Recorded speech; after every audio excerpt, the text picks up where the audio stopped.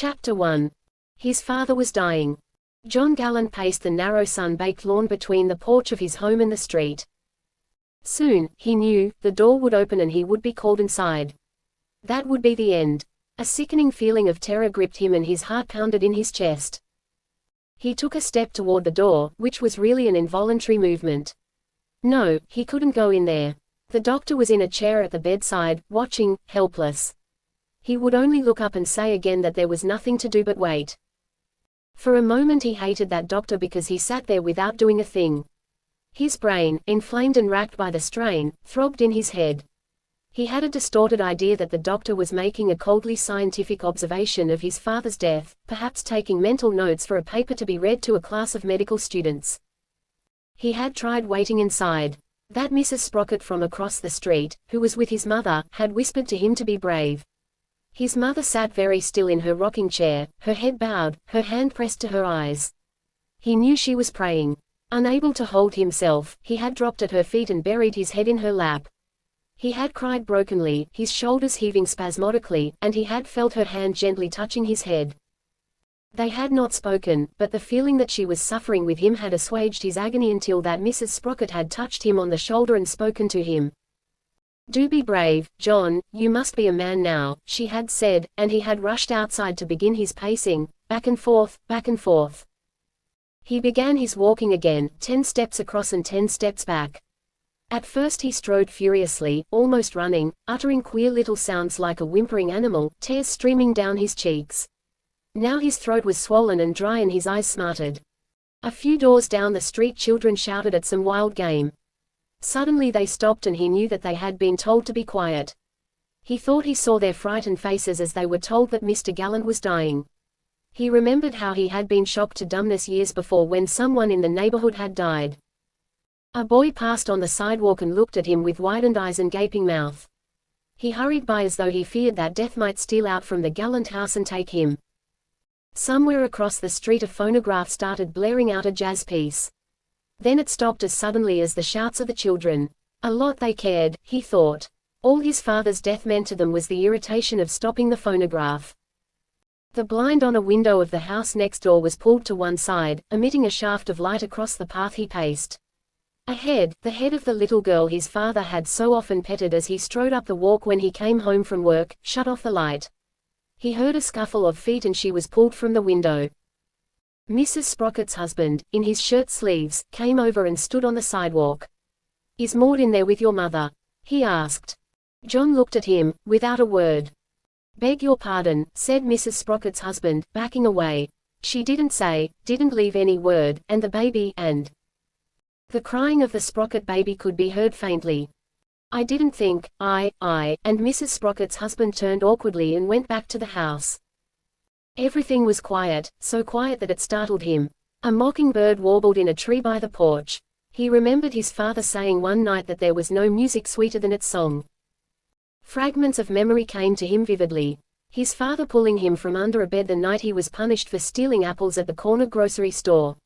His father reading David Copperfield to him and their mutual rejoicing when Betsy Trotwood lectured David's firm stepfather. His father closing his eyes and leaning back and a soft smile on his lips as his mother played Annie Laurie. These thoughts carried him away so that he stopped quickly when they left him. For a moment he could not realize that death was taking his father. He felt he had been out of his head, walking out there, that it was all a horrible nightmare. He almost began to laugh and dash up to the door to find things as they always had been. He staggered back with an impulse to shout in his agony as realization came back to him. A wild hope seized him. He had been walking there for hours, for days it seemed, and the door had not opened. Perhaps the doctor was wrong, after all. Perhaps his father had rallied strength and would live. His heart beat exultingly. Perhaps. And then the door opened. He knew that his father had left them nothing but what was in the house. He had not spoken to his mother about it. He had been beside her bed until after dawn when, with a gentle sigh, she had slipped off into a merciful sleep. Mrs. Sprocket, who left him only for a few minutes in the morning, he thanked with a guilty feeling of having not appreciated what she had done. The doctor had spoken to him kindly. "My boy," he said, "this comes to all of us. Your father passed as gently as he lived. Remember, there's no sorrow nor suffering where he has gone, and be good to your mother. It was not until after the funeral that John and his mother talked of the life before them. He told her that they would not have to leave their little home, that he would quit school and find work so they could go on together. "Dearest, dearest mother, you shall be with me always," he said to her. But she replied, "We owe a heavy debt, John, that must be paid at once." He saw she was worrying over the expense of his father's funeral. He knew how sensitive she was about debts. "I can get money somewhere, dearest mother," he said. "Don't worry. But where?" "Somewhere, I'll get it. Please, oh, please don't think about it anymore." He could tell, however, that she could not put it out of her mind. There was a look about her eyes that told him it weighed upon her. It disappeared when he held her in his arms and comforted her. She tried bravely to hide it from him, but it was there, in his mind, haunting him. He came to his decision about the money for the funeral director quickly. He told her he was going to look for work and went to George Blake at his Spring Street gymnasium. Blake, an instructor in boxing, had seen him spar in amateur bouts and had taken him in tow. He boxed because he liked it, never with a thought of ever fighting for money. Only a month before he had refused an offer of a bout at Jack Doyle's Vernon Arena. "George," he said, "can you get me a bout at Vernon?" "What's the big idea?" asked Blake with a smile. "I need the money." "How soon?" "As soon as I can get it." "I'll see Wad Wadhams tonight," Blake said. "If there's a place on the bill I'll get it for you." The next day Blake called him to the gymnasium. "You'll go on in the preliminaries," he said. "200 if you win, 100 if you draw and 50 if you lose." "How's that?" "That means I must win," John said. In his pocket as he spoke was the funeral director's bill for $200. "You'd better get to work right now, then," cautioned Blake. "You're matched with a tough boy, but if you're in any sort of shape at all you should come out on top." They went to work. As he roughed it with the young fellows Blake sent against him he thought of his mother. Perhaps, after it was all over and their debt had been paid, he would tell her how he got the money. He couldn't tell her now. She had even tried to persuade him to stop boxing for exercise and if she thought for a moment that he had arranged to fight for money. A fist thudded against his jaw. Absorbed in his thoughts he had left an opening and the boy in the ring with him was quick to take advantage of it.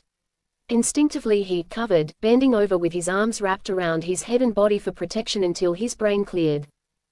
Then, savagely, he tore into the boy before him, jabbing him swiftly with his left glove and suddenly sending over his right with a snap. The boy sank to the floor. "That's enough, Gallant," admonished Blake. "Take it easy." He lifted the boy to his feet. As he pounded at the punching bag a few minutes later he promised himself that this would be his one and only fight in a ring, for his mother's sake. That night, when he left for Vernon, he told her his first deliberate lie. He was in his corner. A scrawny youth with a twisted nose, a jersey sweater and a husky voice was tying on his gloves. "What's your name, kid?" The announcer was bending over him. "Gallant," he answered, after hesitating.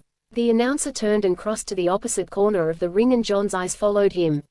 He saw his opponent, a thick-shouldered Mexican, with flashing black eyes, gleaming white teeth, a broad, deep chest tapering to a slender waist. The Mexican returned his appraising look, and sneered. Arc lamps threw a heated white light down to the canvas floor of the ring. The chatter and rumble of voices came up from the crowd. He looked out past the ropes and saw faces, hundreds of them, dimly through clouds of tobacco smoke. He could only distinguish those at the ringside. He saw Charlie Chaplin, the famous film comedian, looking at him. There was Jack Dempsey, the world's ring champion, towering up in his seat. There was, "Come on, kid," the announcer was calling to him from the center of the ring. John dropped his bathrobe from his shoulders and went forward. "On my right, the Gallant kid," shouted the announcer, pausing for the laugh that came up from the crowd. "The what?" a voice asked. "The Gallant kid, he calls himself," shouted back the announcer. "On my left, Battling Rodriguez. 135 pounds. John went back to his corner. He rested his gloved hands on the ropes and scraped the soles of his shoes into a box of rosin shoved beneath his feet by the twisted-nosed youth, who had a towel thrown over his shoulder and a pail of water near him. Blake pulled himself up beside him. "Remember, John, keep cool and keep jabbing that left in his face," he said. John looked out at the crowd. A thought of his mother flashed into his head and he seemed to see her face in the blue haze of smoke. "He'll try rushing you, he thinks is another Joe Rivers," said Blake. "Wait for a chance to soak him." The gong sounded and, whirling around, he went to the center of the ring. The battler came dancing out to meet him. They touched gloves for a handshake and each took a step back. The battler moved his gloves in quick little circles and the noise from the crowd stopped. John forgot everything else, the fight was on. The battler feinted, swaying his body from side to side, and came at him. He shot out his left hand, jabbing at the swarthy face of the Mexican. His fist struck only the air and the battler, his lips drawn back, his eyes blazing, crashed into him. A fist pounded into his stomach and another ripped into his face. He heard a wild shout from the crowd and the Mexican jumped back, smiling. A trickle of blood dropped to his cheek from a cut over his eye. He heard the battler's seconds shout to their man to tear into him. He watched, his left extended, his right close to his body. The battler rushed again, swaying from the hips. John's left fist found its mark. He jabbed, once, twice, 3 times, and lashed out with his right. The blow glanced off the Mexican's shoulders and they clinched. He felt the battler's strength in that clinch and he realized it was more than his. The referee called break. And they pushed away from each other. He must keep his head. The Mexican was fast, he pounced like a panther. Blake's warning came back to him, keep cool and wait. That was it, wait for a chance to land a blow that would end the fight. He shot out his left again as the battler came at him. It missed and the strength he put behind it carried his head forward. Like a flash the Mexican's right crashed to his jaw. John stumbled to his knees. The referee was over him. 1, 2, 3, 4, 5, 6. He felt his head slowly clearing. What a punch that Mexican had. He must get to his feet and cover. 7, 8. He found strength to jump up. He saw nothing before him. He heard shouting, miles away, it seemed. His arms were heavy when he lifted them to his head. He tried to set himself. His body reeled as the battler pounded him, his head, his face, his back. Back across the ring he staggered until he went down again. 1, 2, 3, 4, the referee's arm waved up and down in front of his face. His arms, holding up his body from the floor, began to sag. Blood poured from the cut over his eye. Faintly he saw the sturdy brown legs of the Mexican dancing before him. 5, 6, 7. He pushed himself up to his knees. 8, 9. He got to his feet, his arms hanging loose at his sides. The battler swung forward on his toes for another rush. He tried to lift his hands. They were like dead things. He tried to run out of the way of that tornado of blows and he tottered back against the ropes. The gong rang and saved him. He sank into the canvas camp chair that was pushed under him in his corner and gulped at the wind fanned into his heaving lungs by the towel flapped up and down by the twisted nose second. A sharp pain as the cut over his eye was burned with caustic brightened his brain. Has he had enough? He heard the referee ask Blake, who was behind him. No, give me a chance, he gasped. Let him try another one, Blake said. The pounding of his heart slowed and his head cleared so that he could make out the figure of the battler leaning back in his chair, his arms spread along the ropes, smiling. A second massaged his arms and he felt life coming back into them. Blake whispered in his ear. 1 punch will end that Mex. Boy, try to land it this time. John nodded. He must land it. He must win. For the first time since the fight started he thought of why he was there. If he could only rest here a minute more, just until his head cleared a little, the gong rang. He rushed and saw a look of surprise cross the battler's face as he dodged to one side. He hooked at the black, shaggy head with his left and felt his fist crack against the battler's ear. He swung his right with all the strength he had in him and grunted as he felt it sink into the battler's stomach. He stepped back. He heard shouting. He saw the Mexican double over and cover his head with his arms. Attaboy! Someone in the crowd yelled. The battler uncovered slowly. He went in again, jabbing with his left. It struck the battler's thick arms wrapped around his head. With a spring like a cat the Mexican was on him. He shot up his right and it pounded into the battler's ribs.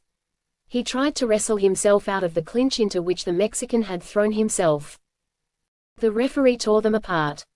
None of that, he said to the battler. Stop holding in the clinches. The end came a minute later. They were roughing it in the center of the ring and the crowd was on its feet, howling. The battler swayed far to the right, the glove of his right hand almost touching the floor. John brought his guard down, fearful that the punch the Mexican was swinging was aimed for his body. He started a counter blow with his right and the battler's fist rose high and crashed against his jaw. A white flash blinded him as he dropped. He was down for the count of 8. He was out on his feet when he struggled up again. He smiled feebly and pawed in front of him with his left. The battler brushed it aside, and as John fell forward in a last desperate effort to clinch, his right went over. The smack of the Mexican's fist as it landed the knockout punch sounded like the slap of a paddle on water. 8, 9, you're out. They carried him to his corner, the battler on one side, the referee on the other. As through a fog he saw the Mexican dance back to his corner to be received joyously by his seconds. He saw Jack Dempsey looking up at him, nodding his head and smiling. He saw a terribly anxious look on a pale, strained face he slowly recognized as that of Charlie Chaplin. He closed his eyes. If they would only let him alone and stop throwing water on him. He could not see out of one of his eyes.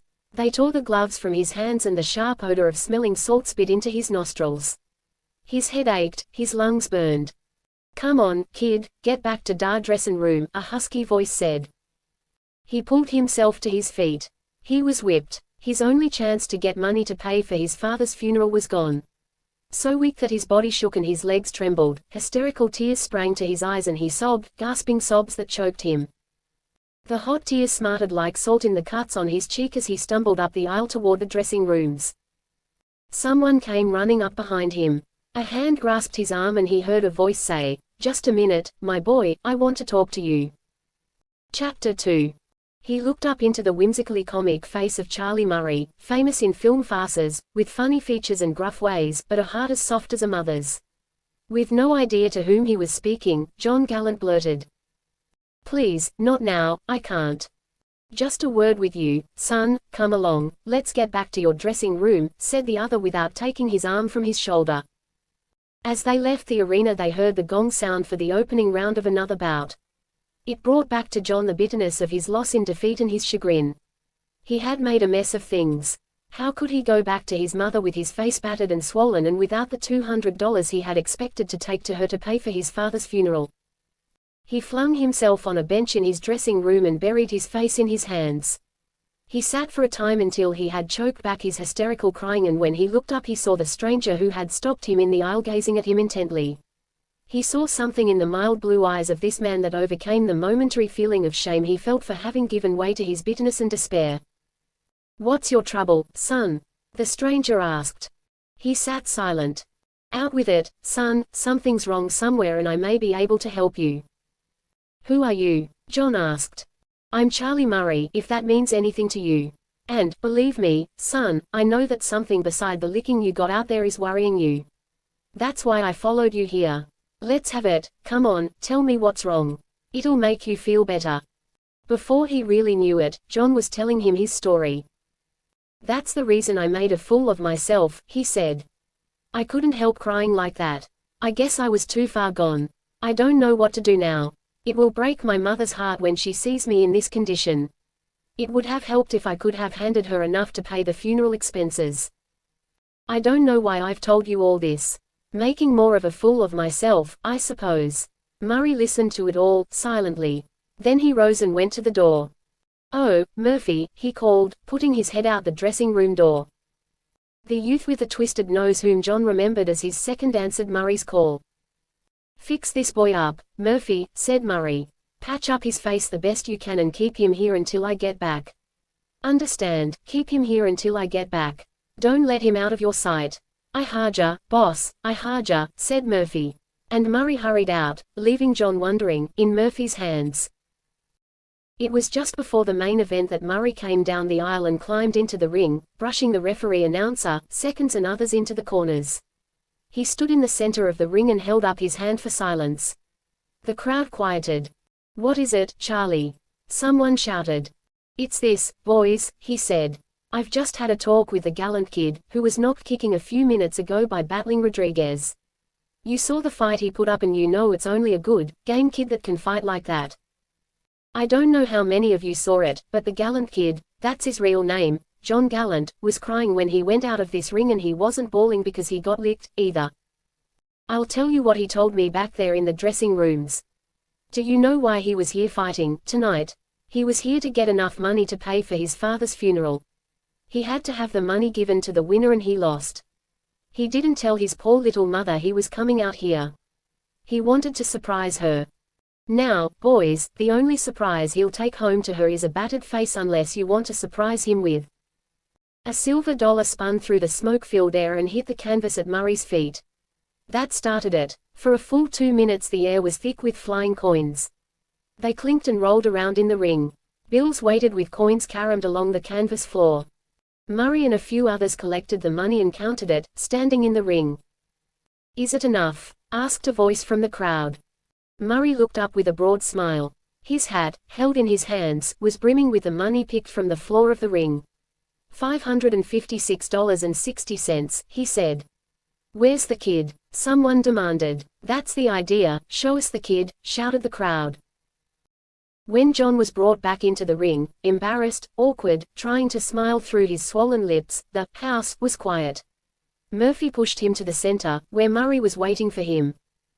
"That's for you, Mr. Gallant, with the compliments of the boys out here who know a good game kid when they see one and whose hearts are always in the right place," he said, handing him the hat full of money. He felt the tears coming back in his eyes. I can't," he said hoarsely. "Oh, yes, you can," interrupted Murray.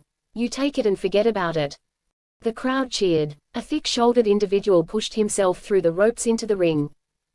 "For the cade, Mr. Murray," said the newcomer, handing him a $20 bill. "He's a good cade, maybe I help." It was Battling Rodriguez. He crossed over and taking John's hand grinned out at the crowd. John felt the tears coming again and was thankful when Murray led him to a corner and helped him down out of the ring. "One of the newspaper men wants to speak to you," he said. "Here's your man, Morton."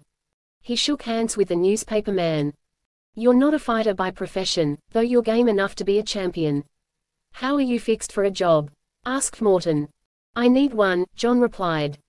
"Tell you what you do, then," said the other, who seemed to take John's answer for granted. "You come down and see me tomorrow and I'll see if I can't find something for you to do. How would you like to get into newspaper work?"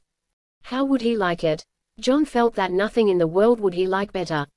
"Tomorrow, then, ask for me," said Morton, turning to watch the two boxers who entered the ring to fight the main event. As he went up the aisle, men reached out and shook hands with him. Some of them dropped money into the hat brimming with bills and coins that he still held in his hand.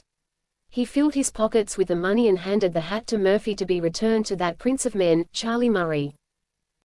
With the money given him by the crowd, the $20 bill Battling Rodriguez added to it and the $50 he received as the loser's end of the purse in his bout, he had more than $625 as he boarded the car from Vernon to the city to return home.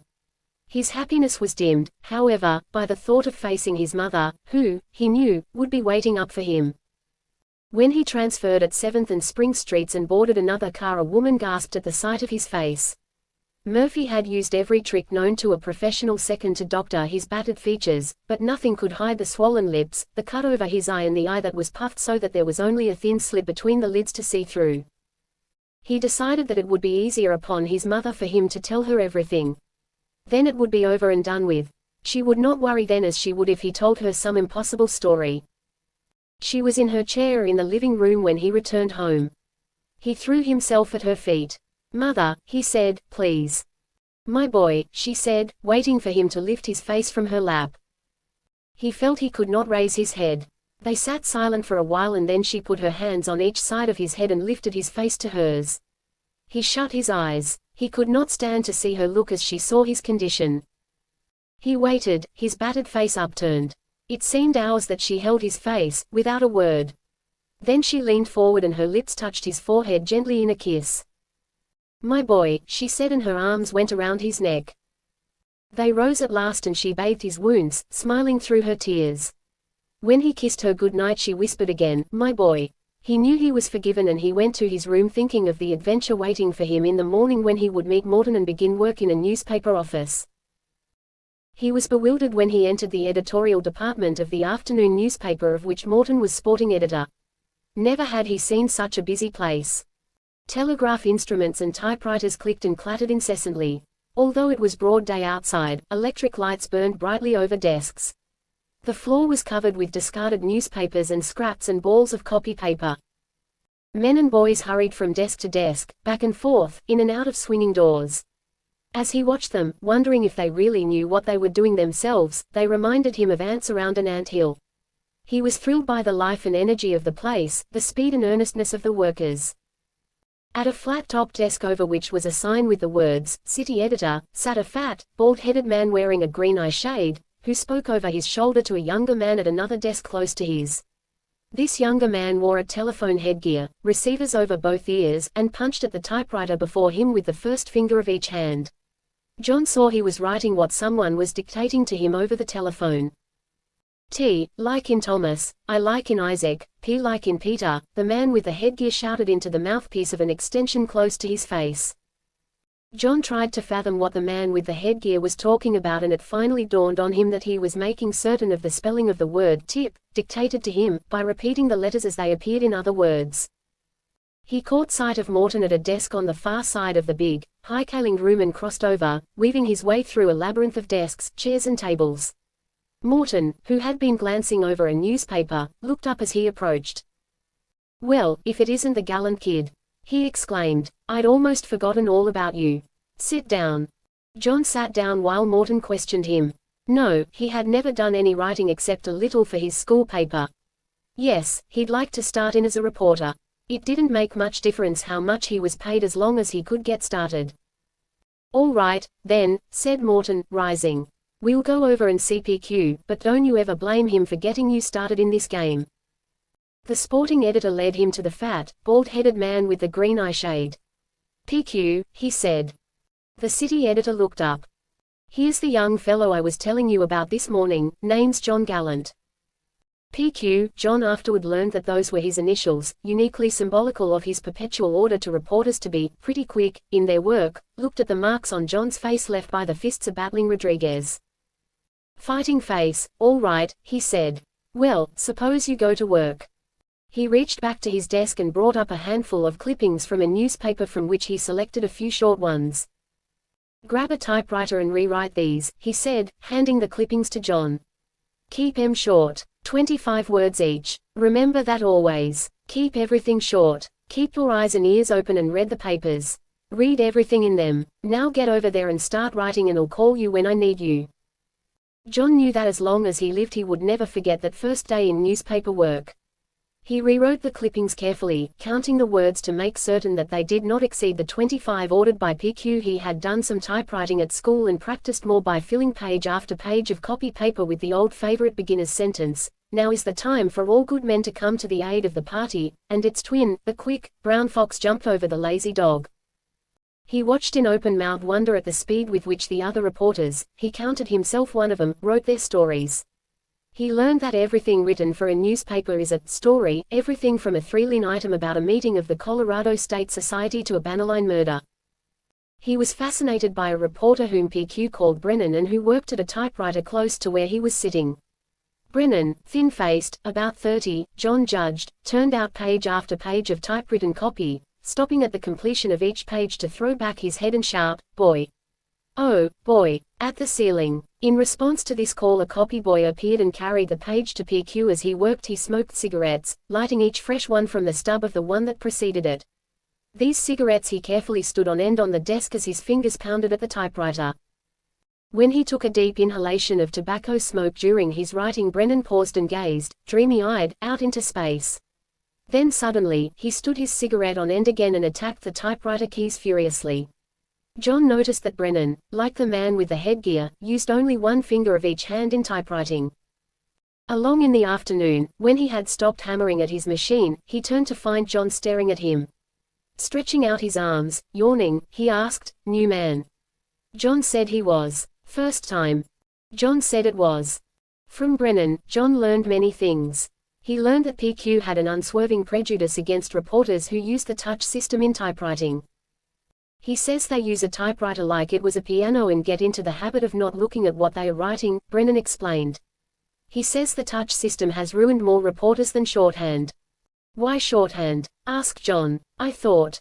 "I know, you thought every good reporter should write shorthand," said Brennan. "Well, that's one thing PQ and I agree on. I've seen a lot of them in my time and I've never seen a reporter who wrote shorthand who was a real star man. Writing shorthand kills your imagination. All you write is what other people tell you and exactly as they said it. Somehow, a shorthand man doesn't get pep into his stuff, take it from me. John thought he understood. You work hard and long in this game and it makes an old man of you before your time, Brennan continued. But it's a great game. Once it gets into your blood you're a newspaperman for life. Generally speaking, there are two kinds of reporters. One is the kind with a nose for news and without any particular ability to write. The other is the kind that can write without being able to get the news for themselves. When you get the two in one, a man who can write and get the news himself, you've got a star, but they are few and far between. PQ says once in a while that I can write and I think I'm a demon newsgetter and there you are, that's me. Let me tell you how it is about writing a story. Suppose Mary Jones, aged 18, of 1559 50 Ump Street, shop girl, kills herself and leaves a note saying she did it because the man she loved threw her over. It's no story to write it that Mary Jones, 18 years old, a shop girl, who resided at 1559 50 Ump Street, ended her life today because of an unhappy affair with an unnamed man. Plain Mary Jones isn't the story. Probably only 50 people in the city know her. What do the others care?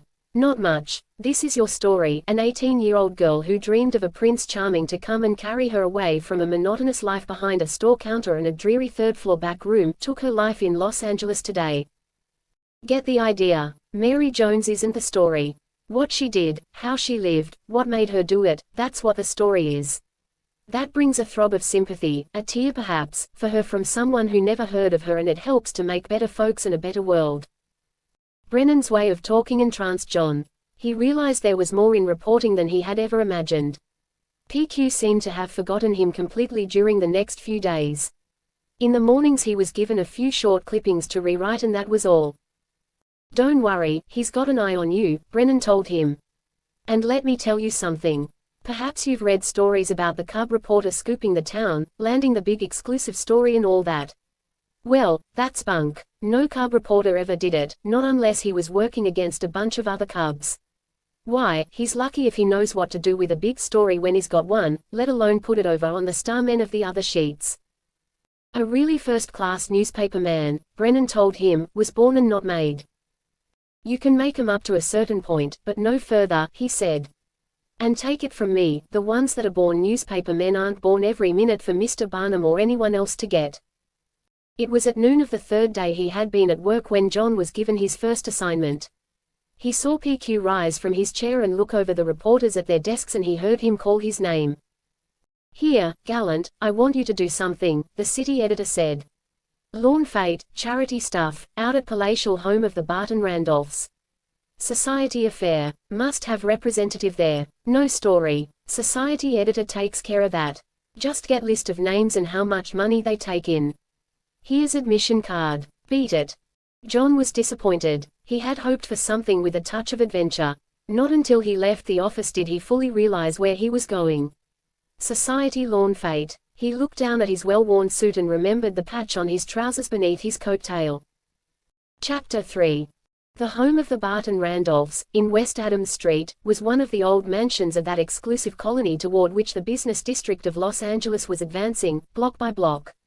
Set back from the street, its immaculate lawn dotted with shade-giving sycamore trees, it was reminiscent of one of the stately homes of England.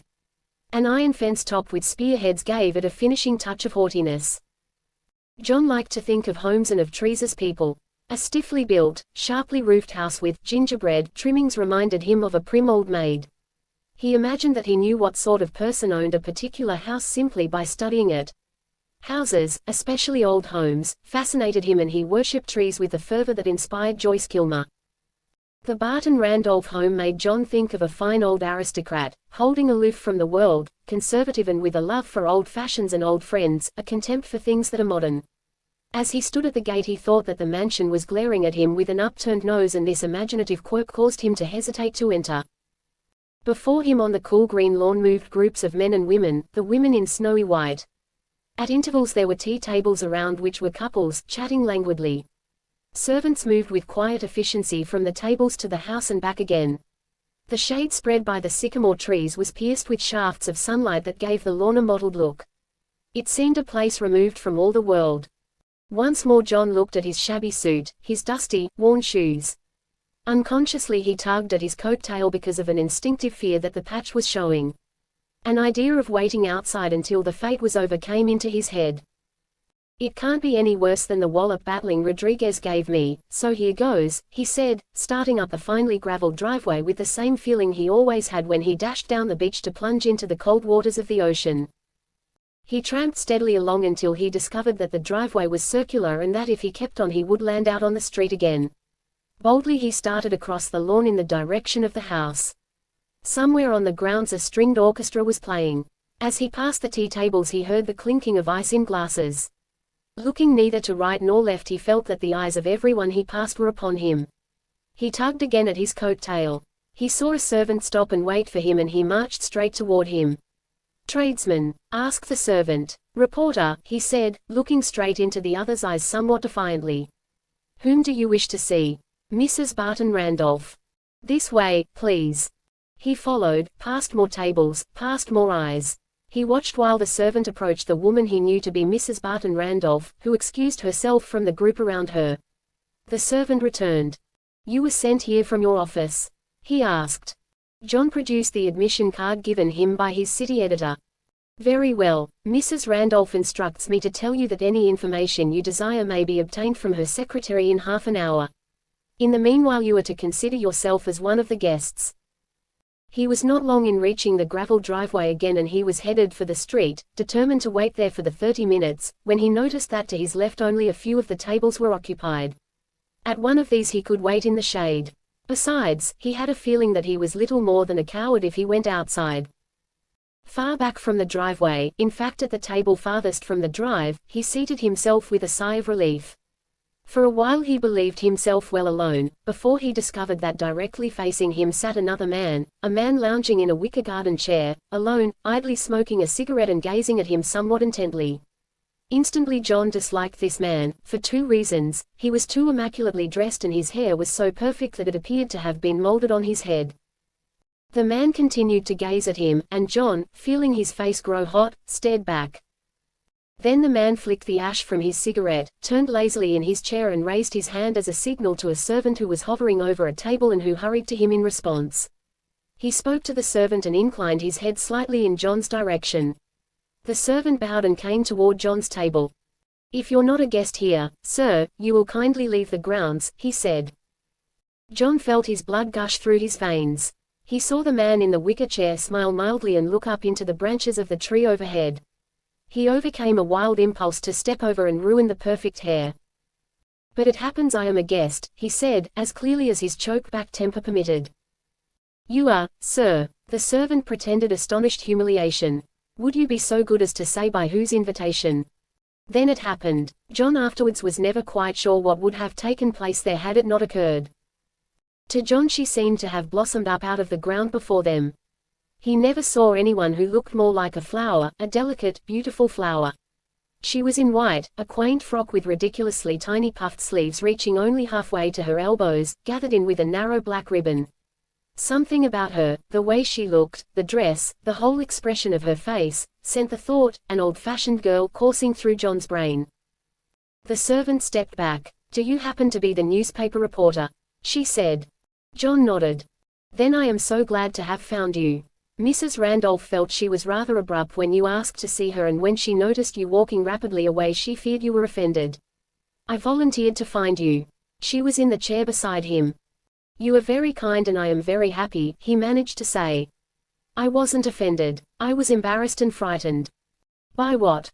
"By all this. The servant asked me if I was a tradesman. Whatever that is, isn't that enough to frighten anyone? I've read stories of reporters who never knew fear. And in plays the reporter always does the bravest things. In stories and in plays," he repeated.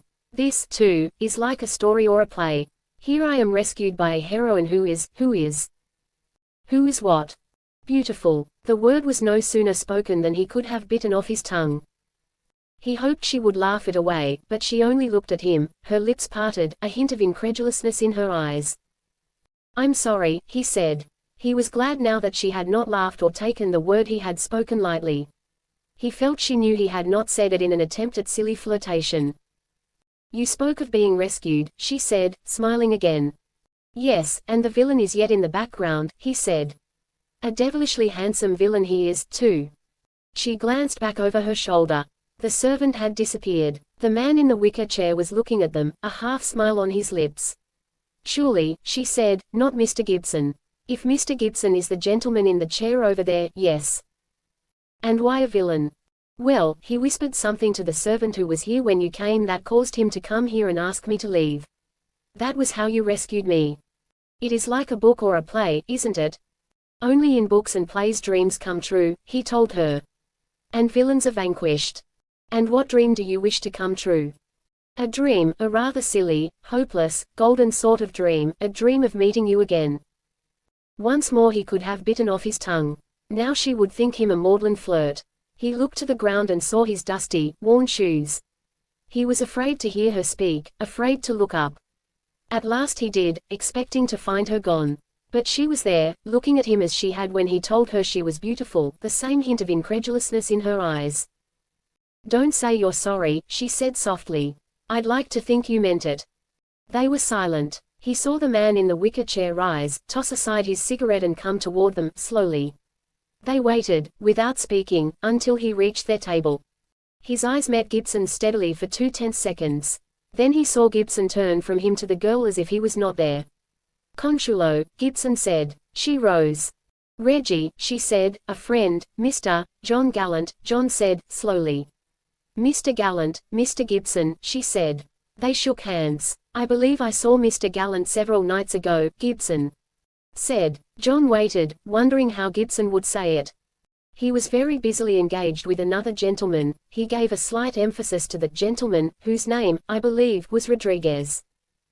Really? You have met before? Come, Consuelo, said Gibson, we must be trotting back to the house. The afternoon will be gone soon. She saw the look in John's eyes before she answered, Reggie, you must excuse me. I'll be along shortly, with Mr. Gallant. Very well, Gibson turned leisurely and they watched him walk away. He was only slightly incensed by Gibson's deliberate insult in strolling away without acknowledging, by even so much as a nod of his head, their introduction to each other by Consuelo. He felt a tinge of satisfaction, of even vengeance. You mustn't let me keep you, he said, as he saw she still looked at Gibson's retreating figure and that an expression of astonishment was puzzling her face. It was wrong of him, I do not understand, she said. She laughed lightly. But you must not believe him a villain. It was so unlike him. I'm sure he will tell you so himself before you leave. The hum of starting motors came to them and through the trees John saw the first of the long line of automobiles go up the driveway toward the house. The fete was ending, the guests were leaving. He remembered why he was there, his appointment to meet Mrs. Randolph's secretary. They started across the lawn. Mrs. Randolph will believe I'm lost, she said. I shouldn't be surprised if she has already sent someone to look for me. I hope, he began. Yes. I hope you do not feel I have been bold, he said. It was rude and presumptuous for me to say the things I did to you. Please try to understand and forgive me. If I say I believe I understand and that there is nothing to forgive, will you think me vain? She asked. They reached the driveway. Luxurious sedans and limousines with liveried chauffeurs blocked their crossing. She turned to him, her hand extended. Good afternoon, she said. Sometime, soon perhaps, if you wish, we will meet again. You will hear from me, because I think you meant it. She added the final words lightly and with a smile. I did, he said. She turned to the driveway. An automobile stopped and she crossed over in the gap of the line of motors it made for her. The machine moved forward again, blocking any sight of her as she went on toward the house. The list of guests and the amount of money netted by the fete he received from Mrs. Randolph's secretary in neatly typewritten lists. The last of the motors were chugging up the driveway as he left.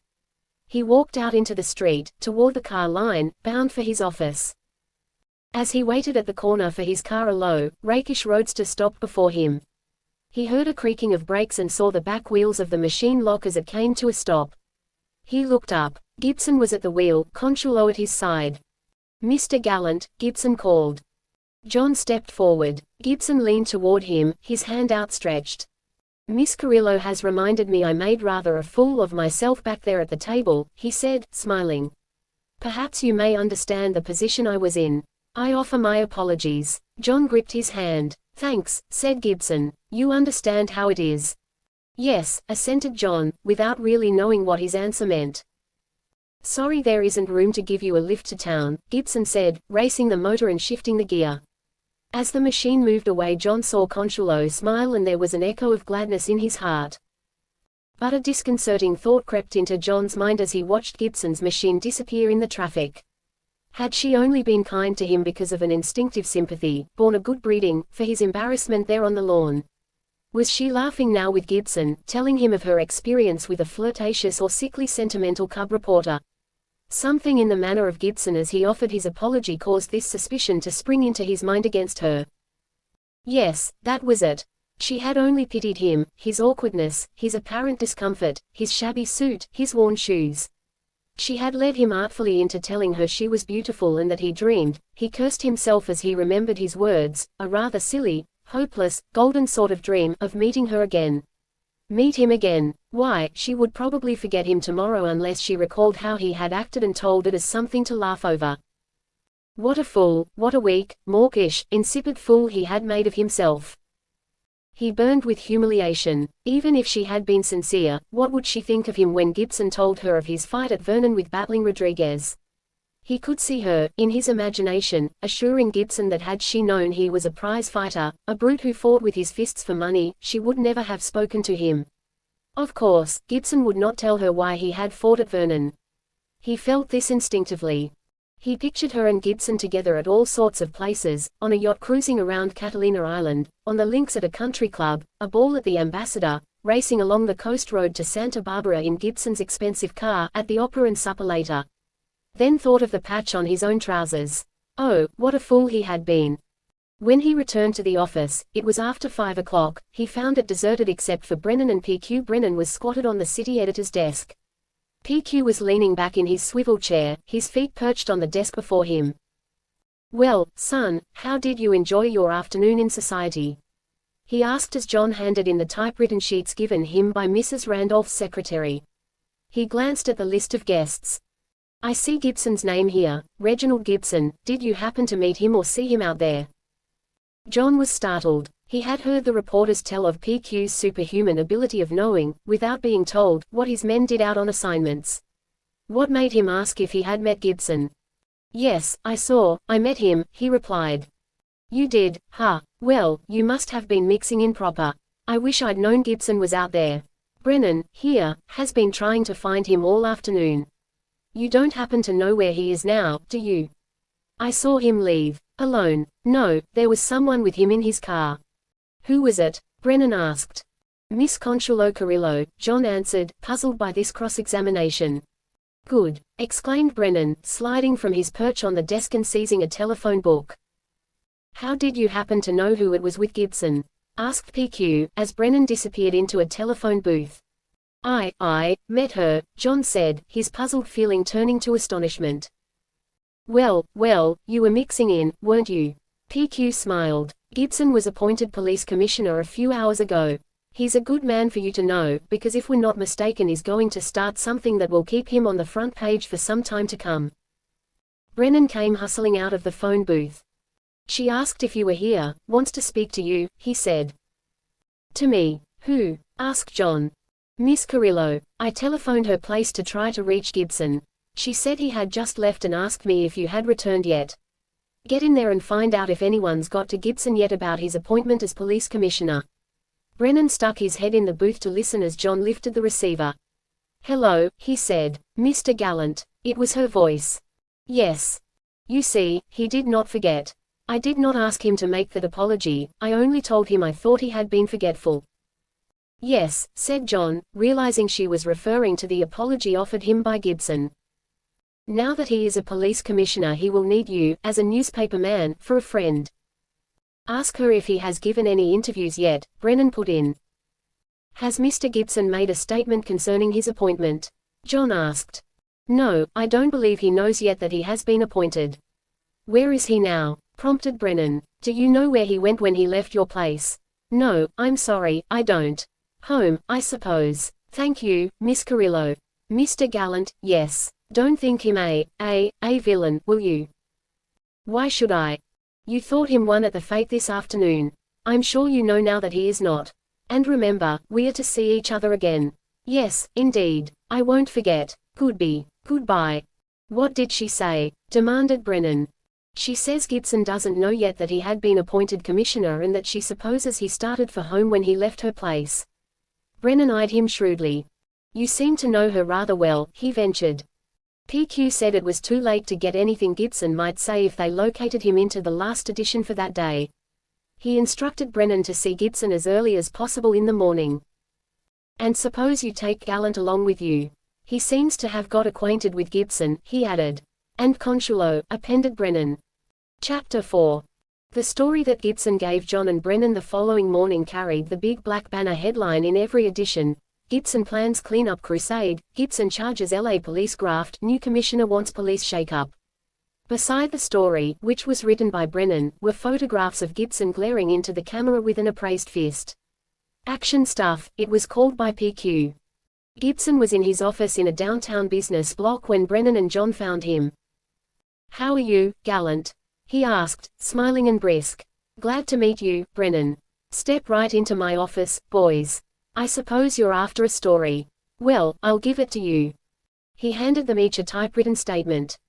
Read that through and if you have any questions I'm here to answer them, he said. 2 pages of the statement contained a hot attack on the police department. He charged that the department was disorganized, honeycombed with graft, tolerating and protecting vice conditions, inefficient and negligent. He cited the operations of bunco swindlers, gamblers and bandits and declared that the city was wide open. The fair name of Los Angeles is being dragged in the mire by grafting politicians, crooks and police grafters, one sentence of the statement read. In another page and a half he pledged himself to a crusade to clean up the city, announcing that he had been assured of the support of the churches and various business organizations as well as, he believed, every self-respecting and upstanding citizen of the city. I intend to hew to the line, let the chips fall where they may, the statement said. I'm in this fight to the finish. Vice, gambling, banditry, lewd women and graft must go. Without having received the slightest intimation that the mayor intended appointing me to the Board of Police Commissioners, I have been accumulating evidence of conditions in Los Angeles for months. I have enough information now to start firing my guns and I call upon the law-abiding citizens of this great city to stand with me in the fight. To the statement was affixed the signature, Reginald Gibson.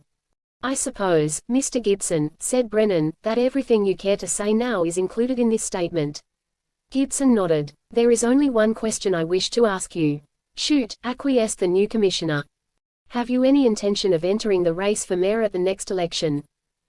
None whatever, Gibson hammered his fist down on the table. I have no political aspirations. I am actuated only by a desire on my part and on the part of other citizens and organizations who realize conditions in Los Angeles to restore this city to its place as the great metropolis of the West. I understand, said Brennan. I only ask that question in fairness to yourself.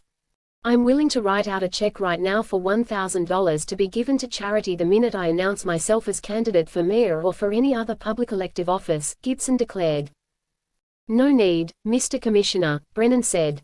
We'd like you to stand for a photograph, if you have no strenuous objection. Gibson smiled. I suppose I'll have to, he said. How do you want me? The photographer, called in from another room, set up his camera. One at your desk first, Mr. Gibson, he said. Gibson drew a small pocket mirror and looked into it, smoothing back the hair that had irritated John when they first met because it was so perfect. John saw Brennan wink at him. How's this? Asked Gibson, seating himself at his desk, turning toward the camera in his swivel chair and holding a sheet of letter paper as though he had been disturbed by the photographer in the middle of the reading of an important document. Fine, hold it, said the photographer. The flashlight boomed, sending a puff of white smoke into the air. You had better take another, I blinked my eyes that time, said Gibson. Gotcha before you blinked, the photographer explained. Now one standing if you please, Mr. Gibson. Bend over a little. That's it, clinch your fist and raise it up as though you were going to hit someone. That's it. Fine, thank you. The flashlight boomed again, filling the room with smoke. I dislike this business of posing for photographs, Gibson said. I suppose it has to be, though. Brennan tipped another wink to John. This time John winked back. On their way back to the office, John asked Brennan what he thought of Gibson and his statement. "It's a story, a good one," said Brennan. "One of the kind that's always good. Wealthy young reformer wants to clean up town. Out to clean up the police department. It's always gone big since Roosevelt did it in New York. Lot of bromides in the statement, hew to the line and let the chips fall where they may, fair name of our great city being dragged in the mire, and stuff like that, but it'll get over." John was somewhat surprised by Brennan's way of answering. "And what about Gibson?" he asked. "Gibson may be sincere and he may not. He's either a coma or a sap. If he means what he says and goes through with it, he'll have the whole city behind him. If he's just doing a lot of grandstanding or if he's playing someone's political game, that's another thing. Just remember one thing, we may need it some time, remember what he said when I asked him if he was out to be mayor." John was unwilling to take the skeptical attitude shown by the older reporter. If he really has no idea of running for mayor, what else could cause him to do what he says he will, except a sincere desire to keep things clean and straight? He asked. "Well," said Brennan, "some of them are out for glory and some of them play a deeper game. Sometimes it's a girl." John thought of Consuelo. "Maybe he's in love with fair Consuelo," Brennan suggested, smiling. "Wants to do something big and glorious to win her." "I'm willing to give him a chance," John said. "I can't help but think he's sincere. Let's hope so, anyway." "Gallant," said Brennan, after they had walked half a block without speaking. "I'd give anything in the world to have your faith in mankind. Try and keep it as long as you can. That's the trouble with most reporters. They see so much of the other side of life that they drop into cynicism and that ruins them. You are ready to believe, I am ready to disbelieve. Keep on believing, Gallant. If you're deceived once, twice, any number of times, keep on believing." John was strangely impressed by these words from Brennan. It was a new light on the character of the most interesting man he had ever met. He wondered if years ahead he would be saying the same thing to some young reporter. As PQ had predicted, Gibson was in the headlines for the remainder of the week. His announcement of a cleanup crusade, although apparently a direct slap at the administration, was followed by a pledge from the mayor to support him. What else could the mayor do? Brennan said to John. He can't very well sit back while Gibson goes ahead in his campaign to clamp down the lid and clean up the department. He would put himself in a position to be attacked for failure to enforce the law. He can't fire Gibson. That would give Gibson a chance to holler that the mayor was afraid of a graft expose and was hand in hand with crooks. If he comes out and fires him as a misguided sensationalist, it would be hard to get that across because of Gibson's holler about graft. It's a confession of his own poor judgment. Whoever wished Gibson on him certainly got the mayor in a jam. Suppose he goes ahead and supports Gibson, don't you see what that will mean? It means that Gibson will be mayor. Everybody will say, why didn't our mayor do this before Gibson came along? Gibson will be the uncrowned king. Why, unless something upsets him, Gibson will be able to name the next mayor of Los Angeles by simply endorsing the man's candidacy.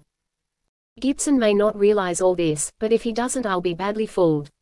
Whatever his game is, he has the mayor all tied up right at the start. All he has to do is to go ahead with his program of personally conducted raids and exposés. Then he'll be the most powerful man in Los Angeles. When he is that, we'll know for sure whether he was right or not. It's when a man gets power in his hands that you can tell what he is. 2 days after his appointment as a commissioner, Gibson demanded the resignation of Police Chief Sweeney. He gave Brennan and John the story, another typewritten statement, to which was attached his letter to the mayor calling upon him for Sweeney's removal. "That's a pretty one," commented Brennan. "Now, if the mayor fires Sweeney, Gibson will be able to name the next chief. If he doesn't let Sweeney go, Gibson will be able to holler that the mayor isn't supporting him." John was still reluctant to believe Gibson's moves were as sinister as Brennan viewed them. There were times when, under Brennan's logic, he began to doubt Gibson's sincerity.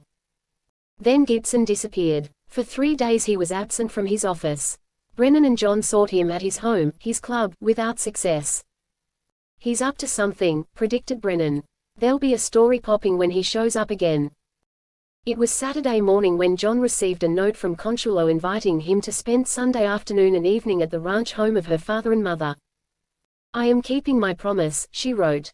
"Would you care to visit with me at the home of my father and mother, Sunday? It is such a delightfully interesting old place. I'm certain you will enjoy it. If you find yourself able to accept this invitation, let me know by telephone and we will arrange for me to pick you up when I drive out early in the afternoon. I do hope you can come. It was signed, Sincerely, Consuelo Carrillo. He found her telephone number listed beside her name. The fact that she resided in Los Angeles while her parents apparently lived out of the city puzzled him. Townhouse and old country home, he said to himself as he picked up the telephone to call her. Oh, I'm so glad you can go with me, she said. I have a car. Shall I call for you at 2? Or shall I meet you somewhere else you may suggest? He thought of the commotion it would cause in the neighborhood of his home to have her call for him there. Could I possibly meet you at 7th and Broadway? He asked, fearing that such a request might be considered extraordinary. 7th and Broadway at 2, then, she said. A liveried chauffeur was at the wheel of the big touring car in which she met him. It frightened him somewhat to think that such wealth was hers. Curiously, he was relieved when she said, "A friend is so kind as to place this car at my disposal every Sunday, so I may make my weekend visits home in comfort." Instinctively John felt that it was Gibson's machine. As the automobile glided through the city traffic and out to the smooth boulevards of the open country, they spoke of Gibson's mysterious absence during the past few days. He told me that business, something very important, called him away, she said. He promised he would be back sometime this week. I suppose whatever has taken him away has to do with his work as a commissioner. She wore the same quaintly beautiful white frock that John had so admired when he first saw her at the lawn fete at the Barton Randolph home. He saw that her eyes and hair were brown, her lips a coral red, her skin faintly tinted olive. Her features were small and delicately formed. Her feet were positively tiny and he marveled at the natural curve of the high instep. Tell me, she said, what do people think of Mr. Gibson as a commissioner? He thought of Brennan's skepticism and the frankly expressed doubt of other newspaper men of Gibson's motives. Generally he has the support of the city, he answered. There are some, however, who impute a selfish desire for political power to his work. How ridiculous, she exclaimed, laughing. Hasn't he told you he has no aspiration to become mayor or to be rewarded with anything else but the satisfaction of knowing that he has done something for the city? He has, and I believe him. Why did people doubt? He has told me that it will be a struggle and has been so kind as to ask me to keep faith in him no matter what arises. He knows that he will be attacked viciously by the element he is seeking to drive from the city. I believe in him. I think it is such a splendid thing he is doing. I knew that you would feel the same. Brennan's words, some of them are out for glory and some of them play a deeper game, sometimes it's a girl, came back to him. If it was for her, to win her commendation and respect, that Gibson was fighting, then, John thought, Gibson was a modern knight-errant riding into battle against the forces of evil, a 20th century Sir Galahad. And what a lady fair to battle for. But let's forget all that for now, she said. See, we are leaving the city behind us. That is how I always feel when I'm on my way home again. The ranch is home to me, you know. I was born there. I do not know what would happen to me if I was unable to return home at least once every week. It takes me away from all the fret and bother of the city. John wondered what her fret and bother in the city could be except, perhaps, a never-ending round of parties and lawn fetes and social affairs. Why had she to live in the city at all, and why wasn't it her machine they were riding in and her chauffeur at the wheel? "You'll love my father," she said. "Everyone does. He is such a dear, gentle old soul. He was born on the ranch 72 years ago. And Mother's grandfather sailed from New York to Nicaragua, crossing over to the Pacific coast by foot and in the canoes of natives. At San Juan del Sur he was carried out through the surf into boats that took him to the steamship which brought him to San Francisco. Father's stories of the old days in Los Angeles are a treat. Let me tell you one of them. Do you know how Spring Street came to be named? Lieutenant Edward O. C. Ord, for whom Ord Street was named, was one of the first to make a survey of what is now the city of Los Angeles. At the time Spring Street was surveyed he was asked to name it.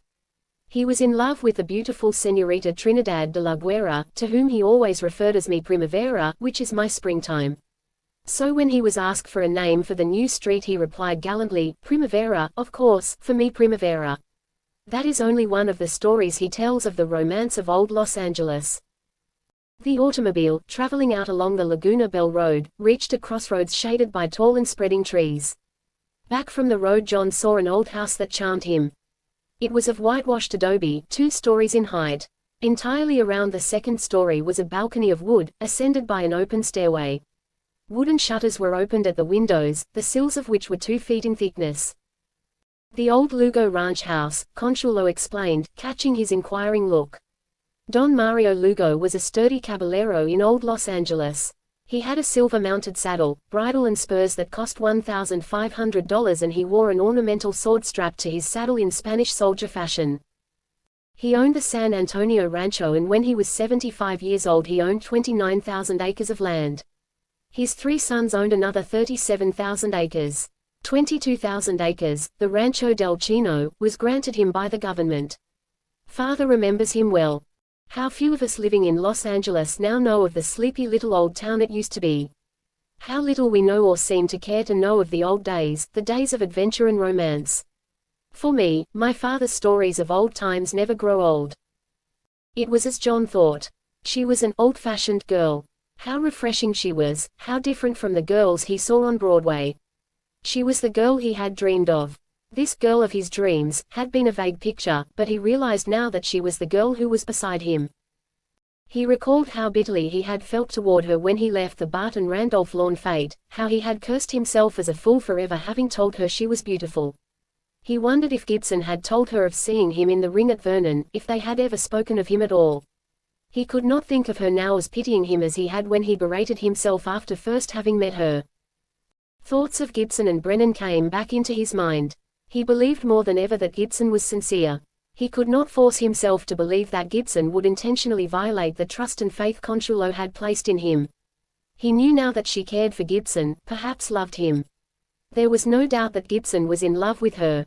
Brennan was right in one thing, that Gibson was working to win Consuelo's admiration, but he was wrong, as he had confessed was possible, in suspecting Gibson of a greed for power simply for power's sake. Where was Gibson, anyway? What was he doing? What would be his next move? Would the mayor remove Chief Sweeney at his demand? Their machine turned abruptly into a side road, shaded by wide-spreading walnut trees. "We're nearly home," Consuelo said. On either side were orchard trees. The air was quiet, cool. Hedges of pink Cherokee roses lined the road. The machine stopped beside a stretch of closely cropped lawn. On the wide veranda of the Carrillo home John caught his first glimpse of Consuelo's father and mother, seated restfully in porch chairs. He saw both had snow-white hair. "Here we are, there's Daddy and Mama," Consuelo said, waving to them. They started across the lawn to the house, Consuelo skipping a few steps ahead of him. He thought her more beautiful than ever before as she danced before him, clearly outlined in her white frock against the deep green of the grass. Chapter 5. In the cool of the evening, after dinner, they sat on the veranda listening to the reminiscent stories of Consuelo's father, the first of the fine old Spanish aristocrats of Southern California John had ever met. Don Ignacio Carrillo wore a dark blue broadcloth suit with black velvet lapels and cuffs, a spotless, stiffly starched, pleated linen shirt and a loose black silk bow tie. His fluffy white hair contrasted beautifully, John thought, with his skin, tinted a pale amber. The gracious hospitality of his hosts, so typical of the pioneers of the early Southland, had put John completely at his ease. They had eaten from a solid mahogany table which, he was told, had been brought, around the Horn, in a sailing vessel. Consuelo curled herself at her father's feet. Her mother, whose grandfather made the arduous trip across the isthmus which Consuelo had described, was the descendant of a New England family who had adopted the picturesque customs of the Spanish family into which she had married. As she sat with them she wore a finely spun black lace mantilla, or shawl, around her shoulders. "I promised Mr. Gallant you would tell us stories of the old days in Los Angeles, father," said Consuelo. "Ah, no, mi primavera. I would not care to bore Mr. Gallant with such dusty old tales. He is a lad of today." Her father stroked her head as it rested against his knee. Mi primavera, my springtime, how well her father's pet name suited her. John wondered why he had not transferred it to her when she told him the story of the naming of Spring Street. "Do tell us, Mr. Carrillo," he begged. "Consuelo has already told me how Spring Street was named. Old stories, old homes, the old names of old streets charm me." "Old streets, old names," said Don Ignacio, as if to himself. "See, I will tell you. Pardon an old man if he seems garrulous. What is now San Fernando Street, my children, was once the Street of the Maids. Was not that a prettier name? Aliso Street is from the Castilian aliso, meaning alder tree. In 1829 Jean-Louis Vigne, after whom Vigne Street was named, set out a vineyard through which Aliso Street now runs. Someone misapplied the word aliso to a sycamore tree in front of the Vigne home, and that was how the street was given its name. Broadway was Fort Street. J. M. Griffith built the first two-story frame house in Los Angeles between 2nd and 3rd on which is now Broadway in 1874. Judge H. K. S. O'Melveny built the second. Then it was the Choice Residential District. I remember that Sonor Griffith spoke to me one day. I think it was in '74, telling me that Fort Street was destined to become the most important business street of Los Angeles. How strange his words seemed to me then. My friend, George D. Rowan, who brought to Los Angeles the first phaeton scene in our streets, was responsible for the changing of the name of Fort Street to Broadway. I remember when he subdivided the block bounded by 6th, 7th, Hill and Olive Streets and sold 60-foot lots for $600. Ah, if we had only known in those days what a great city Los Angeles was to become. Late in the 50s O.W. Childs contracted with the city to dig a water ditch 1,600 feet long, 18 inches wide and 18 inches deep, and the city allowed him $1 per running foot. In payment for the ditch digging he took land, a large part of which was the square from 6th Street to 12th Street, from Main to Figueroa. When Childs put this property into the market, his wife named the streets. Because of the large number of grasshoppers in the vicinity, she called the extension of Pearl Street, which is now Figueroa, Calle de los Chapules, or the Street of the Grasshoppers. 3 streets she called after the trio of graces: Faith, Hope and Charity.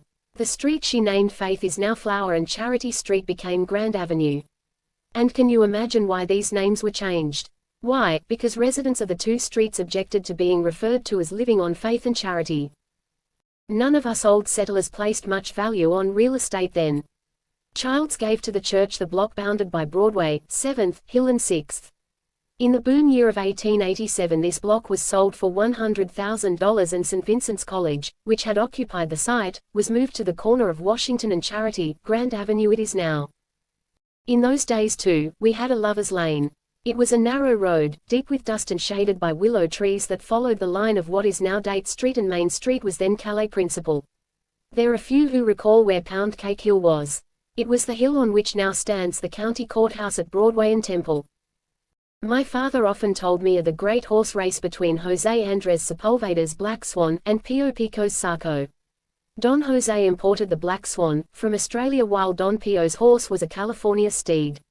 The race was run along a 9-mile course on San Pedro Street in '52. Whoever had money to bet and those who had not were in Los Angeles that day, many coming from San Francisco and San Diego. $25,000, 500 horses, 500 mares, 500 heifers, 500 calves and 500 sheep were among the stakes put up. The wife of Jose Sepulveda was driven to the scene of the race with a fortune in gold slugs carried in a large handkerchief which she opened to distribute $50 gold pieces to her attendants and servants to wager. The Black Swan won easily. John was carried away by the stories told them by Don Ignacio. He closed his eyes as the old man spoke, and into his mind came the pictures of the Los Angeles of other days, the romance and adventure of the drowsy little town that has become the greatest city of the West. A full moon touched the house, the lawn, the trees, with silver. Consuelo, too, he saw, was dreaming of the days of long ago. As her father completed the story of the horse race he paused and they sat silent, the spell of reminiscence upon the elder couple and of imagination upon Consuelo and John. "It is growing late, mi primavera," her father said. "If you are to return to the city tonight you must leave soon." Consuelo rose and went into the house with her mother. Don Ignacio and John stood waiting. Finally, breaking a silence of several minutes, the old man spoke. "This is the home of my fathers," he said. "All that is left. They counted their land in hundreds of acres. Now only a few acres remain, just as much as you can see. What little is left will go when I go, and the Carrillo home will be no more." John felt the mood of the elderly aristocrat of other days. He stood silent. "Where you stand Pio Pico once took me, as a child, in his arms. Here we danced and sang and loved and lived, and here also will I die." Consuelo and her mother returned and they walked out to the waiting automobile. "I have never had such a delightful day," John said to her father and mother as they took their seats in the machine. "I thank you, from the bottom of my heart." Come often, my boy, the home of the Carrillos is always open to a friend of me Primavera, said Don Ignacio. They rode in silence for many miles, the automobile humming over the smooth, deserted boulevards almost as bright as day in the moonlight. Then Consuelo spoke. I always hate to leave them there, they seem so lonely, she said. You must leave them, John asked in surprise. Yes, she said, slowly, softly, thoughtfully.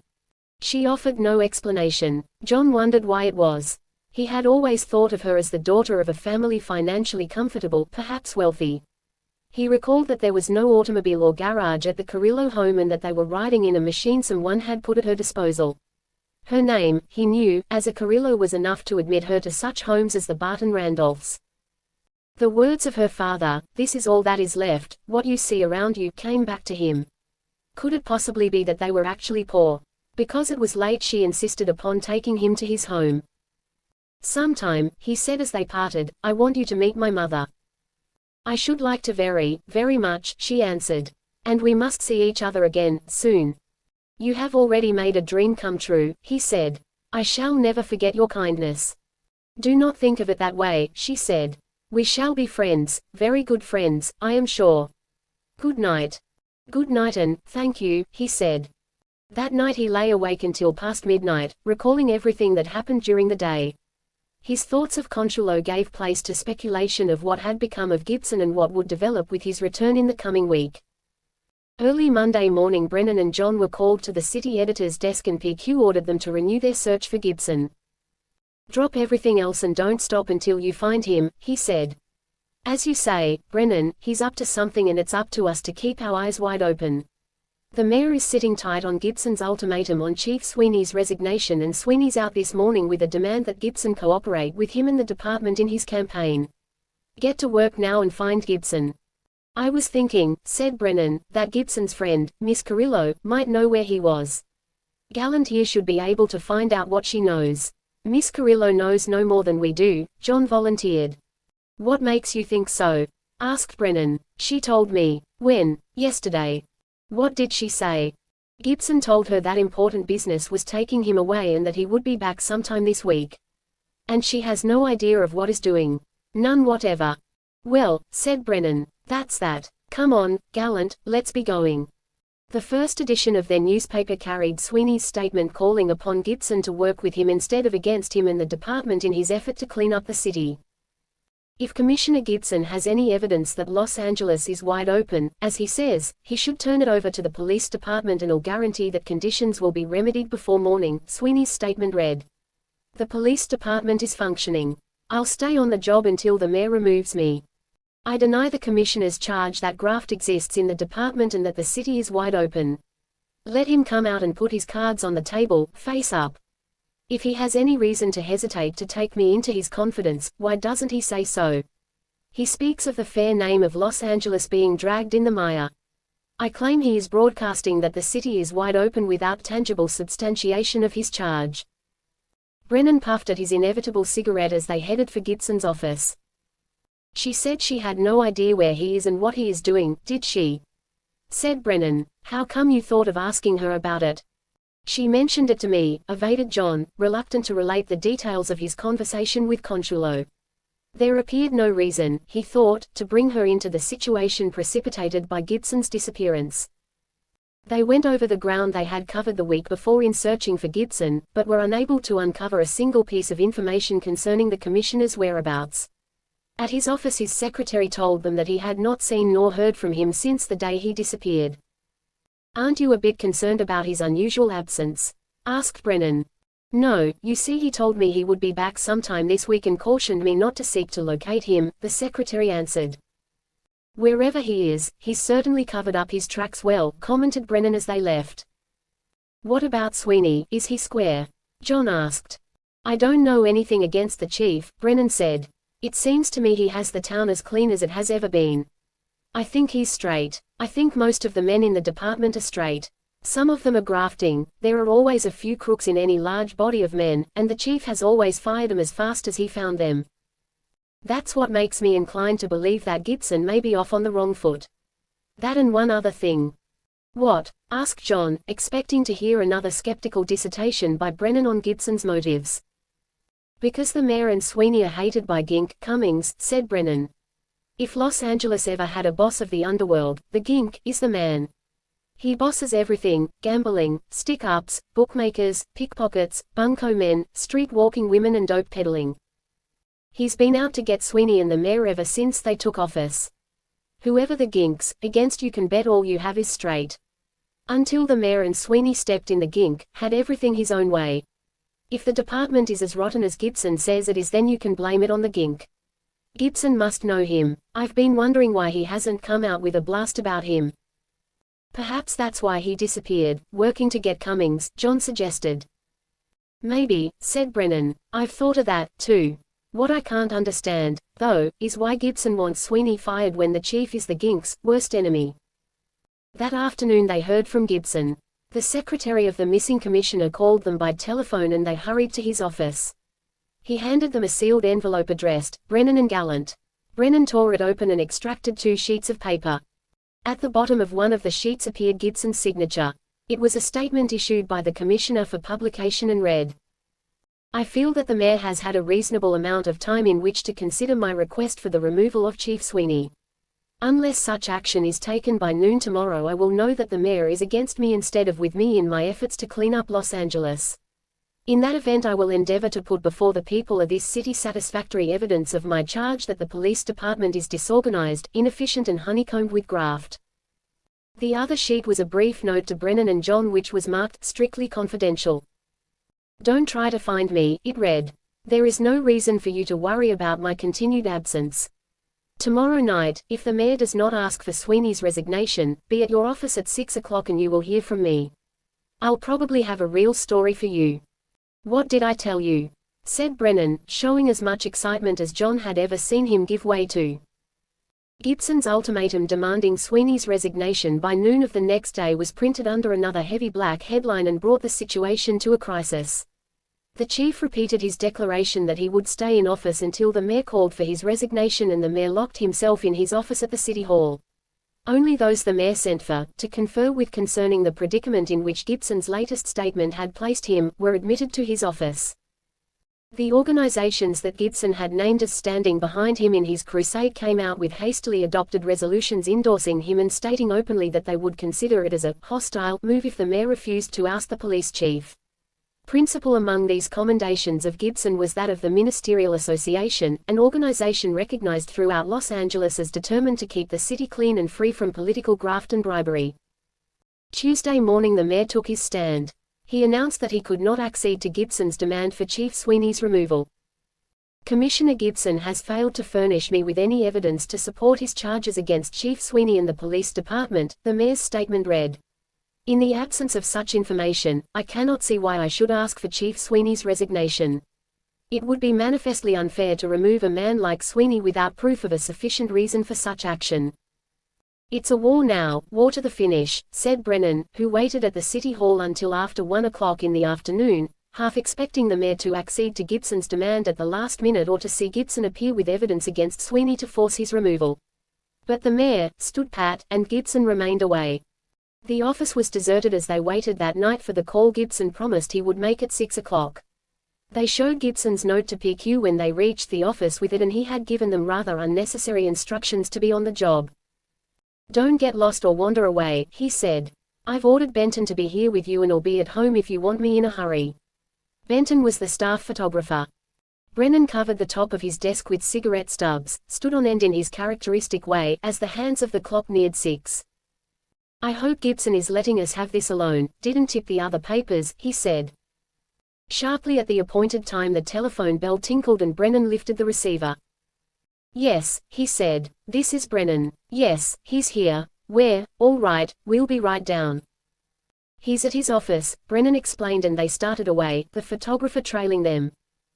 The door of Gibson's office was locked when they reached it. Brennan rapped. Who is it? They heard Gibson's voice ask from the other side. Brennan and Gallant. The key turned in the lock and the door opened. They scarcely recognized Gibson as he stood before them. He wore a peaked cap pulled down over his eyes, a flannel shirt and a well-worn suit, spotted with grease and oil. A stubble of black beard covered his face and his hands were black and grimy. Come in, boys, he said, laughing. Something's going to happen before morning. Chapter 6. Gibson carefully locked the door behind them as they entered and led them to an inner office, the door of which he also locked. The blinds of the window were down in this room and an electric globe over Gibson's desk furnished the only light. As the commissioner pulled the cap from his head and seated himself at his desk, motioning them to other chairs, John was astonished by the change in his appearance. His hair, usually so perfectly combed, was tousled and unkempt and his eyes were a trifle bloodshot. He noticed that Brennan was also studying Gibson questioningly. "I gave you something of a surprise, didn't I?" said Gibson with a laugh, as he saw the reporters examining him. "You certainly did," said Brennan. "I've been trying to figure out what's coming." "No need," said Gibson. "I'll tell you everything. But before I begin I must ask you to pledge yourselves to secrecy. Not a word of what I am about to tell you must be breathed to a soul until I give permission. I'm going to put my trust in you boys and you must also agree to go through with your parts in what I am going to place before you. Is it a go?" John waited for Brennan to answer. "You can rely on us," Brennan said, and John nodded his assent when Gibson looked to him for confirmation. Gibson drew a watch from his vest pocket and glanced at it. John noticed that it was a cheap nickel-plated timepiece instead of the thin gold one he had seen the commissioner wear previously. "I'll have to talk fast," Gibson said. "I haven't any time to spare. Every minute counts now and as I tell you my story you'll understand. Pay close attention because you must grasp the situation thoroughly." The last admonition was superfluous. Brennan and John were on the edge of their chairs. "I'll begin at the beginning," he continued. "About a week ago one of the detectives I have employed to help me in my crusade came to me with information concerning a plot to wreck and rob the Southern Pacific passenger train LARC, near Los Angeles. He told me that the man planning the robbery was known as Red Mike, an ex-convict with a grudge against the Southern Pacific. He had run across Mike, in a Los Angeles street rooming house. This detective gained Red Mike's confidence and he wanted him to join with him in the wrecking of the LARC. My detective learned from Red Mike that he planned to throw the LARC into a ditch by placing a derailleur on the track at a point in the hills a short distance from the city and to rob the mail car in the confusion of the wreck. Red Mike said he could not carry the thing through himself, that he needed a partner, someone to help him carry away the loot and drive an automobile in which they were to escape over the border into Mexico. My detective told me that Red Mike was desperate and knew his business. When I heard this story I decided to thwart Red Mike myself. I told my detective I would act the part of Red Mike's partner and frustrate his fiendish plot at the last minute so that I could have evidence enough to send him to the penitentiary for life. I outfitted myself in the clothes in which you see me and bought a car so that my disguise as a rent-car driver would be complete." Brennan lighted a fresh cigarette, carefully standing its predecessor on end on Gibson's highly polished table. "When I disappeared from my office I went with my detective to Red Mike. We had to work carefully so as to get Red Mike's complete confidence. I have been living with Mike ever since and tonight he means to go through with it. He has everything ready. Last night he took me to where he plans to wreck the LARC, and we rehearsed what we are to do. We are to put the derailleur on the track, send the train into the ditch and, during the confusion, rob the mail car and make our getaway in the machine. And this is how I have arranged to save the LARC, and get Red Mike red-handed. The Southern Pacific superintendent knows all this and will bring the LARC to a stop as close to the derailleur on the track as he can. My detectives will be hidden all around. As the train pulls to a stop they'll close in and everything will be over." John gasped at the sheer audacity of the story as it fell from Gibson's lips. He saw Brennan, his eyes glittering, nervously taking deep inhales of tobacco smoke. "Now, this is what you are to do," Gibson continued. "You will go with my detectives and see the whole show with your own eyes. You will be the only reporters with them. I am to meet Red Mike at 7 and go with him. You can understand how essential it is that everything goes just as I planned it.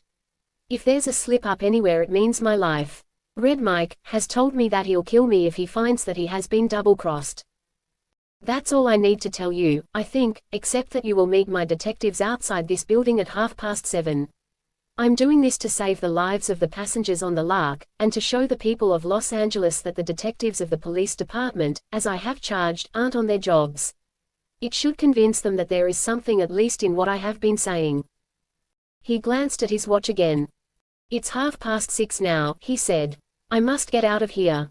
Red Mike is waiting for me and I can't let him become suspicious." He rose from his chair. By the way, have you boys guns? He asked. Brennan and John answered negatively by shaking their heads. He reached into a drawer of his desk and drew out 2 automatic pistols. My detectives will carry rifles and sawed-off shotguns, he said, handing the pistols to the reporters. You boys might as well have these. He hesitated, a half-smile on his lips. You may need them, he added. John saw Brennan look at Gibson with what he thought was unbounded admiration. The commissioner held out his hand. Well, Brennan, he said. What do you think of it? It's a peach, Brennan said, taking Gibson's hand. And here's luck, Mr. Commissioner. I'll hand it to you, you've got nerve. Gibson smiled again as he turned to John. And you, Gallant? He asked. I hope, he began. I know you do, Gibson said. Do you know why I let you and Brennan in on this? Oddly, a thought of Consuelo came into John's mind. Well, Gibson explained, I saw you that night you mixed it with battling Rodriguez out at Vernon. I knew I could trust any man who took what you got and kept going until you dropped. Thanks, John managed to say. Gibson opened the door to his outer office and caught sight of Benton, the photographer, waiting there. What about your photographer? He asked. We'll take care of him, Brennan gave the assurance. All right, see you later, said the police commissioner, going out and closing the door behind him. They heard him hurrying away. John looked at his watch. It was 20 minutes to 7. Brennan stood still, watching the door through which Gibson had gone for several minutes and then turned quickly. Well, he said. What do you say? Said John. Let's go, Brennan said, snapping out his words. We're in on something big. The photographer followed them to the elevator and down to the street where they waited for Gibson's detectives. What's doing? Benton asked. Can you work that camera of yours with a load of buckshot whistling by your head? Asked Brennan. Hot stuff, huh? Benton asked, eagerly. John saw that the photographer's face actually brightened at the prospect of something out of the usual. Brennan told him, in short graphic sentences, what was before them. Gosh darn, Benton ejaculated. Hot dog and sweet puppies. As an outlet for his excitement he danced a queer little jig on the sidewalk, muttering a rhythmic verse as he shuffled his feet. At the termination of each heavily accented line he slapped his right foot down loudly. As he jigged his voice grew louder until John could discern the familiar lines from Kipling. It was din. Din, din, airs a beggar with a bullet through his spleen, he's chawin' up the ground, and, he's kickin' all around, for God's sake, get the water, Gunga Din. In a few minutes 3 automobiles, following each other closely, wheeled into the curb. A man in the front seat of the first car motioned to them. Brennan and Gallant, he asked, brusquely. Who's that with you? Our photographer, Brennan explained. All right, get in.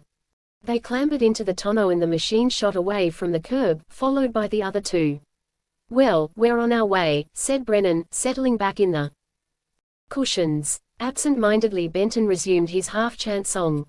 You may talk o' gin and beer, when you're quartered safe out air, and, you're sent to penny fights and, all the, shot it. The crowds on the streets as the 3 automobiles wove their way through the traffic were that curious mixture of workers leaving late for their homes and pleasure seekers coming downtown for the first performances at the motion picture theaters, which is such an interesting spectacle on Broadway, Spring, Hill and Main streets at twilight. In the fading light of the day the electric signs sparkled with less brilliancy than they show when it actually is night. Like some huge disjointed monster with thousands of glaring eyes the long line of automobiles moved slowly along the streets, only a yard separating them. Streetcars formed in an almost solid line along the tracks. Lights in the upper story rooms of the business blocks snapped out, one by one, like the blinking of fireflies. John looked into the faces of the throng hurrying along the sidewalks and thought how strange it was that none of them even remotely realized that an attempt to wreck the block was to be foiled within a couple of hours. The automobiles passed unnoticed in the everlasting flow of traffic. Tomorrow morning, he thought, these people would read of what had occurred and hail Gibson as a hero. The police commissioner, already the most discussed man in the city, would then be accepted unqualifiedly as a crusader not only sincere but courageous. It was a great move.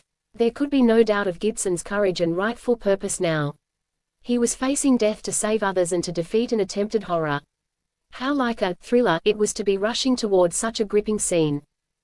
What if Red Mike discovered at the last minute that he had been trapped? Then it would be only a question of the first shot between him and Gibson. Suddenly John thought of Consuelo. How proud she would be made by Gibson's dramatic coup. John envied Gibson in that moment, which he now pictured, when Gibson would meet Consuelo after it was all over. The automatic that Gibson had given him dug into his side as he slouched back in the seat. He drew it and put it into his coat pocket. The touch of the cold steel brought home to him that he, too, was to be a participant in the frustration of the train wrecking. Out of the downtown traffic, the three machines increased their speed. John glanced at his watch. It was 7:15. At 8 o'clock the Lark would pull out of the arcade station loaded with men, women and children, little suspecting the danger from which they were to be saved. What if something should go wrong? Suppose Red Mike was already at the scene, making it impossible for Gibson's detectives to surround him without being seen. Night was settling down rapidly. He noticed there was only a quarter moon and realized that the darkness had been a part of Red Mike's nefarious plotting. He turned to Brennan, whose tensely set face was lighted for a fraction of a second by the accelerated burning of his cigarette as he took a deep inhale. "I don't like to be a gloomy Gus," Brennan said, "but what was it General Wolfe said before the battle on the plains of Abraham? At Quebec, the paths of glory led but to the grave, wasn't it?" John almost resented the inference of glory-seeking by Gibson, and Brennan's cool way of suggesting that the commissioner might meet his death. Brennan seemed to sense his unspoken exception to what he had said. "Oh, don't misunderstand me," he said. "It only popped into my head, I don't know why. And Wolfe, you know, was a braggart who made good. He died on the plains of Abraham, after distributing Montcalm's army of Frenchmen all over the landscape." John blamed Brennan's cynicism for preventing him from viewing Gibson as he did. At a word from the man beside him, the driver of their car slowed down the machine and brought it to a stop. They could hear the creaking of brakes on the other machines following them as they stopped close behind. "Here we are," said the man, leaving the front seat of the car. "Duck that cigarette, Brennan. Remember, no smoking or talking. You boys follow me and do what I tell you. One misstep and you're liable to get the commissioner killed. And you," he turned to Benton, "don't you try shooting any pictures until Mr. Gibson gives the word, understand?" John counted 14 men from the two other machines. They walked silently along a dusty, narrow path breaking off from the road until they reached a point where the steep slope of a hill confronted them. "Now, boys, everyone understands what is to be done?" asked the man from the automobile that had carried the reporters and who John realized was in command. The men nodded. "Then scatter out the way we've planned it, and remember, we close in on 'em when Gibson gives the signal, not before." A queer, nervous feeling gripped the pit of John's stomach as he followed with Benton and Brennan behind the man who led them up the hill as the others branched out in pairs through the brush, spreading out in a semicircle. "They each have their stations," the man told Brennan. "They know what to do." Reaching the crest of the hill, they swung down the embankment to their right and stopped behind a clump of bushes. Below them, 100 feet down, John made out the railroad track. To the left they looked down into a deep gully. On the other side of the track was a deep ravine, dropping abruptly from the roadbed. "They'll wait down there," the detective explained, pointing to the gully. "He'll put the derailleur on the track so as to throw the cars over to the other side in that ditch." He squatted down behind the clump of bushes and the others followed his example. John looked at his watch. It was 10 minutes to 8. "It's due here at 8:18, said the detective. "I'd give 10 years of my bright young life for a cigarette," said Brennan, sighing heavily. The detective produced a thick moist plug of chewing tobacco, gnawed at the corners. "Here you are," he said, offering it to the sufferer. Don't," said Brennan, waving it aside. "I'd swallow it sure." John felt his heart thumping against his ribs. Try as he might, he could not stop himself from breathing in quick, short little gasps. This detective and his men were so certain about things. How did they know but something might have gone wrong? Perhaps Gibson and Red Mike were shooting it out along the road somewhere now. He looked again at his watch. It was 3 minutes to 8. Only 7 minutes had passed since they arrived. Incredulous, he held the watch to his ear. It was ticking regularly. Benton pulled himself on his elbows to John's side. "You may talk o' gin and beer, when you're quartered safe out air," he began. "That's enough of that," ordered Brennan, and Benton's chant stopped. The detective raised himself to his knees and held his head high, listening. The roar of a motor being raced as it was switched off came to their ears. "That's them," said the detective. "That was Gibson's signal. He was driving and he raced his engine to let us know when they got here." They waited for years, it seemed to John, until two dark figures, scarcely discernible, came down the tracks toward him and turned into the gully. He saw that Gibson and Red Mike were carrying something heavy between them and that Red Mike also carried a short-handled sledgehammer. He strained his eyes trying to follow the figures into the darker shadows of the gully from which they emerged shortly. "That's the derailleur they're carrying, they're going to slap it on the rail," breathed the detective. They could hear Red Mike grunting as he and Gibson struggled up the side of the roadbed. They saw Red Mike adjust the derailleur to the rail and Gibson kneel to hold a spike as it was hammered into the tie by Red Mike, wielding the sledgehammer. The blows of the hammer sounded sharply on the still night air. They heard Red Mike curse viciously as he missed hitting the spike and Gibson jerked his hand away a fraction of a second before the sledge would have smashed it against the rail. 4 spikes were driven to hold the derailleur. Then Gibson and Red Mike scrambled back into the gully, their figures hidden in the darkness. "All set down there," whispered the detective, thus conveying to the others the realization that the derailleur was in place to swerve the guiding wheels of the big locomotive of the Lark, and send it crashing into the ditch, pulling and overturning the coaches with it. The horror of what might happen terrorized John for a moment. His body tingled and perspiration broke out on his forehead. He closed his eyes. He imagined he would hear the roar of the train as it crashed into the derailleur and rolled over the embankment, the screams and cries of the dying and injured. A sickening feeling swept him. He was faint. He could hear Brennan breathing deeply, the breath whistling out through his teeth from his lungs. "Gosh darn," Benton gasped, as though he could hold himself no longer. John reached for his watch. He was tugging to pull it from his pocket when the blast of an engine whistle sounded, it seemed, almost beside them. It was the Lark, whistling for a crossing a mile away as it pounded on toward the derailleur, where death and destruction yawned. Chapter 7. Thrillers, as he called them, had always disgusted John. A book wherein the hero overcame the villain by desperate means and won the girl by a single stroke of manly dauntlessness was to him like so much trash. Melodramatic plays he despised. Griffith's pictures were the only ones in which he could tolerate a staged thrill.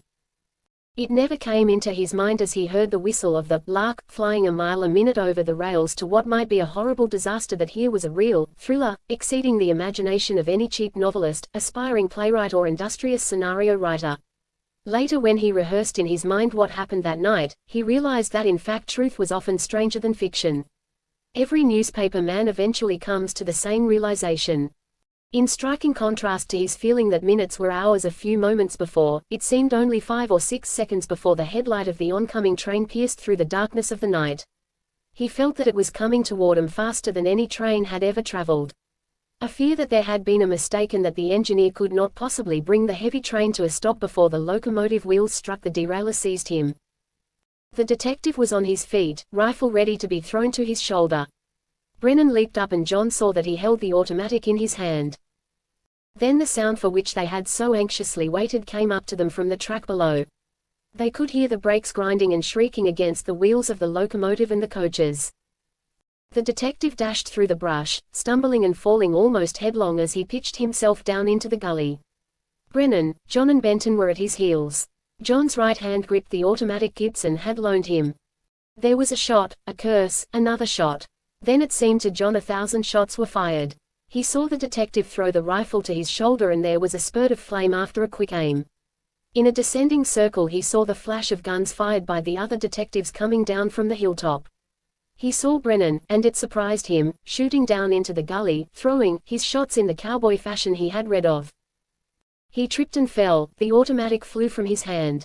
When he got to his feet, slightly stunned by his fall, the shooting had stopped. He ran into the pit of the gully at reckless speed.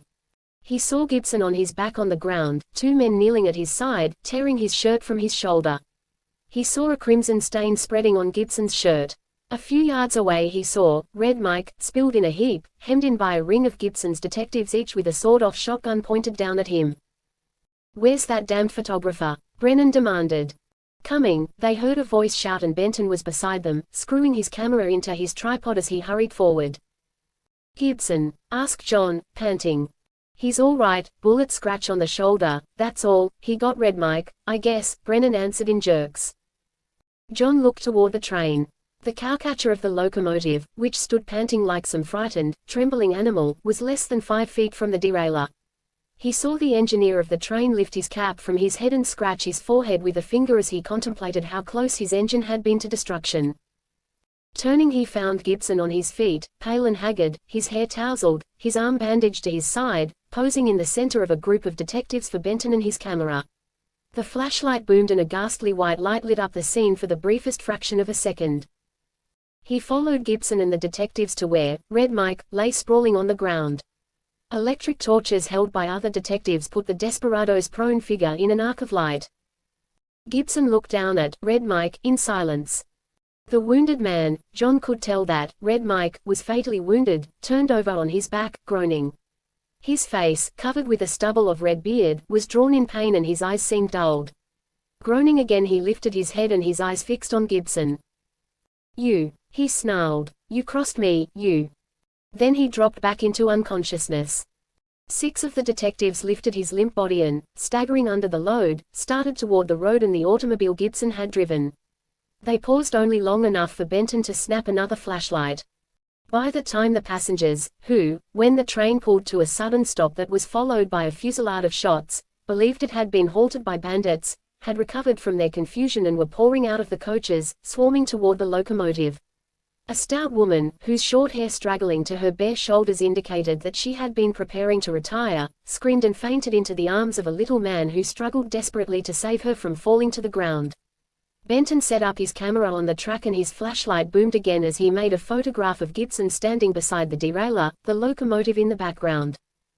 With much pointing of fingers and nodding of heads, it was whispered through the crowd that Gibson was the man who had prevented the wreck and shot Red Mike, who had been rushed away to a hospital in the machine in which he and Gibson had driven to the scene. Men and women in various stages of dishabille, unconscious of their appearance, pressed around him, shaking his hand. A girl threw her arms around his neck and kissed him. To John it was strikingly similar to the scene of an averted train wreck he had once inadvertently seen in a motion picture, if the girl had been Consuelo, dressed, say, in a neat and dashing riding habit or some other altogether inappropriate costume. A fat, white-haired man, typical bank president, John thought, wrote out a check, using the cowcatcher for a desk, and handed it to Gibson with a bow.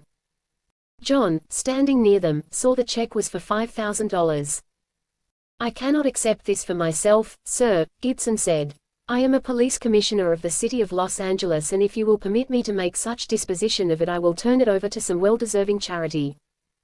"It's yours, do what you want with it," the fat man said. As he walked away, John thought that he was fully pleased with himself for having given Gibson the check, that he had paid the man who had saved his life in dollars and cents, and what more could he do? "Somebody give me a cigarette," he heard a voice plead, and, turning, he found himself face to face with Brennan. "Quick, someone, that man has a weapon!" a woman shrieked.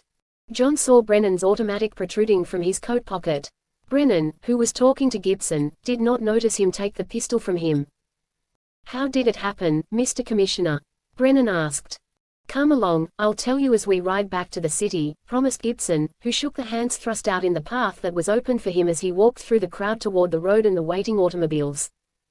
Returning to the city, Gibson told his story. Red Mike, he said, did not become suspicious until a second or so before the engineer applied the brakes to the train, and then his suspicion seemed born of instinct. At the first sound of the screeching brakes, he said, Red Mike shot at him and he fired back. "I was lucky, my first shot got him," Gibson said. "He went down, but he continued firing. He was shooting wild and I wasn't half as afraid of his shots as those my men were raining down from the sides of the hill. I hope," he said, with a touch of regret, "that Red Mike doesn't die. He's a bad one, as bad as they come, and should be put some place where he can't do harm. I hope, though, that he recovers." "He hasn't much to live for," Brennan put in. "No," said Gibson. "He told me that he had been blacklisted by the railroads because he was an IWW. Revenge was as much a part of his motive in attempting to wreck the Lark, as robbery. I really believe he might have got away with it if you hadn't been there," John completed the sentence for Gibson. "Thanks, Gallant," Gibson acknowledged. "Of course, boys, I'll have to talk to the morning newspapermen when they find me, but you saw the whole thing for yourselves and you've got the only pictures made out there where it happened. The AMs will get the break on the story, but we'll have the edge on them at that," said Brennan. "It was too late, you know, for us to come out with an extra unless you had permitted us to tell our city editor what was coming off." They left the automobile when it reached their office. "I'm on my way home now to get this doctored up," said Gibson, inclining his head to his bandaged shoulder. I want a bath and a sound sleep. I haven't had either since I met Red Mike. Good night, boys, see you tomorrow. As they went into the office to telephone PQ what they had seen and what the *** text not readable **, the first edition in the morning, John, feeling certain of a different answer than those he had received in the past, asked Brennan what he thought of Gibson now. He's got nerve, all right, Brennan said. But what? Asked John, wondering what possible criticism Brennan could have in view of Gibson's display of courage. But, said Brennan, he's a grandstander. A grandstander, exclaimed John. You said it, after me, said Brennan. A grandstander, a man who plays to the crowd instead of playing the game for what it's worth. A surge of exasperation went through John. Was this man incapable of ever believing anything or in anyone? Good heavens, Brennan, he said, hotly. He risked his life, didn't he? I said he had nerve. He did it to save others, didn't he? Others, said Brennan sarcastically. Others. Bosh. He did it to be a hero, for public acclamation, for glory, for power. Others. Why, don't you see that he risked the lives of all those others you say he saved just to make himself a hero? Brennan's answer, the sarcastic way he gave it, maddened John. Ah, you make me tired, he said in his aggravation. What do you want to look at it that way for? You tell me to keep my faith in men, to believe as much as I can, and then you talk this way. Apparently ignoring what John said, Brennan telephoned to PQ. Hello, PQ, he said. This is Brennan. Gibson has pulled off a great stunt, great story. The mornings will have the break on it, but we have the only pictures and lots of eyewitness stuff. He proceeded to give what even John admitted to himself was an accurate account of the attempt to wreck the Lark, and how Gibson had saved the train and shot it out with Red Mike. Hanging up the receiver, he looked around to find John standing waiting for him. Lighting a fresh cigarette from the butt of the one he had finished, he motioned to John to sit down. Now, Gallant, you listen to me for a while, he said. You can believe what I'm going to say or not, but I'm going to tell you a few things. And don't get the idea I'm just talking for the sake of hearing myself blat. Hasn't it ever occurred to you that Gibson didn't have to go through with this business tonight at all? When he discovered that Red Mike was going to try to wreck the Lark, he could have had him arrested right then and sent him up for a good long stretch. He didn't have to let things go as far as he did. He could have stopped it right there. Why, he actually endangered the lives of everyone on that train simply to make a big show of it. There wouldn't have been so much glory in it for him to have arrested Red Mike, when he found out what he was planning to do. Sure, he had nerve. He did what few of us would want to do, even if we were forced to. Red Mike got no more than he deserved, but I can't help thinking of him as something of a victim of Gibson's lust for glory and power just the same. A really great man doesn't have to make a display of his courage like Gibson did. A really great man would have been satisfied by the realization that he had prevented a disaster without endangering the lives of others. That's why I say Gibson is a grandstander, Gallant. Understand, when I say he's a grandstander, I don't mean that he isn't sincere in his crusade to clean up the city. He's simply a grandstander in the way he does things, and that makes it impossible for him to ever be a truly big man. Grandstanders often make good, but not in the way some of us would like. Oftener they fall down, tripped up by their insatiable desire for public acclaim. Full reward should be given to those who do big things, but they shouldn't do them for the reward. They should work for the satisfaction their accomplishments bring to themselves, within themselves. I saw you shooting at Red Mike, yourself, said John. Certainly, said Brennan. Don't think I class Gibson with criminals like Red Mike. It was either his life or Red Mike's, and what choice was there? I confess, though, it was the excitement more than anything else that made me shoot. They were silent for a few minutes. Think it over, Gallant, said Brennan, rising and putting a hand on John's shoulder. I may sound like a cynic, but I'm not. There's one thing that disgusts me more than anything else, and that's selfish hypocrisy. I look for the real things in life, and I've been disappointed so often that I frequently misjudge. Remember when newspaper reporters, whatever we think, whatever we feel, about things must be kept to ourselves. It isn't our opinion that people want to read. It isn't how things look to us, but facts, truth, accuracy, that we must write. Opinions we must leave to the readers to form for themselves, and it is unfair to give them untrue impressions for them to form their opinions from. John carried Brennan's words home with him. Until he dropped off to sleep he thought them over.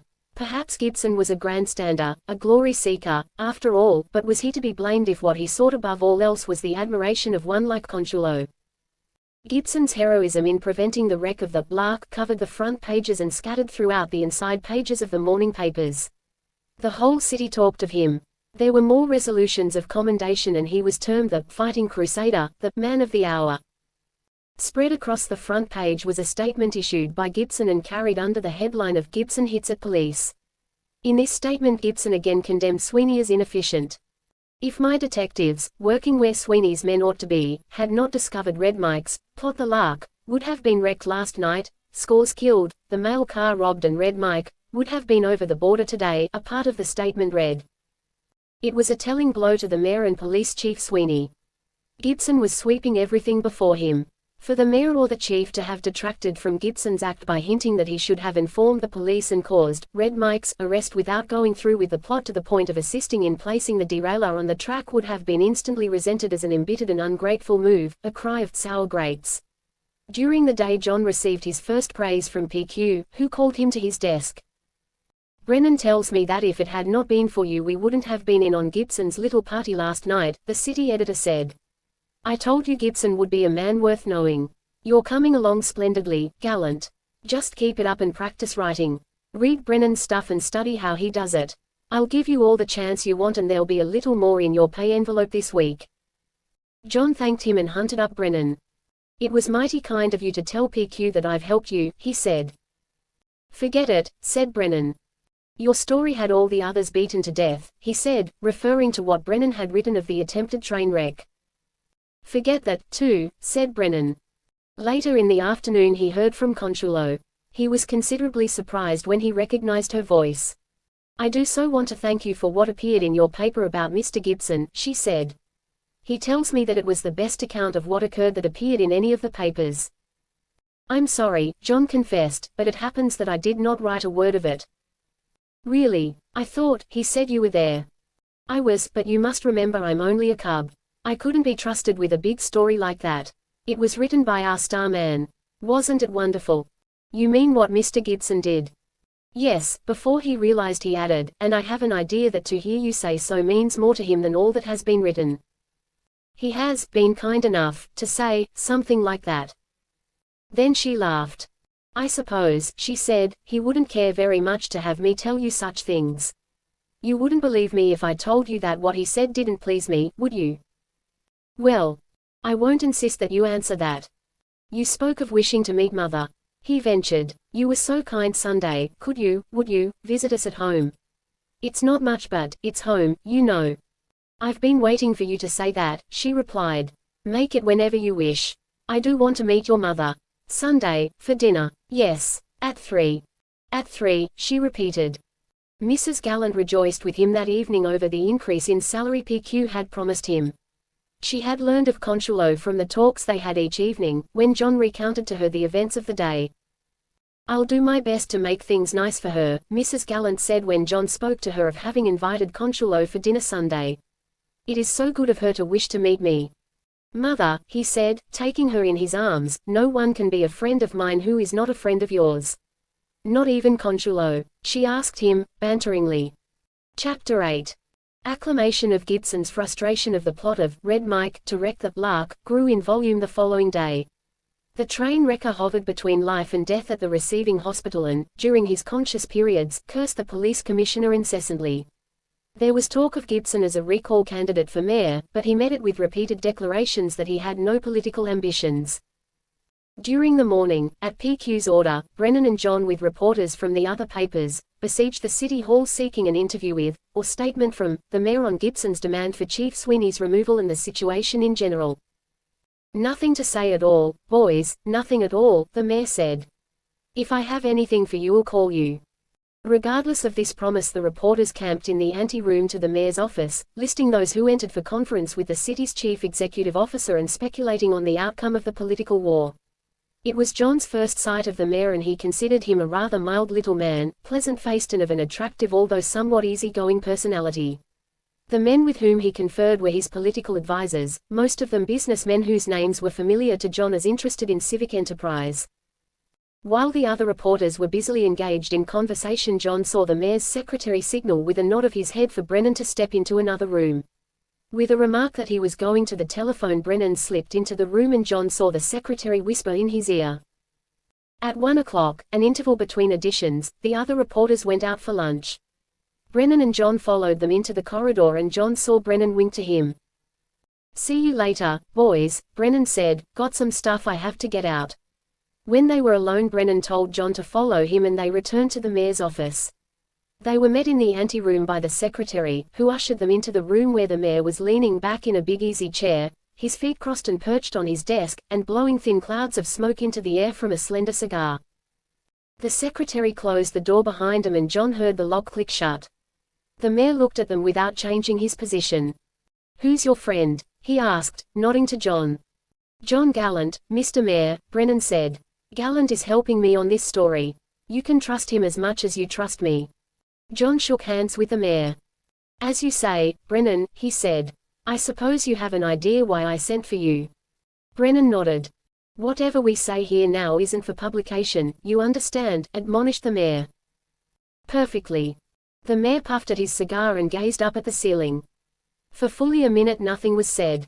Then he jerked his feet from the desk, sat upright in the chair and leaned forward. "Brennan," he said, "am I a fool?" John almost gasped in astonishment at the mayor's question. He was about to smile when he noticed that the faded blue eyes of the mild little man at the desk were glittering with anything but an amused light. "I've never thought so," said Brennan. "Well," said the mayor, leaning back in his chair again, "everyone I've talked with here today says I am, and I was beginning to think they might be right." "For appointing Gibson?" asked Brennan. "No, for thinking what I can't help thinking about him," said the mayor, rising from his chair and beginning to pace back and forth across the room, his hands thrust into his pockets, the cigar clenched between his teeth. They waited for him to continue. "Brennan," he said, stopping short in his striding, "you know what I think of you. You've helped me before, and if I'm right this time you can help me again and land the biggest story you ever got in your life. If I'm wrong, then I am a fool, and the sooner I get out of office the better it will be for me and the city." He went back to his chair. "Do you know what I've been thinking?" he asked. "That Gibson isn't straight," said Brennan. "Exactly," said the mayor. "And you can guess who I think is behind him." "Gink Cummings," said Brennan. "You're right again," the mayor thumped the desk with his fist. "It's the Gink, as sure as I'm sitting here. That's what I told those who were here to see me today, and every one of them called me a fool. I may be, but I have a man-sized hunch that I'm not." Gink Cummings, boss of the underworld, behind Gibson. Impossible. It was nothing but a weak attempt at retaliation, John thought. The mayor's advisors were right. He was a fool. Why did Brennan sit there and listen to such stuff? "Now, get me right," continued the mayor. "I have nothing except a hunch that Gibson is backed by the Gink. I haven't the slightest bit of real evidence to form a basis for my suspicion, but I believe I can see a pretty deep game in this." "Go ahead, let's see if you figure it out the way I do," said Brennan. "All right," said the mayor. "In the first place, the Gink has been against me, trying to get me ever since I took office, you know that." Brennan nodded. "He tried everything he could think of and I've beat him every time. He knows he can't stay in Los Angeles unless I'm out of office. So what's he to do? He gets a man like Gibson, starts this so-called cleanup campaign to get Gibson political power, stages or directs this lark, wreck business and figures I'll quit so that Gibson can slip in here under the guise of a reformer, but really a figurehead, a puppet, to appease the churches and other organizations standing for a clean city and law enforcement while the Gink bosses things from behind the scenes. It's been done before. It's an old trick and it works almost every time. Haven't you noticed that Gibson began his attack as soon as I appointed him commissioner, and that he has never said a word about the Gink, whom he knows just as well as I do is the city's worst enemy? This fellow Gibson is only a masquerader." "That's the way I figured it might be," said Brennan, as the mayor paused, "but there is one obstacle. How did the Gink ever get Gibson? How did Gibson, who seems to have plenty of money and a social position, ever fall into the Gink's hands? What was his motive?" The mayor smiled for the first time since they entered the room. "Ah, Brennan, my boy, that's exactly what everyone asks me," he said. "But I haven't been asleep. When Gibson started all this business I got busy, and I know a few things that help a lot. There seems to be plenty of reason for Gibson to be working for the Gink." "How?" asked Brennan. Well, continued the mayor, I'll only tell you what I know now. Gibson was highly recommended to me when I appointed him. You may be sure the gink was that careful. But I wasn't the only one who was tricked. There were others, the ones who recommended him. I've been digging into Gibson's past a little and I find that about 3 years ago, at the time I was elected, he was broke, flat broke. He had a social position through his family. His father and mother, who are well known and well respected and who are dead, left him only a little. 3 years ago he was in debt and then, suddenly, from some mysterious source, money began to flow into his hands. I don't know where it comes from, but he has it. He paid all he owed and began building up a reputation as a fine young fellow, so that he now has the esteem of men and women and organizations that count for much. His motive? Money. That's a long shot, Mr. Mayor, said Brennan, a long, long shot. I know it, said the mayor. That's why I called you in here today. That's all the information you have? Asked the reporter. That's all I have, the mayor said. But it's been done before and it seems to me that Gibson isn't so smart that he could make the moves he has alone. You know the gink. You know how clever he is and how painstaking and patient he is in everything he does. What do you say? It's a long shot, but it's worth it, Brennan said. If you're going through with it, you can begin by sitting tight, keeping Sweeney in office and working as hard as you can to get evidence that will break Gibson and the gink, if they are partners, once and for all. The mayor rose from his chair and began his pacing back and forth again. He pushed out his short, thin legs to twice the length of his ordinary stride. He tossed the stub of his cigar over his shoulder and it fell at John's feet. He snapped his teeth on the end of a fresh cigar and thrust his hands into his pockets. He crossed over to a window looking down on Broadway and his nervousness disappeared as he gazed into the throbbing thoroughfare below him. From where he was sitting, John could see that the mayor had a fond look in his eyes as he watched the roaring traffic of the principal street of the great city that had honored him by electing him to its highest office. Finally he turned and came slowly back to his desk. He stood erect beside it and John saw a look of determination come over the features he had considered so mild and pleasing. By God, he used the name of the Creator softly, reverently, as if he were invoking aid from the Almighty. Brennan, I'll do it. Sunday morning John and his mother prepared for Consuelo's visit to their modest little bungalow home. There was little that he could do to help, as Mrs. Gallant had arranged everything and spent most of the time in the kitchen preparing the dinner which he saw was to be one of the repasts his father had so often termed a feast fit for a king. My boy is truly a man now, she said to him. Do you realize that this is the first time you have ever invited a girl to your home? He laughed as he took her in his arms to pet her. Mother, dearest, he said, I know what you have been thinking, but you are wrong. Consuelo is a wonderful girl and sometimes I cannot understand why she has been so kind to me. She is only a friend, dearest, and you mustn't think that your boy is in love with her or that she is in love with him. Mrs. Gallant smiled up to him. You think a lot of her, she said. I do, he admitted. She has been so very kind. She believes I am helping someone she seems really to care for. Yes, I understand, Mrs. Gallant said. You run along now and let me finish what I have to do. In the living room he picked up the volume of David Copperfield he had been reading through for the first time since his father's death. Musing as he turned the pages, he thought how thankful he was to his father for having made reading interesting to him. He remembered that the books his father had read to him and had given him to read, books that crammed the small bookcase near the fireplace and filled every shelf and table in the room, were the very best: Dickens, Thackeray, Washington Irving, Shakespeare, Walter Scott, Addison, and of the later writers, Kipling, O. Henry, Anatole France, Mark Twain, Barrie. If I ever have a boy I will teach him to read as my father taught me, he said to himself. Consuelo arrived a few minutes before 3. He saw through the window the machine in which they had ridden to her father's ranch the previous Sunday draw up to the curb outside. He watched her descend from the tonneau, speak to the chauffeur, who touched his cap, and turn toward the walk leading to the house. She wore the same dainty white dress she wore each time he had seen her, and a white, summery, wide-brimmed hat. He went out to meet her. You see, she said, I'm not one of those who believe in being fashionably late. What a pretty little place you have. His mother met them at the door. She had doffed her kitchen apron and her face was slightly flushed, from the heat of the range, he knew, as she smiled at Consuelo with an extended hand. Miss Carrillo, my mother, John said. I'm happy to meet you, Miss Carrillo, Mrs. Gallant said. John has spoken so often to me of you that I really feel I know you. I have been so anxious to meet you, to know you, Consuelo said. I, too, feel I know you because he has told me so much about you. I only wish I had been thoughtful enough to have had you with us last Sunday. The next time you must be with us. Consuelo was unaffected, John thought, in her praise of his mother's dinner. She insisted upon aiding in the removal of plates from the table, and for the most part her conversation was with Mrs. Gallant. What delicious salad! She must have the dressing recipe if Mrs. Gallant would be so kind as to give it to her. She told in details that were meaningless to John of the Spanish dishes her mother prepared, of the barbecue feasts of the old days she remembered as a child. He could see that his mother was interested, pleased, and he was relieved that Consuelo alleviated the awkwardness imposed by the absence of someone to wait upon them. He left the table once to answer a ring at the door and found Mrs. Sprocket's husband there, coatless and collarless as usual. "Is Maud here?" asked Mrs. Sprocket's husband, trying to appear as though he was not peering past John, which he was. John was certain that Mrs. Sprocket's husband knew as well as he did that Mrs. Sprocket was not with them.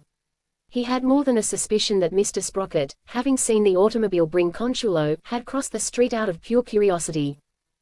"No," he said, shortly, an impulse rising in him to add, "and you know it."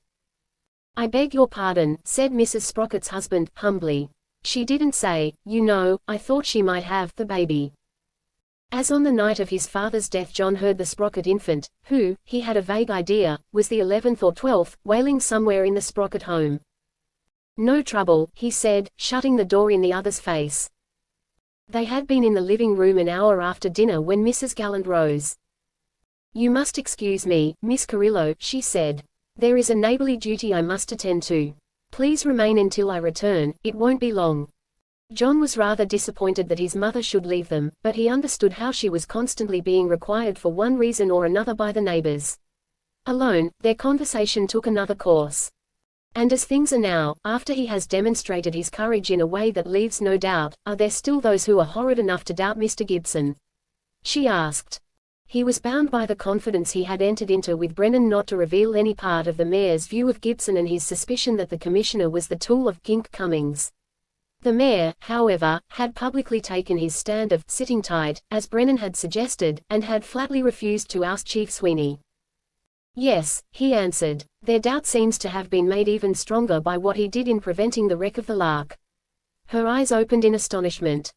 "How?" she asked. "How can they possibly doubt him now?"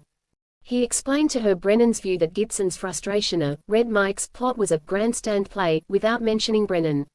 She sat silent for several minutes after he had concluded. Then, raising her head and looking directly at him, she said, "Because we are friends I will tell you why I know so certainly that what you say cannot be true. Mr. Gibson and I have known each other since our school days. His father and mother were near and dear to my father and mother.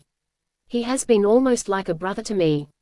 I believe I know him for what he is, a gentleman.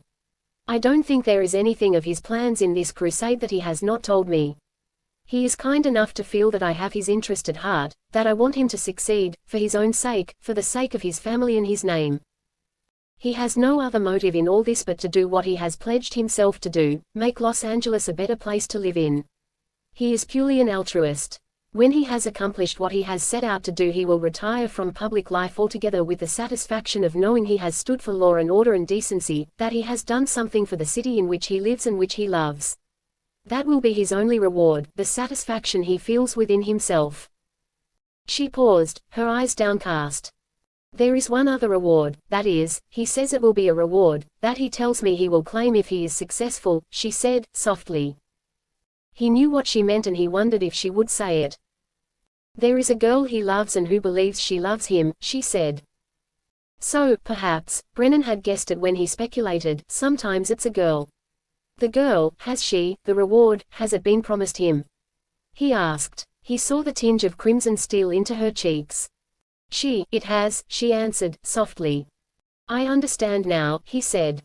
"I know now why he faced death the way he did. What man would not?" This last he spoke quietly, as if to himself. "Can you think of him as insincere, as faithless, as selfish, as greedy for power?" she asked. He shook his head. "I've told you things that are sacred," she said. "I have told you because I regard you as a friend. I liked you from the moment we met, and I said you were beautiful. He interrupted. She smiled back to him. And you said I was beautiful, she repeated. But not simply because you said it, but because I thought you meant it. I often wonder how I had courage to say that to you and to tell you I dreamed of meeting you again, he said. I have often wondered why you have been so kind, why you are interested in me at all. At first I thought it was only what you might call pity, and I resented it. Why is it we have such thoughts? She said. Why must we always impute a misconceived motive? Because deceit has its place in the human heart, I suppose, he said, and, strangely, he thought of the mayor's regard of Gibson as a figurehead of hypocritical virtue who sold himself for money. How terrible it would be if that were true. As if by mutual unspoken assent they talked of other things, of books, of plays, of life, until Mrs. Gallant returned, apologizing again for her absence. A few minutes later the automobile which had brought Consuelo glided up to a halt in front of the house and, glancing at her wristwatch, she arose. I must be going, she said. It's my turn now to thank you for a wonderful day, Mrs. Gallant. You will promise to meet Father and Mother, won't you?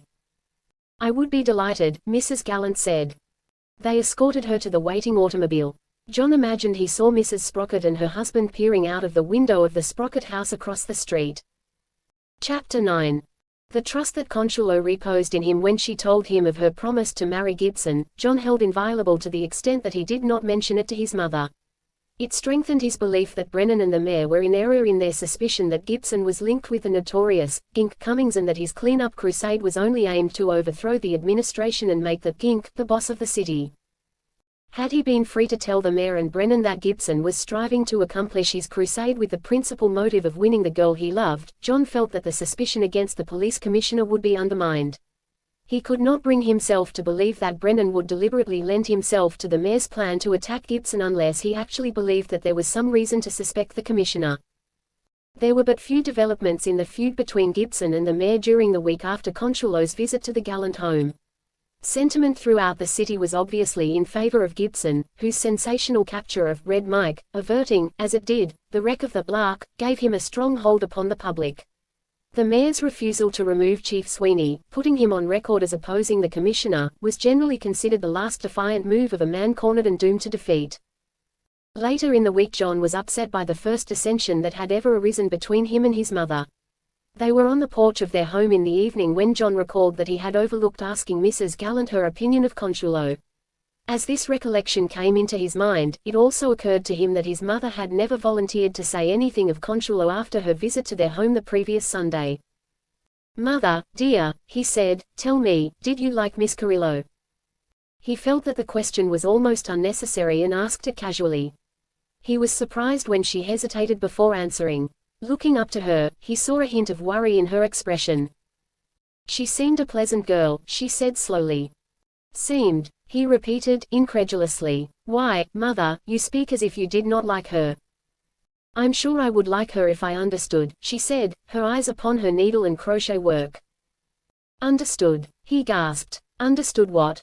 My dear boy, please do not become irritated by what I say, she said, lifting her head to look at him. You know I would not hurt you for anything in the world. I know, Mother, but I cannot imagine. I know you can't, she said, interrupting him. If you had you would have explained it all to me days ago. Come, don't let us quarrel. I may be foolish to have thought what I have, but you must remember, my boy, that I am a mother and a woman. What under the sun has come into your head to talk like this, Mother? He asked. She placed her needlework in her lap and reached over to stroke his head. Don't be cross with your mother, John, she said. I'm sure it's all a misunderstanding, something you can clear away with a few words, and when you do please do not ever hold it against me for having had such thoughts. You know, John, things have changed greatly since I was a girl, but I cannot help myself from having the viewpoint of other days. What is it, Mother? Tell me, what is it? He asked, somewhat impatiently. You won't be cross and hate me. No. Then I'll tell you. My boy, I cannot understand why Miss Carrillo lives in the city alone and away from her parents. He looked at her in amazement. Mother, surely you don't, he began. It was incomprehensible, unbelievable. If she had spoken against the name of his dead father, John could not have been more startled than by this questioning in his mother's mind of Consuelo. I don't think anything, she said, again stroking his head. But, between you and me, John, there should be not even the slightest misunderstanding. That's why I have spoken to you like this. Probably, if she has not told you, you never thought to ask yourself that question. Perhaps I should not ask it, even to myself, but I am a mother and a woman, and it's natural for us to doubt when it concerns one we love. You have no right to misjudge, he said. I don't misjudge, my boy, I only wait for your answer. It flashed into his mind that he could not answer, could not tell her why Consuelo lived in the city, but it did not cause him to waver. Consuelo's words, why must we always impute a misconceived motive? The question she had asked when they had discussed those who doubted Gibson's sincerity, and his answer, because deceit has its place in the human heart, I suppose, came back to him. He could not, however, imagine deceit in his mother's heart, and he knew that the seed of suspicion in her mind had been cultivated into an ugly weed of doubt by someone else. This thought calmed the indignation which was surging through him. Mother, he said, I do not know why she lives alone in the city. She has never told me and I have never asked. I did not consider it my business. Not for a moment has a shadow of doubt entered my head. Can't you see, can't you tell by looking at her? She may be with friends. She may be studying. She may be working. Whatever she is doing, you nor I have no reason to let an evil thought about her stay with us for a moment. For several minutes they said nothing. Then Mrs. Gallant broke the silence. Tell me, she said, was that Miss Carrillo's automobile that brought her here, Sunday? Oh, Mother, he exclaimed, exasperated. I'm sorry, John. I only thought you might tell me. I don't know and I don't care, he said, coming to his feet. Mother, this is all foolishness, rank foolishness. Here you and I sit quarreling over things that are none of our business. I never thought it of you. I never thought you could think such things, let alone breathe a word about them. I never. John, said Mrs. Gallant, pleadingly, don't. I can't believe it's you, he said, angrily. Someone has been putting these infernal thoughts into your head, some gossiping, scandal-loving, evil-thinking. My boy. He stopped, and the anger that had surged so swiftly slowly left him ashamed that he had given way to his temper, ashamed that he had spoken so sharply to the one he loved more than any one in the world, and who, he knew, loved him as no one else would ever love him. Her head was bowed in her hand, her arm resting on the side of her chair. He went to her and dropped on his knees at her feet. Mother, dearest, he said, softly, please don't cry. I was a brute. I shouldn't have spoken to you the way I did, but I was angry. Please, no misunderstanding must come between us. You are everything in the world to me, Mother, and I trust you, believe in you. I only wanted to know, for your sake, she said. I know, Mother, I know. That is what you have always done, thought of me first. But, don't you see, Mother, she is nothing more than a friend to me. And she has been kind, so very kind and good, and I know she is only the sweet, dear girl I believe her to be. If you had only been with us when we went to her home, Mother. If you only knew her as I know her, and you're going to. You're going to know her and like her. Yes, my boy. I know I will. But, John, there is so much evil in this world, so much that we cannot understand, so many disappointments, so many cruel things, so much wickedness, and I only think of you, my boy, only of you. I could not bear to have you care for someone and then be. I know, Mother, dearest, I know, he said, petting her hands. Now, we'll forget all about it, won't we? You'll not let doubt come into your mind again, will you? Don't be overcautious in your care over me, Mother. And don't think I'm in love.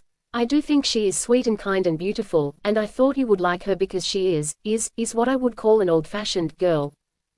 Old-fashioned girls are scarce these days, said Mrs. Gallant.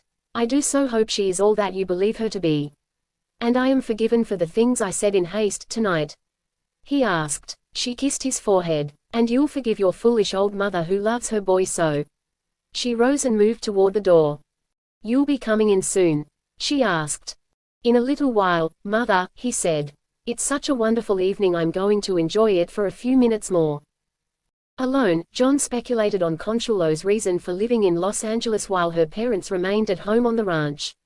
The probability that she worked in the city became stronger in his mind when he thought of how her father had spoken to him of their reduced circumstances, the fact that but little remained of the vast estate once owned by the Carrillo family. He was reasonably certain that the automobile which Consuelo told him was placed at her disposal by a friend was owned by Gibson, and that the long friendship between the two families, combined with privilege permitted by their engagement to be married, made it possible for her to accept such accommodation. How unlike his mother it had been for her to question Consuelo's mode of living. He excused her suspicion for two reasons: first, that the doubt had been put into her mind by someone else, and, second, because her great love for him had carried her too far. The mockingbird that had warbled on the night of his father's death began its song in a tree nearby. As he listened, meditative, he saw Mrs. Sprocket glide across the street to the Sprocket house, returning from one of her unceasing visits to other homes than her own. His instinctive dislike for Mrs. Sprocket caused him to blame her for creating suspicion against Consuelo in his mother's mind. During the following week, John learned the answer to his mother's question of why Consuelo lived in Los Angeles, away from her parents, the inquiry that had provoked him to anger because he took it as an insinuation against Consuelo's character. Consuelo called him one morning by telephone. "Have you an hour or so to spare, today?" she asked. "It all depends," he began. "I know you are a busy man," she said, "but I thought you would like to see something interesting. It's a surprise I have been saving for you." He had a premonition that she was about to give him the answer to his mother's question. "What is it?" he asked. She laughed before she replied. "Oh, it would spoil it all to tell you now. Didn't you hear me say it was a surprise? I want you to come out to an address I will give you if you say you are able to get away from your office." "When?" "This afternoon, as close to 2 o'clock as you can make it." "May I call you in a few minutes and give you my answer?" he asked. "You see, I must have the permission of my city editor if I leave the office except on newspaper business." "I'll wait for your answer," she said. PQ gruffly gave him permission to go off duty at 1 o'clock. He hurried back to the telephone and told her that he would be able to see her. She gave him an address in Hollywood. "You will be stopped at the door," she told him, "but tell whoever stops you that you are the gentleman I am expecting and there won't be any further difficulty. I'll look for you at 2, then." When he reached the address she gave him, shortly before 2 o'clock, John's first feeling was that he had misunderstood the directions she had given him. Before him, enclosed by a high fence over the horizon of which he could see the tops of queer structures, stood the rambling studio of the Peerless Pictures, Inc., one of the largest motion picture producing concerns in the capital of filmdom. At one side of a large open gateway, near an oddly shaped sentry box, was a fat, red-faced man tilted back in a kitchen chair. The man was eyeing him as he approached the gateway. "Hey, just a minute, son, where do you think you're going?" the man shouted, turning his head to glare at the intruder. "Inside," John said. "Well, you don't say. Hey, there, just a minute." This last as John, who had a secret delight in baiting officiousness, continued toward the gateway. "Who do you think you want to see in there?" demanded the guard. "I don't think I want to see anyone. Miss Carrillo sent for me," said John, wondering if this would be the password and feeling a thrill go up his backbone at the thought he might be at the wrong place. "What's your name?" "Gallant, John Gallant." "Why didn't you say so in the first place? What do you think I am, a mind reader? The clairvoyants are all east of Main Street, son, all east of Main Street. Keep right on going, you'll find her on stage number 3. His heels crunched into the finely graveled driveway as he walked in the direction pointed out to him by the guard, who condescended to leave his chair for the purpose of guiding him. He passed 2 huge barn-like structures and found the third designated in large white letters, stage number 3. A superstructure of black cloth and laths was built out from the doorway at right angles to the stage building, a precaution, he later learned, against daylight. It was his first visit to a motion picture studio. He had no interest in pictures or the people who played in them. His father, from whom he inherited his love for books and the better class of spoken drama, had always regarded motion pictures as almost a profanation of art. Once he had noticed an advertising poster of a well-known star referred to as a man's man, wearing a shirt open at the neck, sleeves rolled to the elbows, riding trousers and shiny leather puttees, endeavoring desperately to appear like a combination of Sando and a Northwest mounted police officer. He had had the satisfaction of hurling a rock to mar the virile face as it looked down defiantly at him from the billboard. He had always imagined that all motion picture scenes were photographed in the open, on roofless stages, and the idea that Southern California's perpetual sunlight gave the best service for this purpose he believed to be the reason that Los Angeles was the principal producing point of the world. It surprised him when he realized that the barn-like structures were enclosed stages. Was Consuelo a screenplayer, or had she some other work connected with the production of pictures, designer, scenario writer, director, art expert? Or was she only at the studio as a visitor, inviting him to be with her because some particular star was playing or some especially interesting scene being staged? Entering the cloth and lath superstructure, he found himself in pitch darkness. Unable to see his hand before his face, he stopped to accustom his eyes to the absence of any light. A voice spoke out of the dark. "Do you wish to see anyone?" it asked. "Miss Carrillo," he answered, having an uncanny feeling as he spoke to someone he could not see and yet whom he knew was close at hand. "Miss Carrillo is on the set. Was she expecting you?" the voice asked. "She told me to be here and to mention that she was expecting me," he said. "This way, then, please." He turned in the direction from which the voice came and walked slowly, cautiously, until his feet encountered steps. He mounted the steps with a strange feeling that he was about to fall on his face. Reaching the top step, he felt himself on a level floor. Shafts of light, escaping from between tall objects before him, invaded the darkness.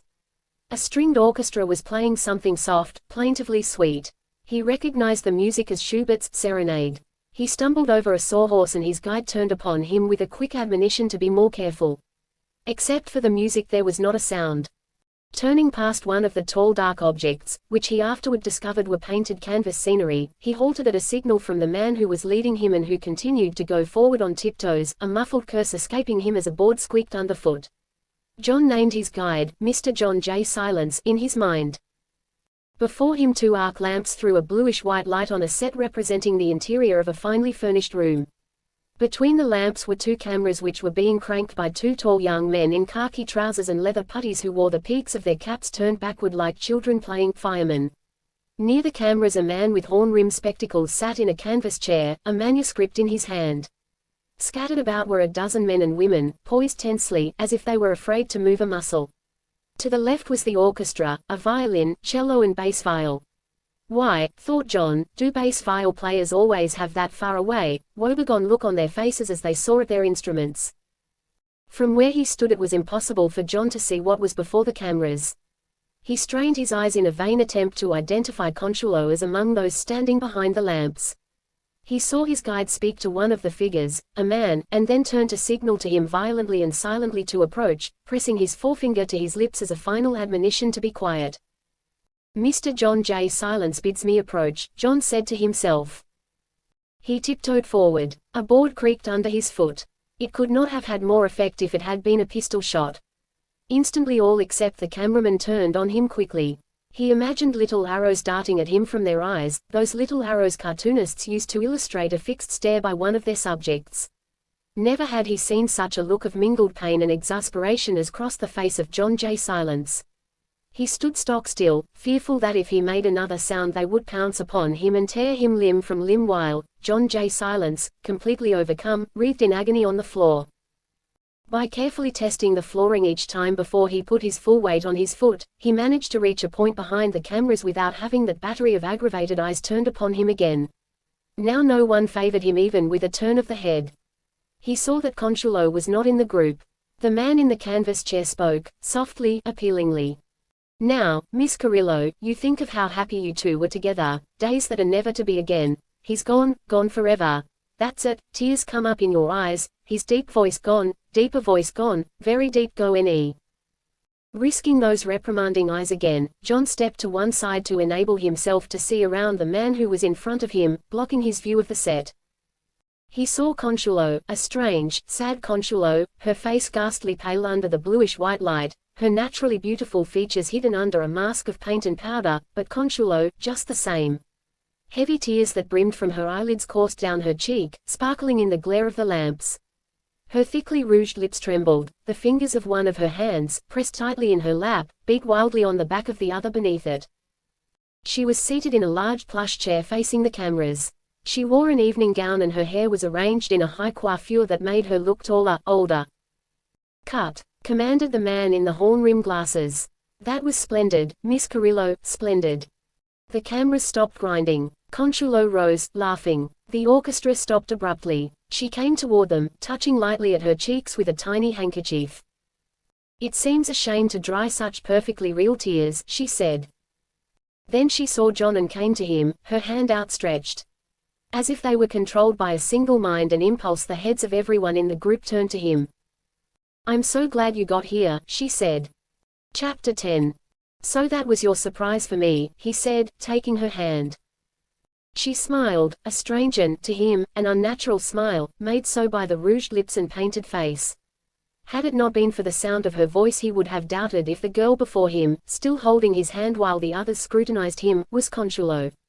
"Speak, or I won't know it's you," he said. "Were you really surprised?" she asked. "Beyond words," he assured her. She turned to the man with the horn-rimmed spectacles.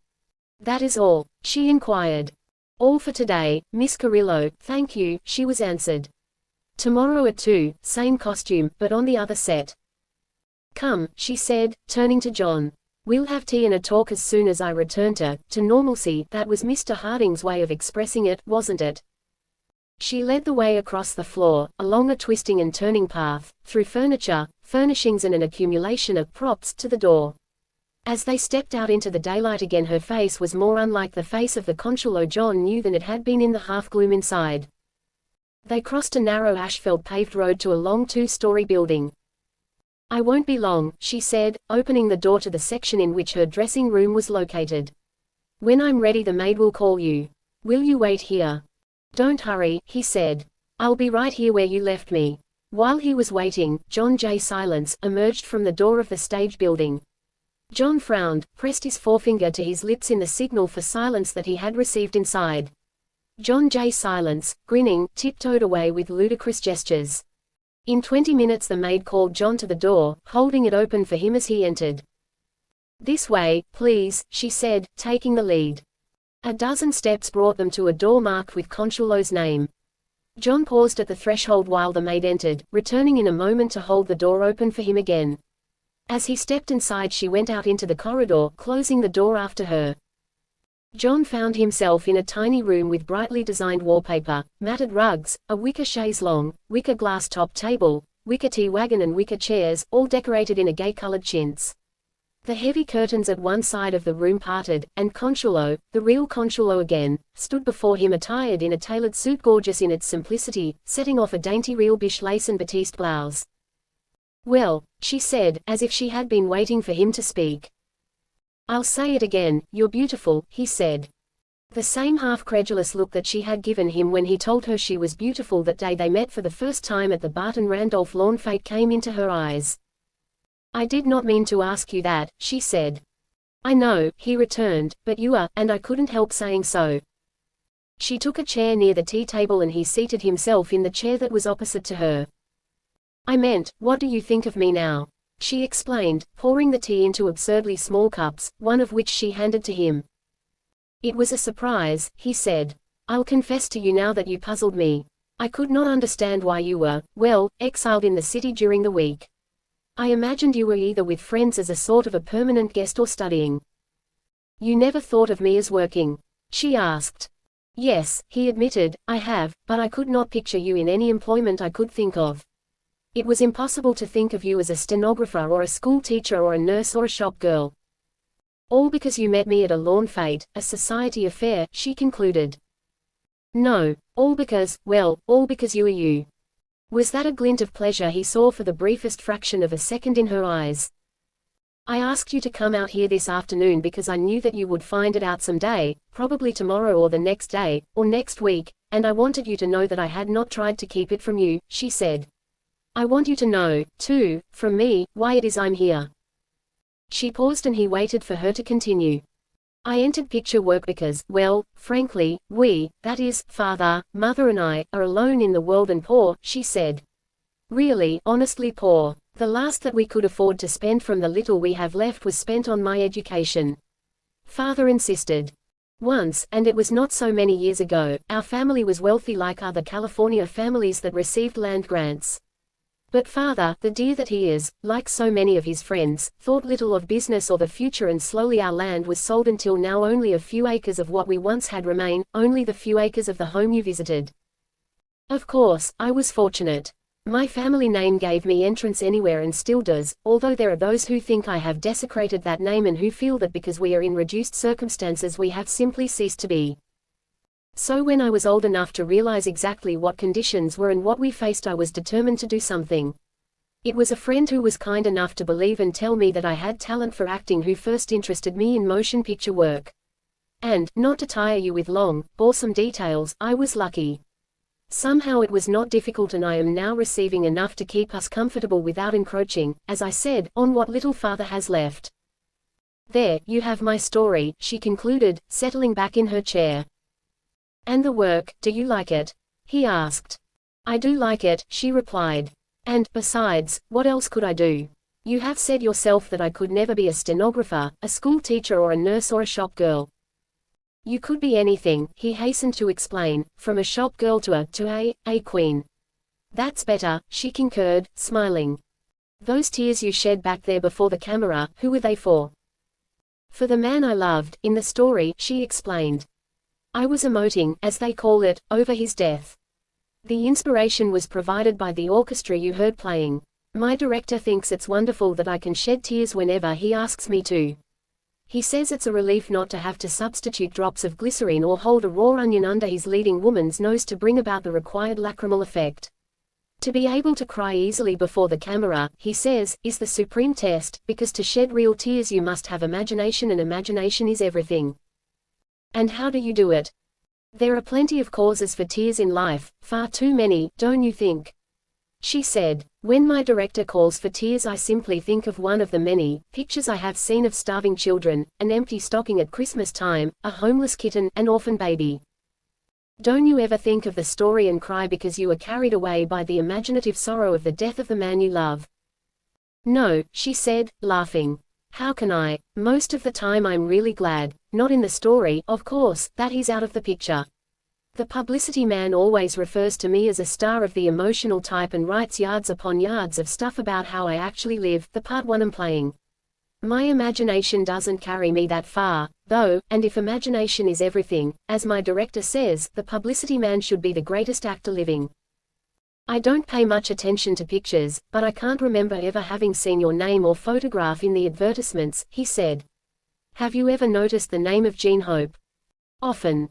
That is the name I took when I had advanced far enough to be featured. It was suggested to me by the publicity man, who insisted upon it being short and snappy, as he said, something that would be easy to remember and easy to put into type. Of course, I am not obscured to my friends, who all know that I am Jean Hope. Only once have I had to be positively firm with the publicity man, and that was when he wanted to make me the subject of a newspaper story that society girls, as he called them, were intent upon becoming motion picture actresses. That, for the sake of my friends, I simply had to refuse. I think, he said slowly, that the name your father calls you is the prettiest of them all. Mi Primavera. Yes, does anyone else call you that? Only father, she said. That is his pet name for me, my springtime. You know, he said, the story you told me of the naming of Spring Street, how Ord, the surveyor, named it for his sweetheart, whom he called Mi Primavera, is incomplete. Tell me, if you know, did he eventually marry the beautiful Señorita Trinidad de la Guerra? I have often wondered that, myself, she said. Whether they were married or not, what a gallant, romantic thing it was for him to do. And how few know the story. He added. What dreams he must have had for the upbuilding of that street he named for the one he loved, she said. I imagine he little thought it was to become a business street, that he thought of it always as lined with quaintly beautiful Spanish homes, shaded and quiet, with couples strolling along it at twilight and rest and contentment everywhere. That was his dream, he agreed. The dream of a practical man, a surveyor and a soldier.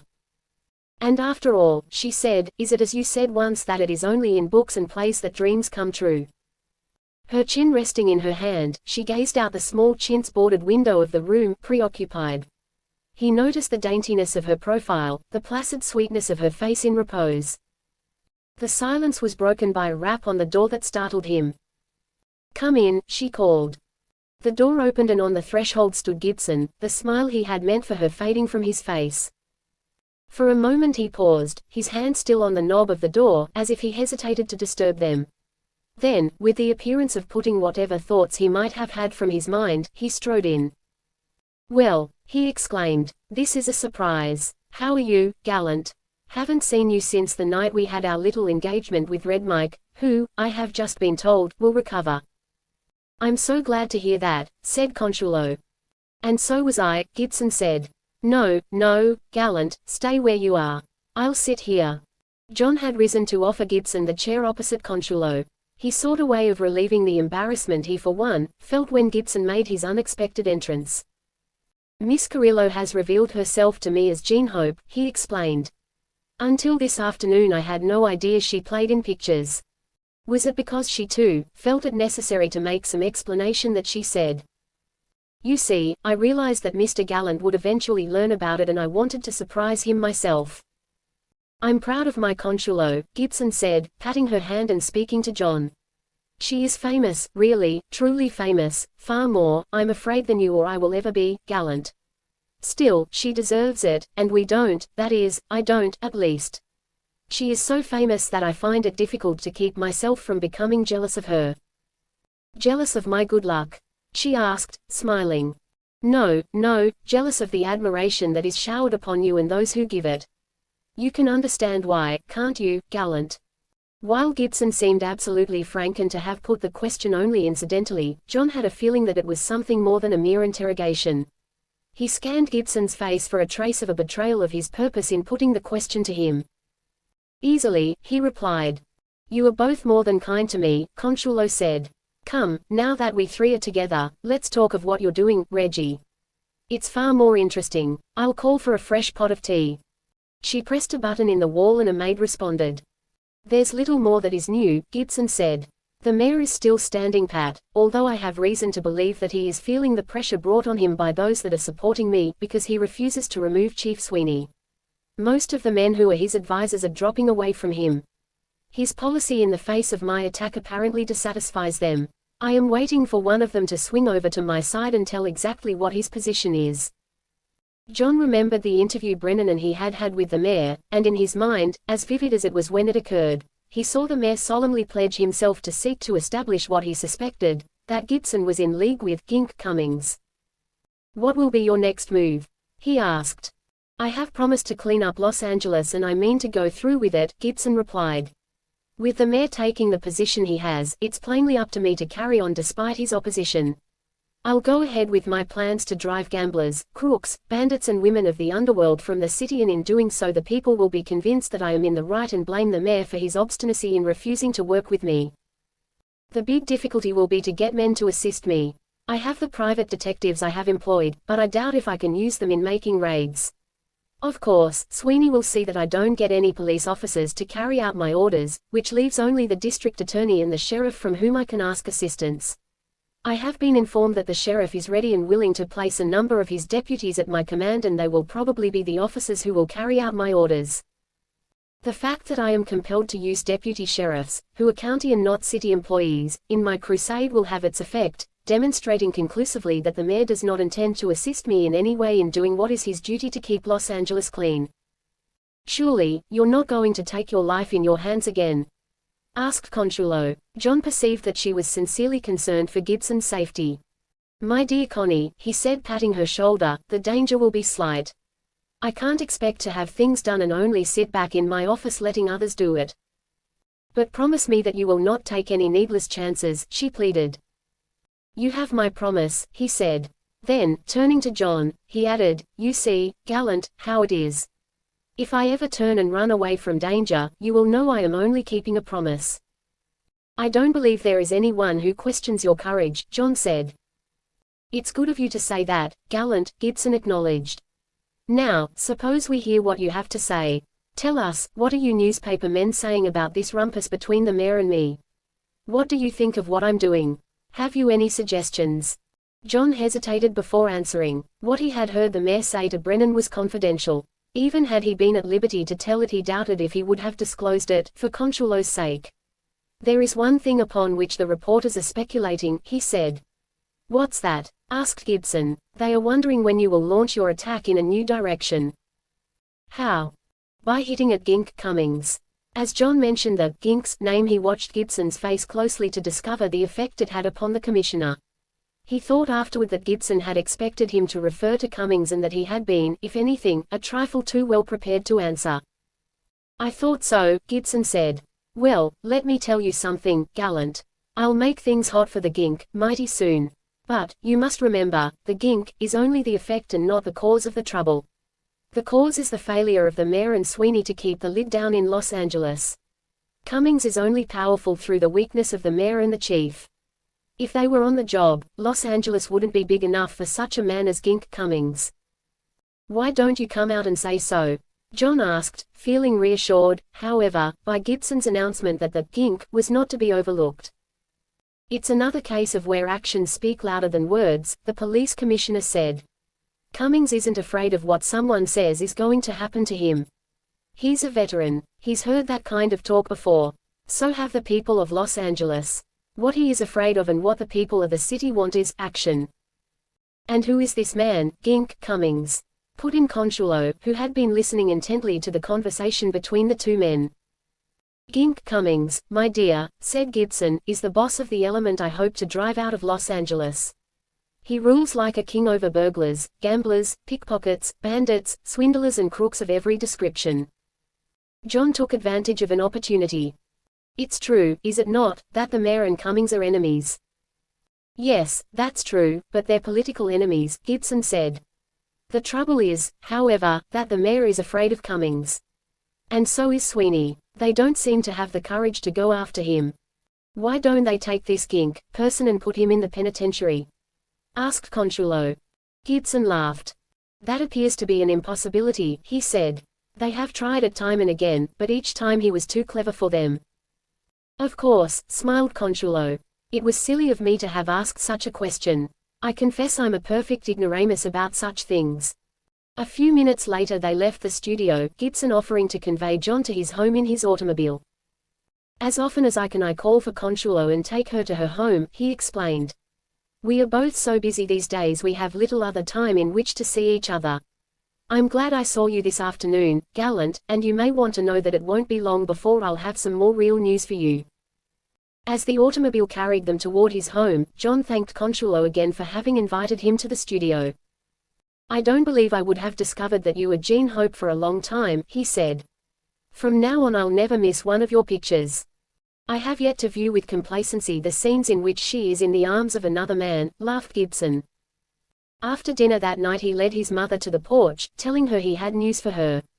He was glad that he was able to answer her questions concerning Consuelo, although he believed the unpleasant occurrence of a few nights before was completely a thing of the past, to be forgotten. "Mother," he said, smiling, "I discovered today what keeps Miss Carrillo in the city during the week." Mrs. Gallant regarded him expectantly. "You did?" "Yes, she is working." Mrs. Gallant smiled, as though the information given her by her son relieved a hidden anxiety. "And what does she do?" she asked. "She is in pictures," he answered. The smile faded from Mrs. Gallant's face. "In pictures?" she exclaimed. "Then she is an actress," he supplied. "She invited me out to her studio and told me all about how it was while we had tea in her dressing room." "Why, Mother, what's the matter, Mother?" Mrs. Gallant had risen from her chair, a strange, disconsolate expression upon her face, and had gone back into the house. Chapter 11. Astonished even more than he had been when she first questioned the propriety of Consuelo's living alone in the city, John hurried into the house after his mother and found her in a chair beside a table in the living room, her head buried in her arms. "Mother," he exclaimed, anxiously, "what is wrong? Are you ill? Don't, Mother, don't cry. Speak to me, speak to me." She did not answer. He stepped forward quickly and lifted her face between his hands tenderly. He saw that her eyes were filled with tears. "Please," she said, drawing back her head. He dropped his arms to his sides. "Please, I must be alone," she said. Tell me, what is it?" he begged. Rising a trifle unsteadily to her feet, she walked past him to the door. He wheeled as she was about to step out of the room and caught her in his arms. "Mother, dearest," he pleaded, "what is it? Is it because you do not approve? Is it so terrible that she must work to live and that she plays in pictures?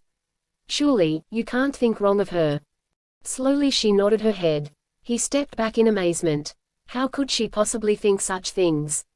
I had hoped, because she was a friend of yours, that she would be what you thought her, Mrs. Gallant said, tremulously. Why, Mother, what are you talking about? He gasped. She is my friend, and there is nothing to make me think that she is anything but what I believed her to be, a dear, kind friend. Mrs. Gallant clasped her hands at her waist and straightened her shoulders. She dared to receive you alone in her dressing room, she said. John, don't you understand what that means? Don't you know how wrong it was? Do decent girls do such things? An actress. I've heard enough about them. An actress who allows herself to be kissed and held in men's arms. An associate of. He raised his hand quickly. Mother, he expostulated, you can't say that. You can't. For a moment they stood facing each other, and an expression of despair crossed her features as she whirled around and left the room. John stood stunned until he heard the door of her bedroom close. With a heavy sigh he threw himself into a chair and bowed his head in his hands, staring distractedly at the design in the rug under his feet. Until far into the night he sat there, thinking. Mingled exasperation and perplexity racked his brain, and finally he attempted to collect his thoughts and reason it all out. It was ridiculous, he thought, and yet so serious. Gradually he came to study the entire situation from the viewpoint of his mother, and by doing so he came to a solution of the difficulty. His heart softened toward her, and he found an excuse for her antipathy for Consuelo. Primarily, he understood his mother's great love for him, her desire to protect him, guard his happiness and assure his success in life was the cause for the unreasonable attitude she had taken toward the girl who had been so kind to him. Perhaps his mother still clung to her hastily formed idea that he was in love, and that his undisciplined heart, the descriptive words were fresh in his mind from his reading again of David Copperfield, would lead him into trouble. And then he easily comprehended her aversion to motion pictures and those who played in them, insupportable by facts as it was. The strict, narrow training she had received as a girl had nurtured in her an abhorrence of public performers, particularly actors and actresses, whom she regarded without exception as libertines. This misconception had been increased by the scandalous and equally slanderous stories that had reached her ears concerning motion pictures and the life led by those engaged in the producing of photoplays in Hollywood. The faults of one or two who became involved in scandal of some sort she gave to all. Because a motion picture actress, as human as any other woman and as liable to imperfection, sought a divorce in the courts, she instantly, in Mrs. Gallant's mind, became an immoral character. A motion picture actor attacked by a blackmailer because of his wealth and prominence, was adjudged guilty of whatever wrong of which he was accused. It was an unfair and unjust attitude common to thousands of women, as wholesome in character, as kindly and merciful in disposition, and as saintly to those who loved them and were loved by them, as Mrs. Gallant. In his unsuspecting delight in being able to explain to his mother why Consuelo lived apart from her parents, he had completely overlooked her foible in disliking motion picture players simply because they were members of that profession. Likewise he had forgotten precaution by telling her that Consuelo had received him in her dressing room. He had been unable to tell her that Consuelo, although she enjoyed work and had a pride in it, had entered the pictures to provide for her aging parents. The confidence, as he regarded it, that Consuelo had placed in him in informing him that she and Gibson were engaged to be married, he could not, he felt, reveal. He pondered for a time over a disconcerting thought that possibly it had not been proper after all, for Consuelo to have allowed him to see her in her dressing room, alone, without having previously mentioned to Gibson her intention of doing such a thing. It had been obvious that Gibson was genuinely surprised when he found John with her. He finally dismissed any apprehension created by this thought by recalling Consuelo's apparent guilelessness. He fatigued his brain in a vain endeavor to decide upon some means of overcoming his mother's prejudice. Setting aside the fact that he wanted them to be friends, to know and find in each other the things he admired in them, the principle of the whole affair concerned him. He remembered how different his father had been, how tolerant, how ready to withhold adverse judgment of a person until both sides of the story had been heard. Weary, unhappy, disconcerted, he went to his bedroom and puzzled over his problem until he fell asleep. Mrs. Gallant had composed herself, somewhat severely, when he saw her in the morning at breakfast. There was a trace of haggardness in her face that told him she, too, had spent a restless night. "Mother, dear," he said, holding her in his arms before he left for work, "you know how much I love you." She seemed to yield a little in response to his tenderness. "I know, my boy," she said, "and you must realize how much I care for you." "Oh, I do," he said, "you have always been a wonderful, wonderful mother to me." Remember, nothing must come between us. Her severe aspect, which, he knew, she assumed to compose herself, disappeared, and the love that she bore him as her first and only son shone in her eyes as she kissed him when he left. It was like the kisses she had given him when he was a grammar school boy. Later in the day John met an old friend whom he had almost forgotten. It was the scrawny youth with the twisted nose and the husky voice who had been a second in his corner the night he fought battling Rodriguez to get money to pay for his father's funeral. He remembered the youth as Murphy when he met him lounging at the counter of a cigar stand at the entrance to one of Spring Street's most celebrated saloons, which now was converted into a soft drink and lunch establishment and which was frequented by men who loitered in and around it for the associations it held for them and the memory of other days.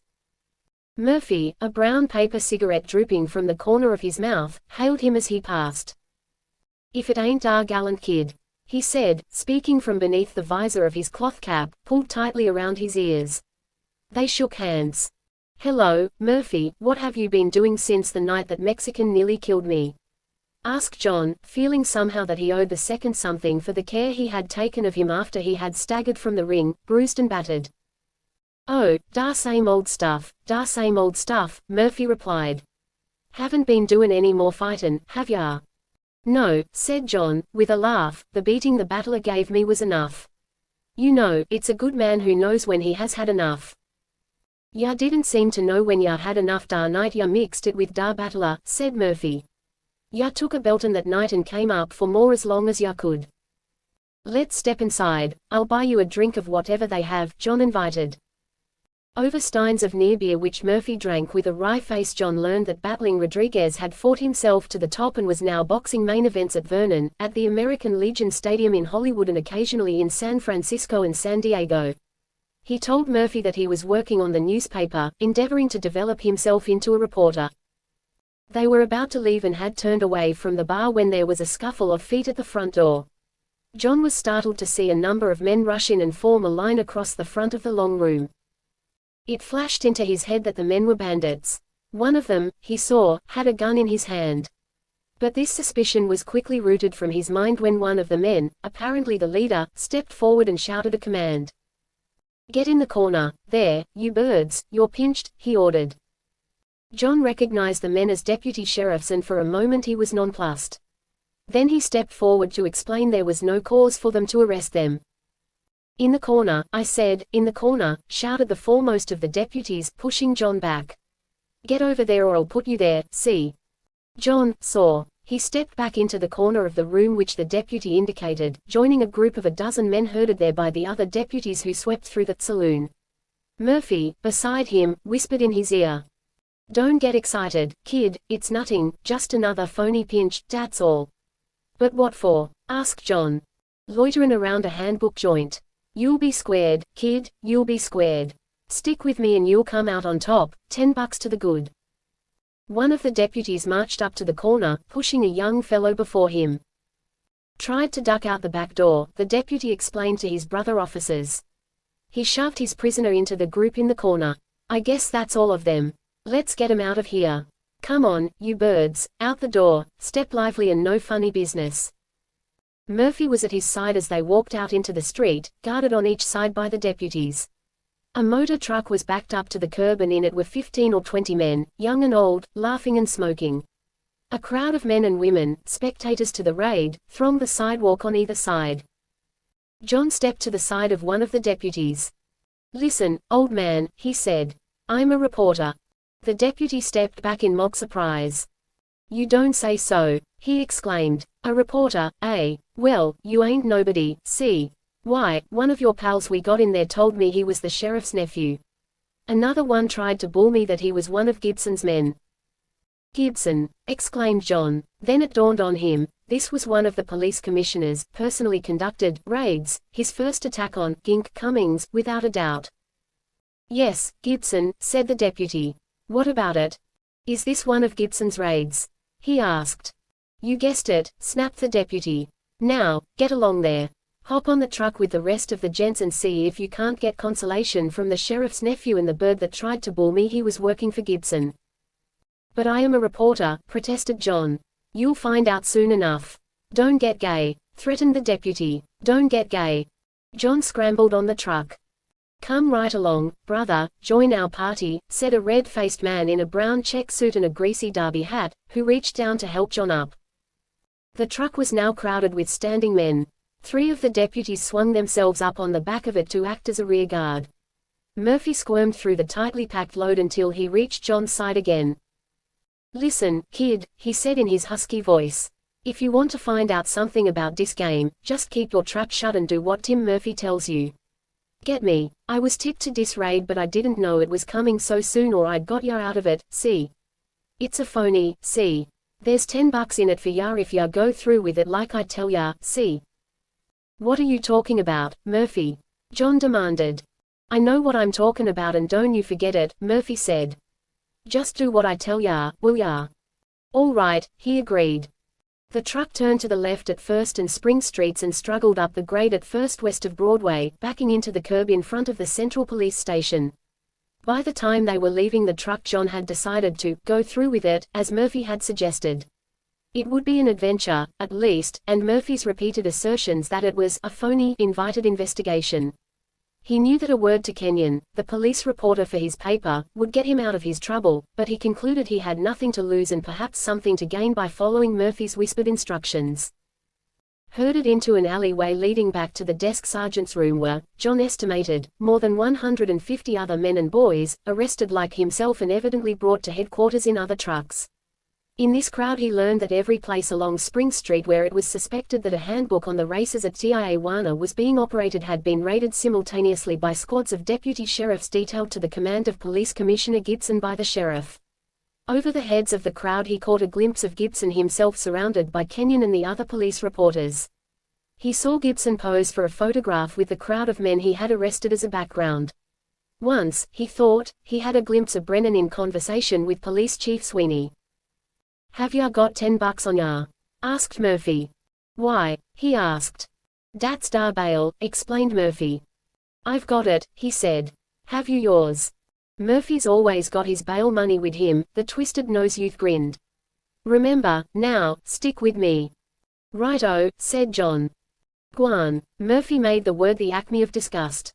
"If I hadn't seen ya mix it wid de battler I'd bust ya for dat," he said. Evidently, right-o was not a word calculated to win in Twisted Nose's vocabulary.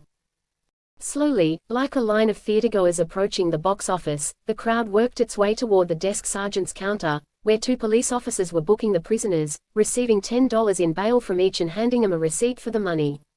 Murphy and John finally reached the counter. "Murphy, Tim Murphy," said John's companion, stepping up to the desk and speaking before the desk sergeant asked him his name, as if it was an old ceremony which he knew by heart. "Murphy, Tim Murphy," repeated the officer at the huge book. "If no one was looking, Murphy, I'd slip you out the back door for having a name like that."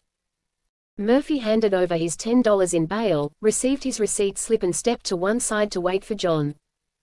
"Gallant, John Gallant," said John, following Murphy's lead. $10, said the desk sergeant. "No, I mean what am I arrested for?" "Oh, you're particular, are you? Well, it's loitering in a gambling resort and playing the handbook." "I suppose you'll ask for a jury trial?" inquired the officer, with pretended politeness.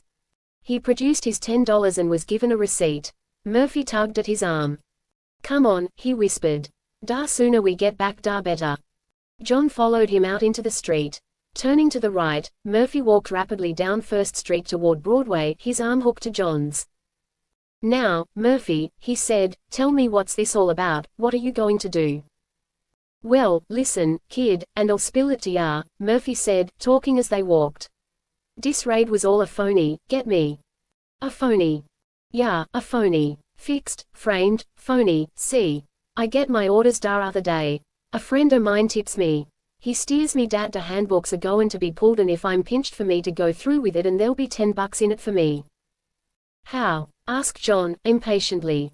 "I'll get my $10 from da boss for bein' a good little boy and gettin' pinched, see?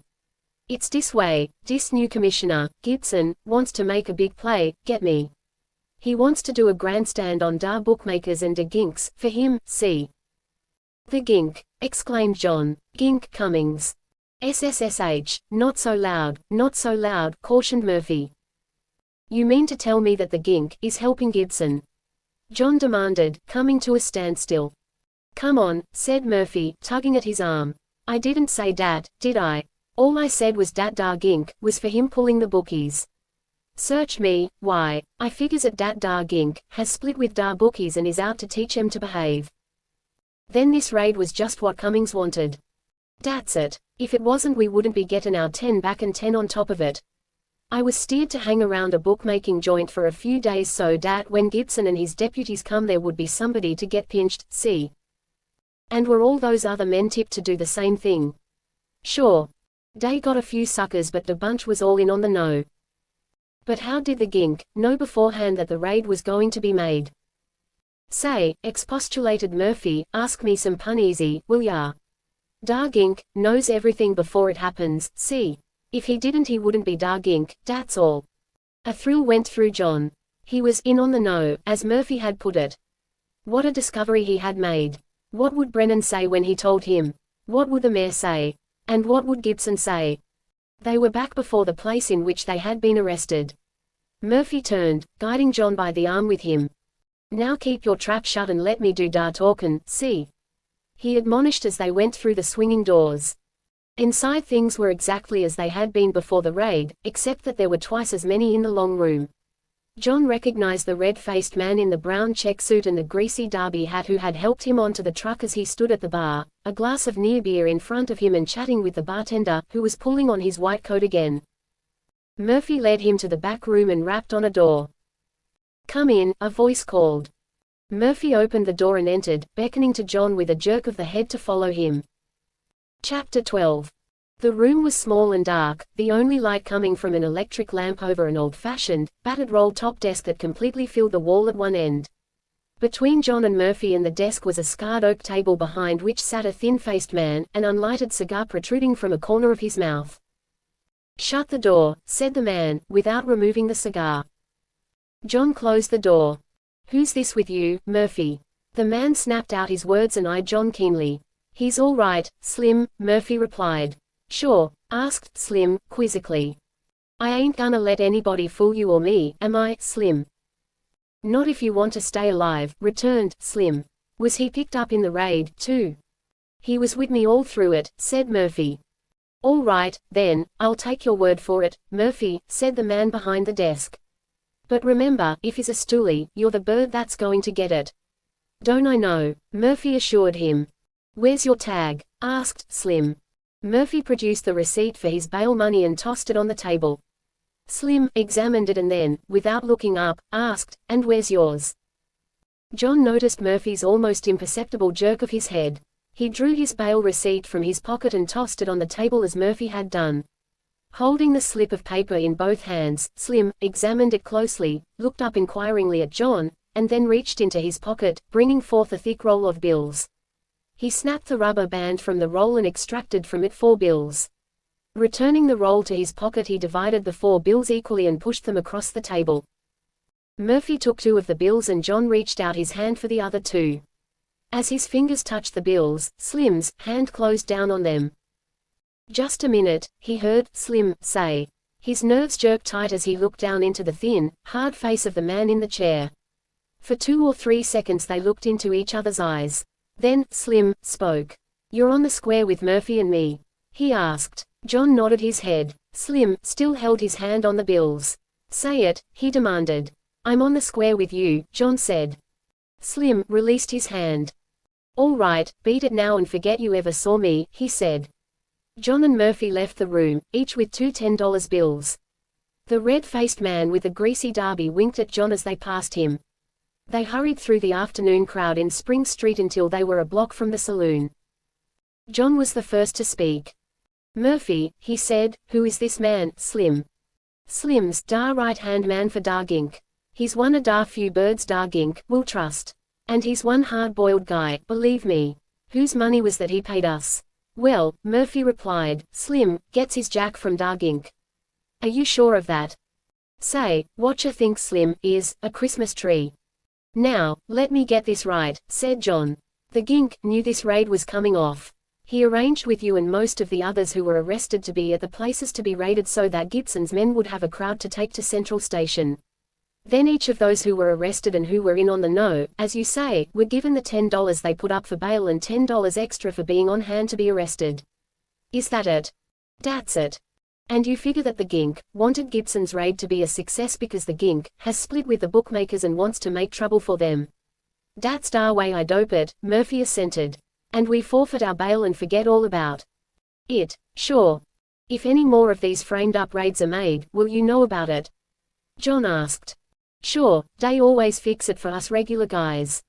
Well, Murphy, said John, halting at a corner, I'm going to ask you to do something for me. If you find out that anything like this is going to happen again, will you let me know about it? Sure thing, where can I get ya? John gave him the number of the reporter's telephone at his office.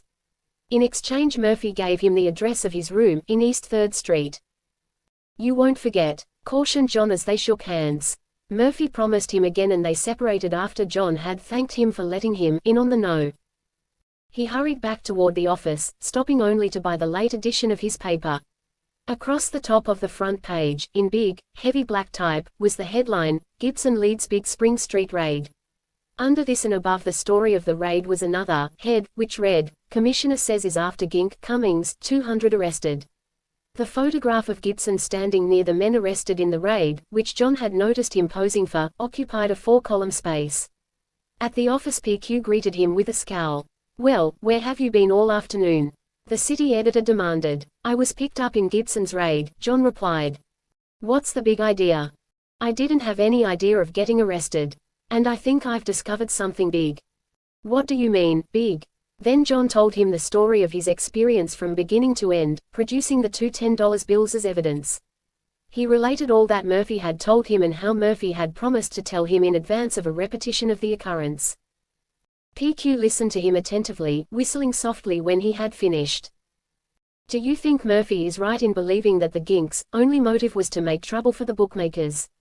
He asked. Personally, I doubt if the Gink would play into the hands of Gibson like that even if he was fighting the bookmakers, providing, of course, that he has reason to fear Gibson.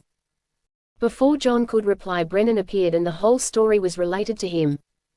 Your friend, Murphy, is off on the wrong foot, Brennan said. Don't you know what's happening? The Gink is playing Gibson's game and Gibson is playing his just like the mere suspects. Someone has told Gibson that people are wondering why he doesn't start after the Gink. So what does he do? He arranges with the Gink to put on a grandstand raid in Spring Street and Cummings fixes it with your friend, Murphy, and the others to submit to arrest, paying their bail money and adding $10 to it to compensate them for their trouble, and Gibson is able to make a big showing. Don't you suppose that the Gink would realize that the minute he tried doing what your friend Murphy thinks, some one of the bookmakers would get wise to it and holler? That's my idea of it, put in PQ. John was astounded at Brennan's revelation. Clearly Brennan's view of the case was more reasonable, more logical, than that given him by Murphy. He remembered having told Gibson when they met in Consuelo's dressing room that newspapermen were questioning why he did not attack Gink Cummings, and he remembered Gibson's answer that he was about to make such a move. By George, Gallant, exclaimed Brennan, your little experience this afternoon is liable to turn the town over, if I'm not mistaken. That's why Gibson came out with a statement after the raid denouncing the Gink, and claiming that he had gone right into the Gink's territory to demonstrate to the people that he was out to get Cummings. It's a frame-up from start to finish. The Gink's smart enough to know that Gibson couldn't carry through his plan to overthrow the administration unless he made some pretense of opposing him, and so he fixes up this raid. The question is, what are we going to do with what we have? Commented the city editor. Do you suppose Murphy would come through with an affidavit? Not unless we furnished him with protection, said John. As it stands, said Brennan, we have Gallant's story and only our conclusions as to what was back of it all. We haven't quite enough yet. For example, this fellow Slim, who paid you the money, may be the Gink's right-hand man, all right, but how are we going to prove it? And, besides, all we know is that Gallant and Murphy were paid off. We don't actually know that anyone else received their bail money back and $10 on top of it.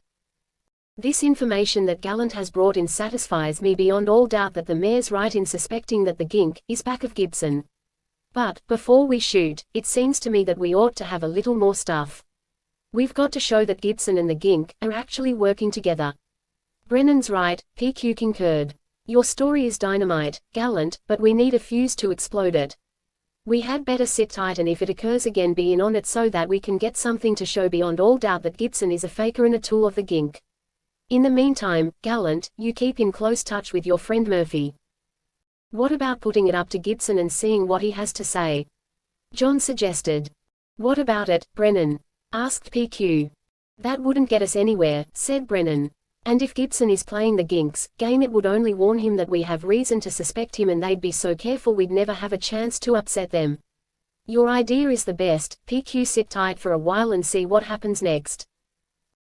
John told the story of his experience in Gibson's raid on the Spring Street bookmakers to two other persons, the mayor and the publisher of the paper that employed him, Cyrus W. Phillips, known fraternally to his men as the Chief.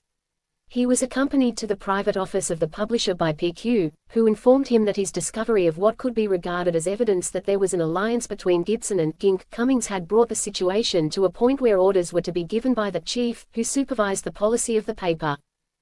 Mr. Phillips, a keen-eyed, energetic man, who unselfishly bestowed the credit for the success of his newspaper on the men who worked under him, listened to John's story with interest. It was John's first meeting with the chief, for whom even Brennan, with all his skepticism, had a profound respect, and the rapidity with which the publisher gave his decision won his admiration. The policy of this paper has been to keep out of politics, he said, but this young man's story, with what it undoubtedly suggests, brings us face to face with a duty we have always endeavored to fulfill, that is, to attack graft and corruption wherever we find them. We have no pledge to support either the mayor or Commissioner Gibson, and we are only for the one who is doing the right thing in the right way. Gink Cummings and men of his type we regard as a menace to Los Angeles against whom every effort should be made. If Gibson is a masquerader in league with Cummings, he must be exposed. If this is only an attempt at political retaliation by the mayor, we must condemn it. We have indisputable evidence that the raid was framed by Cummings, but whether he acted to make trouble for the bookmakers or to enable Gibson to make a big showing we do not know. The more logical view to take is that there may be an alliance between Gibson and Cummings, improbable as it may appear. But we must not prejudge nor act hastily. Commissioner Gibson has the support of the churches and the businessmen of Los Angeles. If he has deceived them and is only a tool for Cummings, he is the most infamous impostor that the city has ever known, and it would be a big thing for us as well as a great deed in behalf of the city if we are able to expose him. On the other hand, if Gibson is really what he claims to be and what his supporters believe him to be, he is working for the betterment of Los Angeles and is entitled to our unqualified support. Consequently, we must keep our eyes open. We must work to establish beyond all doubt Gibson's sincerity or duplicity. What we do must be fair and fearless and with only one object, the welfare of the city of Los Angeles. Would it be advisable to let the mayor hear Gallant's story? Asked PQ.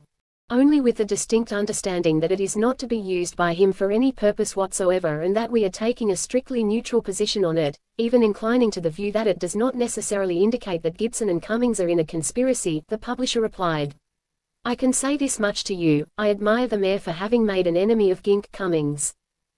As they left his office, the chief shook hands with John. PQ tells me you have not been with us long, he said. The information you have obtained for us is very important and you did well. I want you to feel that you know me now and that I am very glad you were with us. He visited the mayor's office in company with Brennan, to whom PQ had imparted the publisher's instructions. The mayor's secretary ushered them into his office immediately. He greeted them both warmly and opened the conversation with a question directed to Brennan. What do you make of Gibson's raid yesterday? He asked. We'll answer that by telling you something mighty interesting, said Brennan.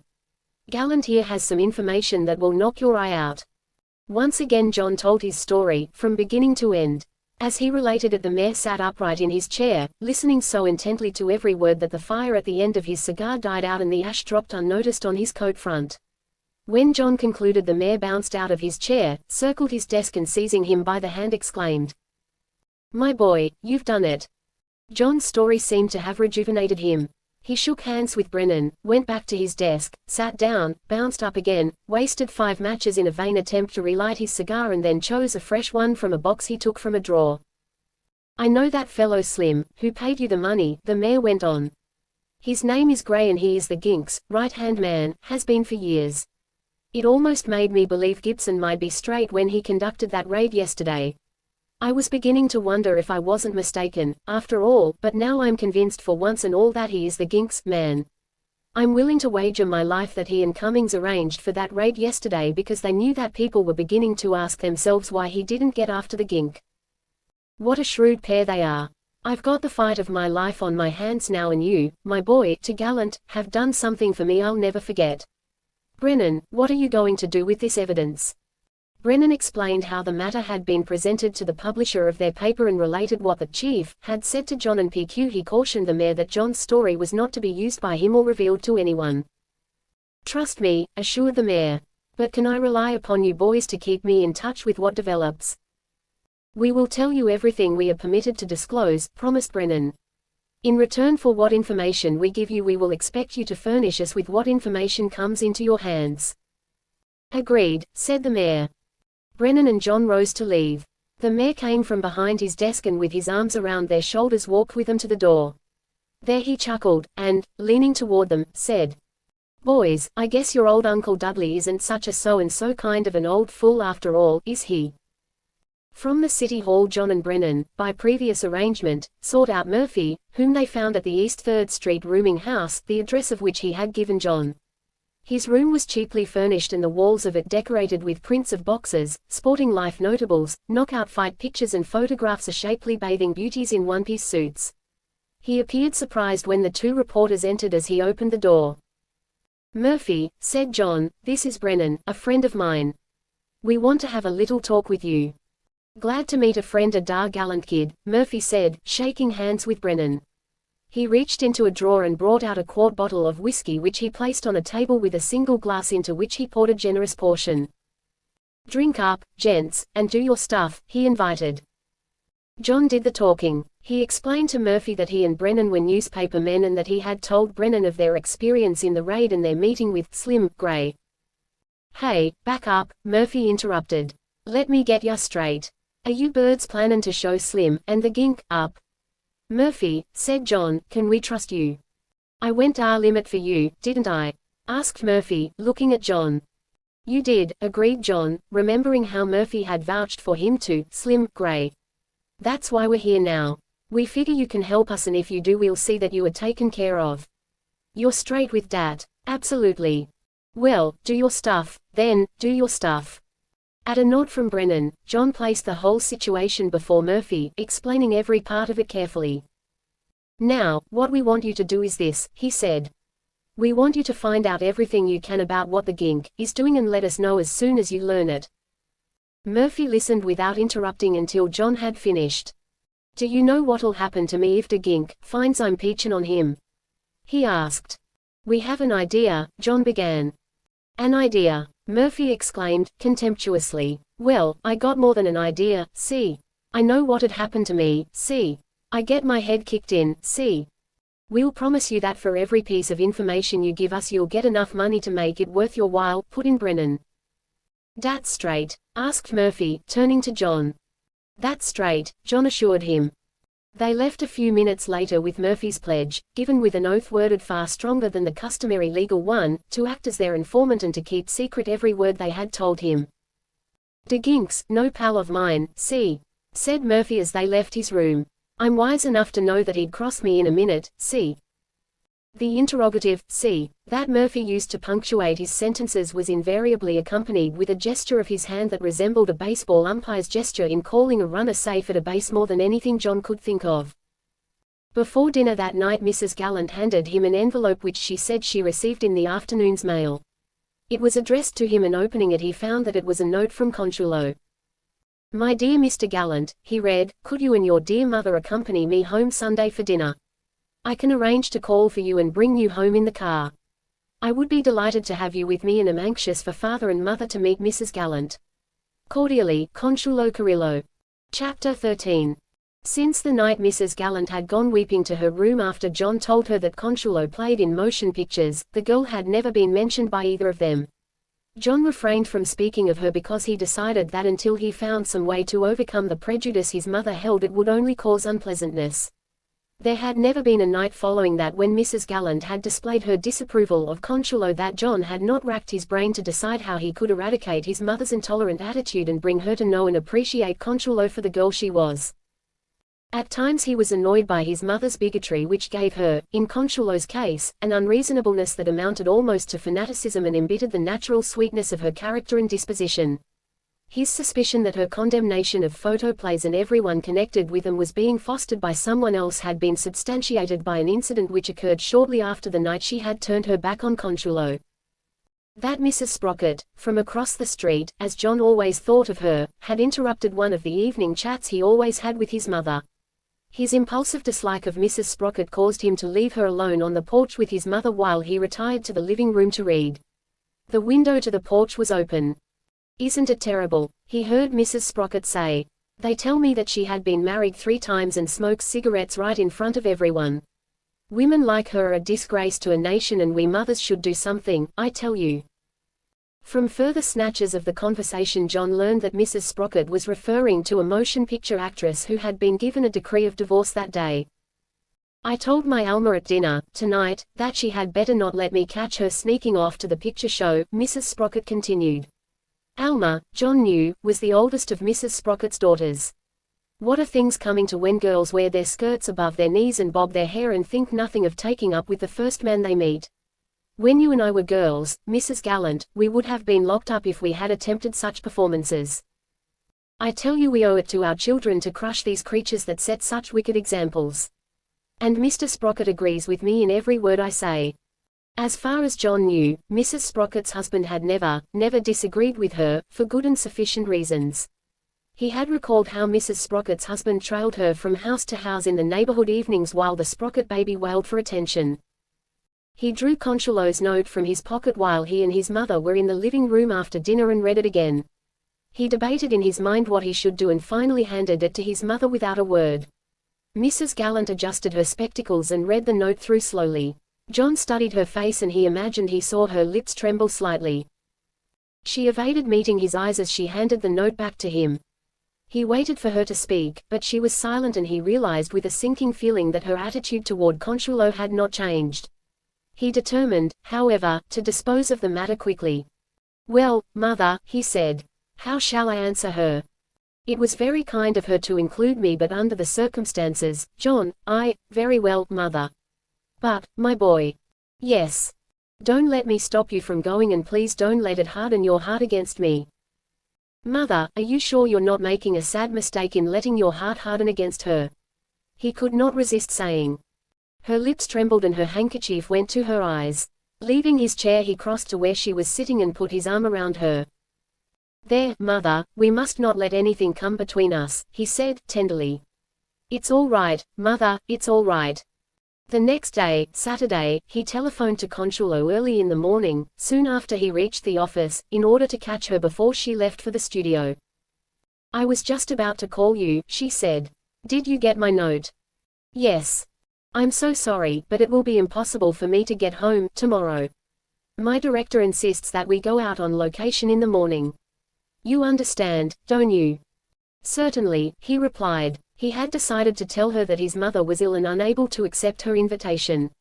His relief was beyond words when he discovered that it would be unnecessary for him to fabricate an excuse for Mrs. Gallant, although he realized it was only postponing the time when he should be compelled to prevent Consuelo learning of his mother's harsh judgment of her.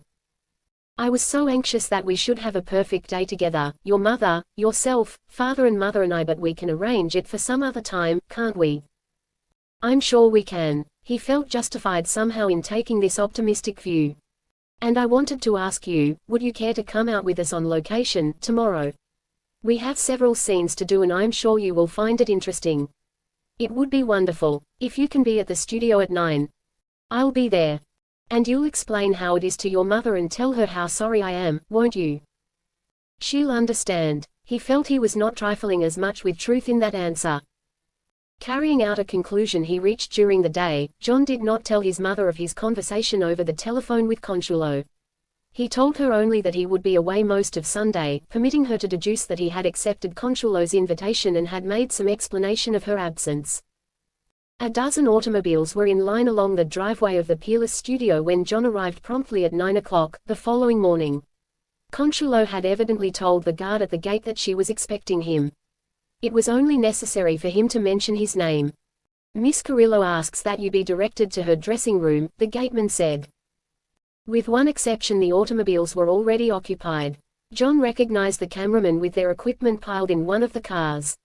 In another he discerned his guide, John J. Silence, and in another he caught a glimpse of the sad-eyed bass cello player, his huge instrument beside him. As he left the driveway to cross to the dressing room building, he saw Consuelo coming toward him. She wore the dainty white, old-fashioned dress, as John had named it in his mind, that she had when they first met at the Barton Randolph lawn fete. She was Consuelo, and yet because of her facial makeup, she was the girl he had seen before the camera on the occasion of his first visit to the studio. "They're waiting for me," she explained as John met her. "You'll ride with us." She led him to the first automobile in the line. In the front seat, beside the driver, was the man with the horn-rimmed glasses whom John recognized as her director. They took seats in the tonneau and he shook hands with the director, whom Consuelo introduced as Mr. Bonwit. Heading the caravan of machines, their car started out of the driveway. "I wanted Reggie, Mr. Gibson, to come with us," she explained, "but he had other engagements, something to do with his work, and could not get away.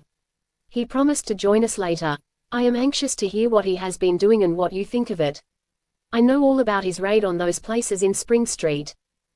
His part in the raid, with the suspicion it directed against Gibson as an ally of Gink Cummings, returned to him. Principally because of the faith Consuelo had in Gibson, he had been unable to convince himself that the commissioner was in league with Cummings, despite the arguments advanced by Brennan and the attitude taken by the publisher of his newspaper, a view that did not reject the possibility that Gibson was a masquerader. "He told me that what you said about newspaper men wondering why he did not attack Gink Cummings caused him to decide to make the raid," she went on. "You may not believe it, but he respects your judgment and has a great deal of admiration for you and the man who works with you, Brennan, isn't it?" Passing the outskirts of the city, the machines took them through a district being built up with pretty little bungalows of varied colors and architecture. "I often wonder," she said, "whether the people who live in these houses ever realize what Mr. Gibson is trying to do for them. They seem so apart from the hurry and scurry of life, they see so little of the evil he is trying to save them from. They read of him, perhaps, and commend him in their minds for what he is doing and let it go at that. I don't suppose they ever feel they owe him a personal debt of gratitude. It is a common fault to hold aloof and think little of danger until it strikes home to you," John said. "And yet I envy them for what they do not know, for what they do not see, for their self-content." Leaving the city behind, the automobile swung onto a boulevard leading toward the hills. She explained to him the purpose of their trip. "It is what we call a retake," she said. "The scenes we will do today were done several weeks ago, but the photography did not satisfy Mr. Bonwit. We will do them over again, resurrecting the sweetheart you saw me mourning so sadly for back on the interior set. They are the scenes in which he asks me to marry him and in which I plight my troth, as the title writer insists upon describing it." "Perhaps that's why Mr. Gibson isn't with us," suggested John. "It may be," she laughed. "He saw the original scenes played and pretended to be madly jealous of the leading man." The location on which the cameras were trained for the scenes enacted by Consuelo was idealistic as an outdoor setting. Shasta daisies, primroses and stalks of purple and white larkspur, in riotous profusion, gave splotches of bright color that stood out vividly against the bosky green. Stately, restful trees gave bounteous shade. A brook, tumbling down the hillside, gurgled over clean, white stones and sand. There was a lengthy conference between the photographers and Bonwit, the director, relative to the light effects. Oblongs of white cloth tacked on a wood framework, which John learned were used to reflect and deflect the sun's rays, were shifted from one spot to another and back again until the cameramen were completely satisfied. The sad-eyed bass viol player with his companions, the violinist and the cellist, occupied folding chairs several yards to the right of the cameras, where they were protected from the sun in the shade of a tree. John J. Silence, whom John discovered was an assistant director, made countless trips to and from the automobiles for things that everyone seemed to have forgotten and left in the machines. John had never seen such precaution exercised. It was fully an hour before Consuelo and her sweetheart in the photoplay began rehearsing. He was a young fellow, with smooth black hair that John considered almost as perfect as that of Gibson, which had irritated him when he first met the police commissioner. And, as John had also thought of Gibson, the actor playing opposite Consuelo was too immaculate.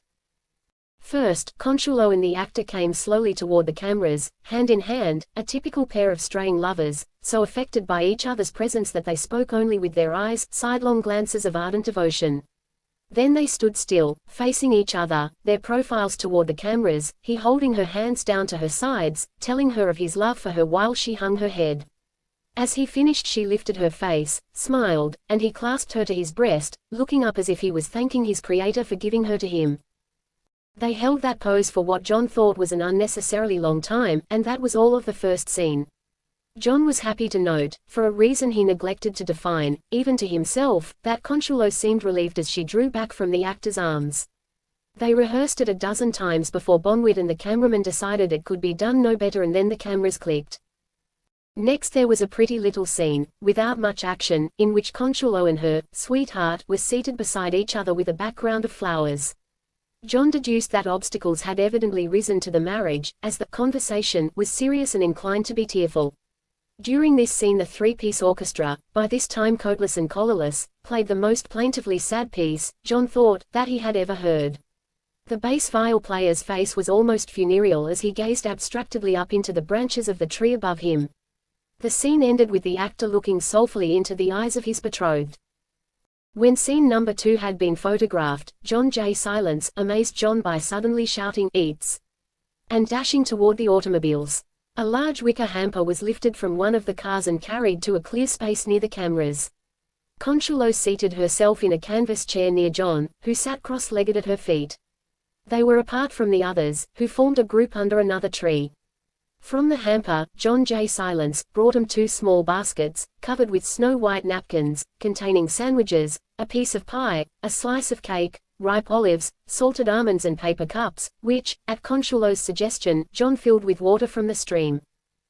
"I don't blame him," remarked John as they settled down to enjoy the basket luncheon. "Who? Gibson," he said. "For what?" "For hating that make-believe sweetheart of yours," he answered. "But he is only as you said, make-believe," she said. "He has the sweetest little wife and 2 of the darlingest children you ever saw. He probably is thinking of them while he's holding me in his arms and pledging undying love. Whenever he has to shed tears he thinks of the time the baby had pneumonia and nearly died." "Make-believe," he repeated. "My friend Brennan, whom Gibson spoke to you of, says that life is all make-believe, that we all play at make-believe, some of us rightfully, but most of us wrongfully." Subconsciously he thought of Brennan's indictment of Gibson as a fraud and a dishonest, make-believe, a consummate actor in the role of a villain in real life. "I'm often inclined to believe it," she said slowly. "Perhaps that's why life is sometimes a huge joke and sometimes nothing but sadness and disillusionment. We play our little game of make-believe and strut around proudly, making ourselves, as well as others, think that we amount to something, and then comes death. Like a curtain, the footlights go out and where are we? Who thinks of us then? Only the few who have loved us with all our faults and vain deceit and make-believe," he replied. A series of close-ups were photographed after lunch. Consuelo went into the actor's embrace again to permit a close-up of his fervent expression of love and thankfulness as he looked upward to the sky. John didn't mind the repetition of this scene. He thought of the actor's wife and 2 babies, especially the one who was his father's tear-provoker. There was another in which Consuelo, her head inclined, admired the fresh crisp beauty of a bouquet of daisies. She lifted her face to gaze with a faraway look past the cameras, apparently registering longing for her absent sweetheart. John followed her gaze and discovered it was fixed on the woebegone countenance of the bass viol player, whose melancholy seemed to be increased by his dim realization that he was the object on which she concentrated in her abstract mood.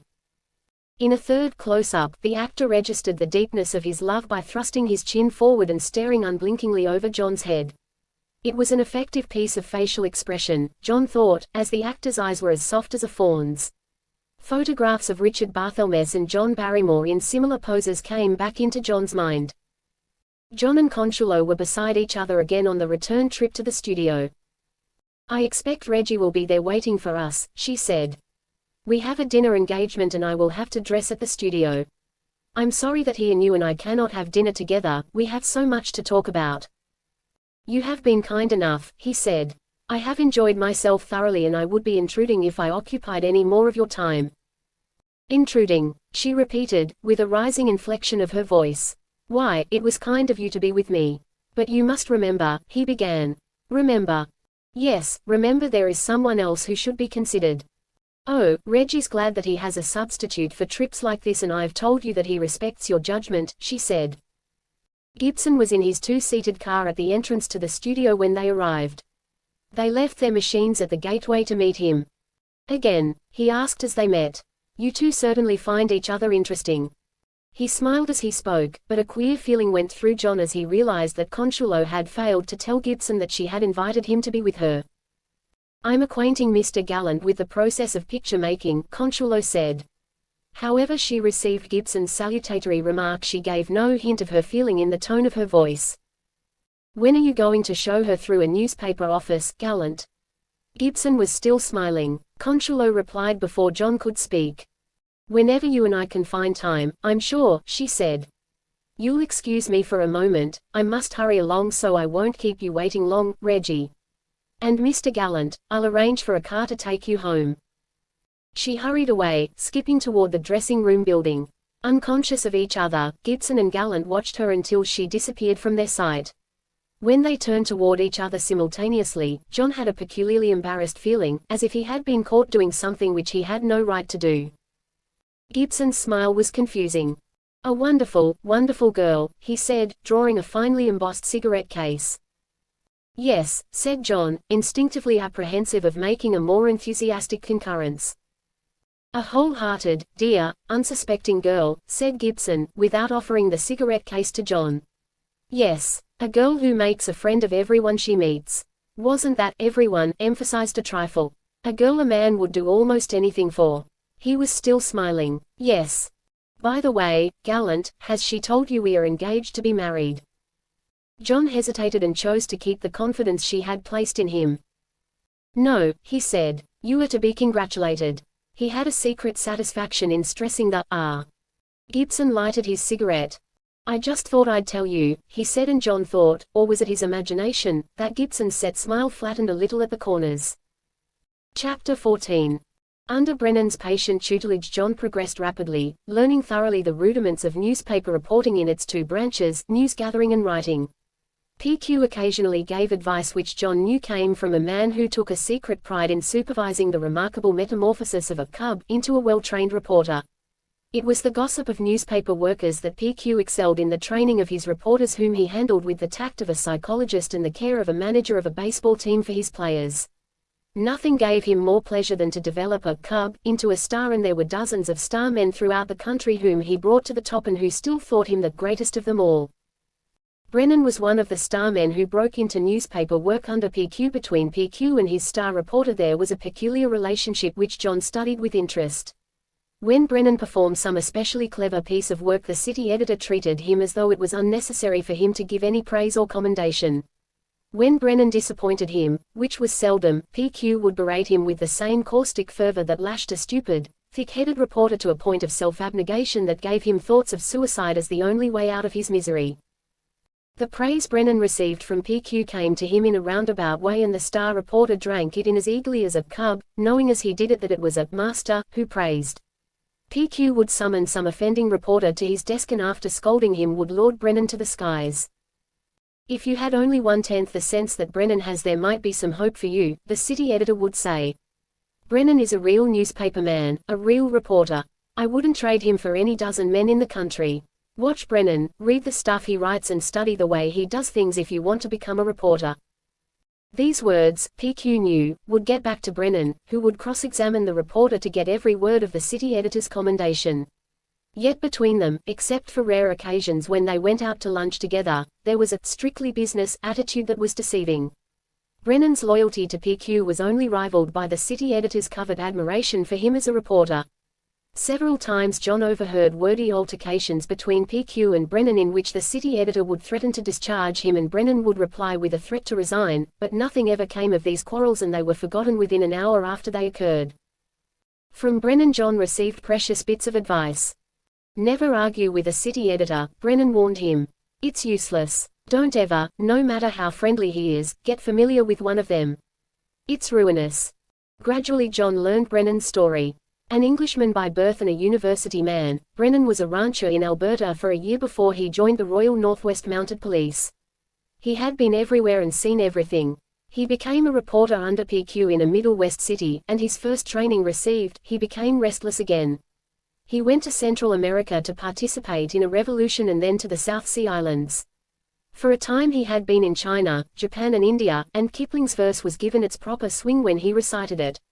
He was a fast, hard boxer and John had to extend himself to hold his own when they sparred for exercise at Blake's Gymnasium. Something of a soldier, something of a dreamer, something of a poet, but only a newspaper man, he once described himself, adding a few seconds later, "Oh, forget it," as though he was ashamed to soliloquize about himself. To John he was unstinted in his laudation of PQ, whose eccentricities he knew so well. PQ has always believed that a hungry reporter is the best reporter, Brennan told John. He swears that a reporter works twice as well when he is hungry as when he is well fed. He says a person can't help but become somewhat soggy mentally when his stomach is full, while an empty stomach makes a keen brain. That's why he never has breakfast until after the first edition is away. He practices what he preaches. Assigned to work as Brennan's leg man, the newspaper term for understudy, John became acquainted with the men in Los Angeles who appear almost daily in the news.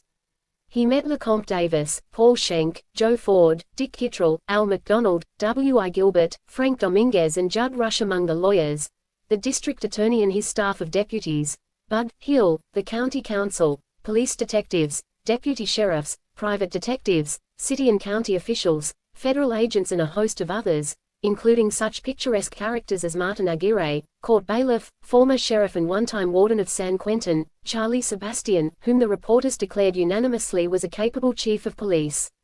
Despite his faults, Billy Wong, representing the Bing Kong Tong of Chinatown, and Cap Gillis, Chinatown, lookout, and undying friend of the police reporters. LeCompte Davis they met in his turret-like office room in the Bryson block, examining a tattered book under a microscope. He learned that Davis had a private library of more than 8,000 volumes and was one of the rare old book lovers of the city. His office room was stacked with books he had purchased, several of which were to be sent to England to be handsomely bound by hand.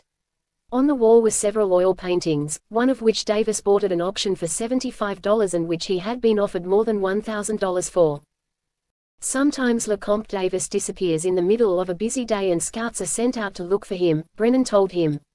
Invariably they find him at some bookstore, poring over a recent purchase of old books, or in some second-hand store where he picks up rare and costly things for a few dollars.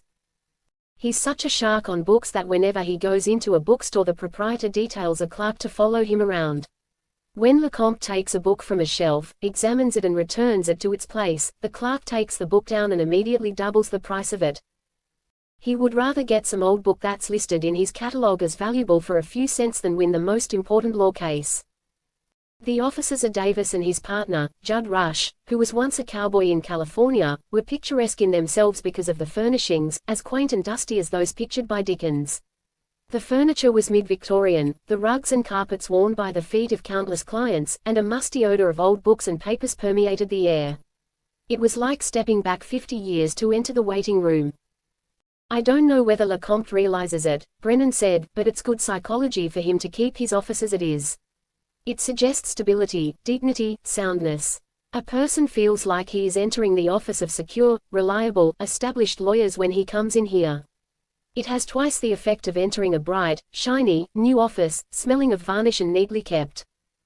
Frequently Brennan and John lunched with Paul Schenck and his partner, Dick Kittrell, at a little eating place in West 2nd Street frequented by lawyers, newspaper men, police officers, deputy sheriffs and others who were thrown into contact daily in the making and gathering of news. There Schenck would discourse on psychiatry and psychology, his two hobbies, talking of phobias and complexes, and maintaining that everyone in the eyes of others has a touch of insanity. I believe, with LeCompte Davis, that the two things that a successful lawyer must have are tact and an instinctive knowledge of psychology, Schenck would tell them. They were interesting days for John. He heard the inside stories of famous murder cases, municipal upheavals, political battles, celebrated trials and notable beats scored by reporters in the history of newspaper work in Los Angeles. He saw behind the scenes and what he learned made a distinct impression on his receptive brain. He was surprised to find that most of those he met, whom Brennan described as the headline boys, shared Brennan's skeptical viewpoint, rejoicing as he did when their doubts were overcome and their faith in their fellow men re-established. These men differed on the question of Gibson's sincerity in his clean-up crusade. Some of them believed him to be an altruist, while others, without evidence to support their views, regarded him with suspicion. The opinion of the skeptics was that Gibson was either a plain, glory seeker, or, despite his denials of the reports to that effect, a potential candidate for mayor. He knows that no man can become mayor of Los Angeles unless he has the support of respectable citizenry, represented by the churches and business and civic welfare associations, as well as the women's clubs, one of them said. After he is elected mayor he may break his pledges to these organizations, but as soon as he does is through. Late one afternoon, 2 weeks after his last meeting with Consuelo and Gibson, Brennan and John were gossiping at the office, speculating on Gibson's next move. "He'll pull another stunt soon," Brennan declared. "When he does, it's up to us to dig in and find out what's behind it. If we can get a little more evidence like that you stumbled onto when he raided the Spring Street bookmakers, we'll be on the trail of the biggest story that's broken here in years." "Isn't there a chance that he's straight?" asked John, still unable to believe that the man Consuelo had such unfailing faith in was the man Brennan suspected him to be. "If he is, it won't be the first time I've been wrong," said Brennan, "but it will be the biggest jolt I ever got, let me tell you that." They received no word from Murphy until nearly a month after Gibson's spectacular Spring Street raid. He appeared at the office late one afternoon with the information that he had hot stuff concerning Gink Cummings. He declared that Cummings had ordered that all crime stop immediately in the city. "Da Gink has passed out da word dat da boys gotta lay off," said Murphy. "He gives orders dat there's to be no rough stuff until he says so." "You mean that the Gink is closing up the town?" asked Brennan. "Dat's what I say," replied Murphy. "He says there ain't to be no stick-ups, no gamblin', no bootleggin', no pocket-pickin', no house jobs, no bunko stuff, no nothin' and dat goes. Da first bird dat tries workin' is gonna be run out of town, see?" "Where do you pick up that information, Murphy?" Brennan asked. "Well, da Gink, don't tell me poisonally, see? But I gets it straight, see? Da stick-ups, da sure thing guys, da dips, everybody gets orders to lay off, see?" Brennan whistled softly. "What's the Gink got up his sleeve now, I wonder?" he said. "Soik me," said Murphy. "Are they obeying the Gink's orders?" "I'll say they are," asserted Murphy. "All the gamblin' places are closed and everybody stopped doin' business, see? Even da girls is behavin' and only enough dope to keep da boys goin' bein' peddled, see?" "I see," said Brennan, "but it's got me. I can't figure out what his game is."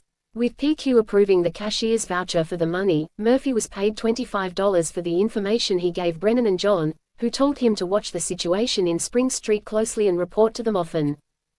The information furnished by Murphy that Gink Cummings had ordered that crime be stopped in Los Angeles was substantiated by the developments of the following week. The crime wave that had been sweeping the city, as it had the nation, came to an abrupt halt. During the week only one holdup was reported to the police and prohibition officers were surprised to find that bootleggers had stopped their work.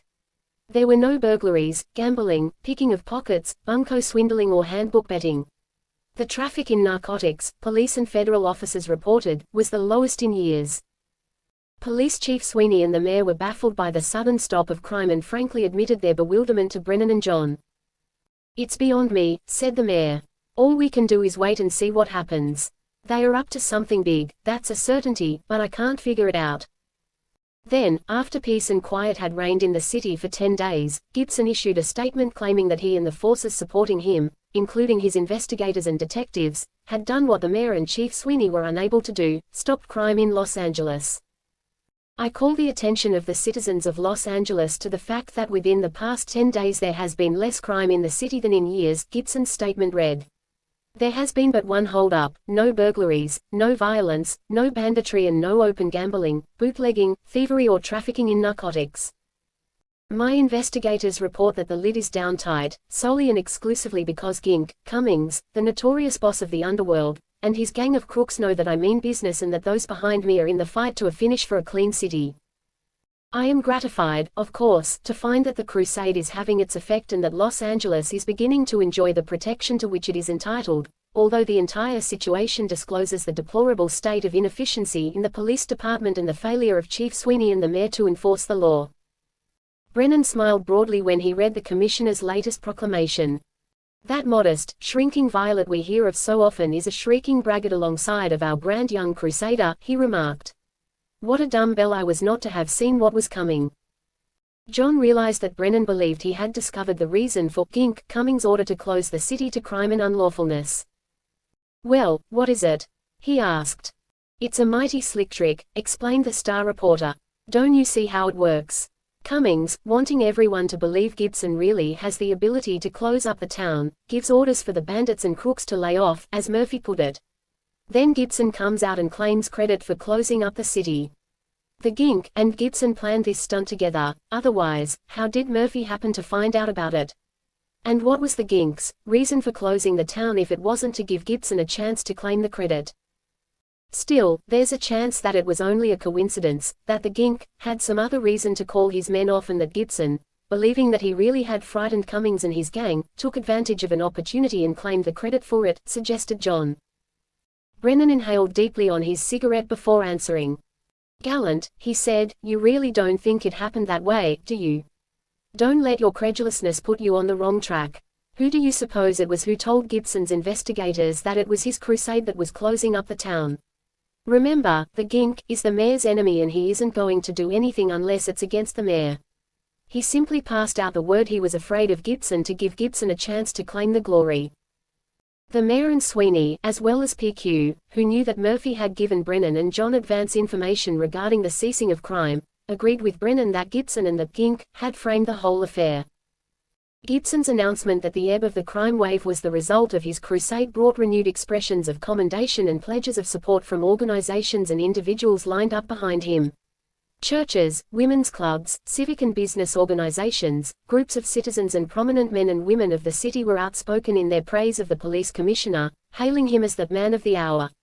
A well-known minister addressed a mass meeting at his church, his subject being Police Commissioner Gibson's remarkable success and the disgrace of having a mayor who fails to do his duty.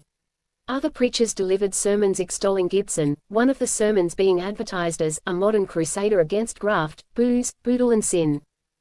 Accepting every invitation, Gibson spoke at churches, mass meetings, clubs and luncheons of businessmen's organizations. Brennan declared that the commissioner was showing signs of weakening on his vow that he would not become a candidate for mayor under any circumstances. "You mark my words," he said to John. "Some of these days Gibson will announce himself as a candidate. He'll say that he has been persuaded that he would be failing to perform his full duty unless he heeded the call. He'll excuse himself from his stand that he had no political ambitions by saying that when he undertook his crusade he had no thought of ever becoming a candidate. What about the $1,000 he told us he'd give to charity the moment he announced himself as a candidate for any public office?" asked John. "We'll see that he turns it over to the Children's Hospital if it's the last thing we do," said Brennan, smiling. At a moment when he was the most conspicuous man in the city, Gibson disappeared. Brennan and John joined the reporters of other Los Angeles newspapers in a night-and-day search for the missing commissioner, but, as it had been when Gibson disappeared before he foiled Red Mike in his attempted wreck of the Lark, no trace of him could be found. Gibson had not been missing for more than 24 hours before a tidal wave of crime swept the city. In a single night there were a score of robberies, hold-ups, burglaries and bandit raids. The gamblers and handbook agents resumed their business, women were attacked on the streets, bootleg liquor flowed like a river and pickpockets victimized a dozen men and women. The sudden resumption of unlawfulness, far more severe than it had ever been, caught the police unprepared and only a few arrests were made. Brennan and John sought out Murphy. "Da Gink has cancelled his orders and told Da boys to go to it strong," Murphy told them. "He gave Da word Da day after this bird Gibson ducks out." 2 and 2 make 4, commented Brennan. "Gibson goes out of town and Cummings gives orders to his gang to open up. Another slick trick. Gibson will come back in a few days and the Gink will call them off again. Result, the people will believe that Gibson is the only man to keep the lid down in Los Angeles, that as soon as he leaves crime begins and as soon as he returns it stops. Oh, what a smart pair they are." John took time to analyze the situation and decided that the coordination of the moves of Gibson and Gink Cummings was more than a series of coincidences. He accepted, for the first time without reservation or qualification, the theory that there was an alliance between the commissioner and the underworld boss. The realization shocked him and he felt a hate for Gibson, the deceiver, surge through him. But he knew that this hate was engendered more by the fact that Gibson was misleading Conchulo than that he was a political Judas, betraying his city for Gink Cummings' stolen silver. In the midst of the excitement caused by Gibson's disappearance and the outbreak of crime, while fears were being expressed in some quarters that the commissioner had met with foul play at the hands of Cummings' bashers, John heard from Conchulo. Chapter 15. They had luncheon together in a cozy booth of a sweet shop in Broadway. Conchulo accepted his invitation to luncheon when she telephoned to him that she was downtown and wished to see him. Her first question over the phone was whether John had learned anything concerning Gibson's disappearance.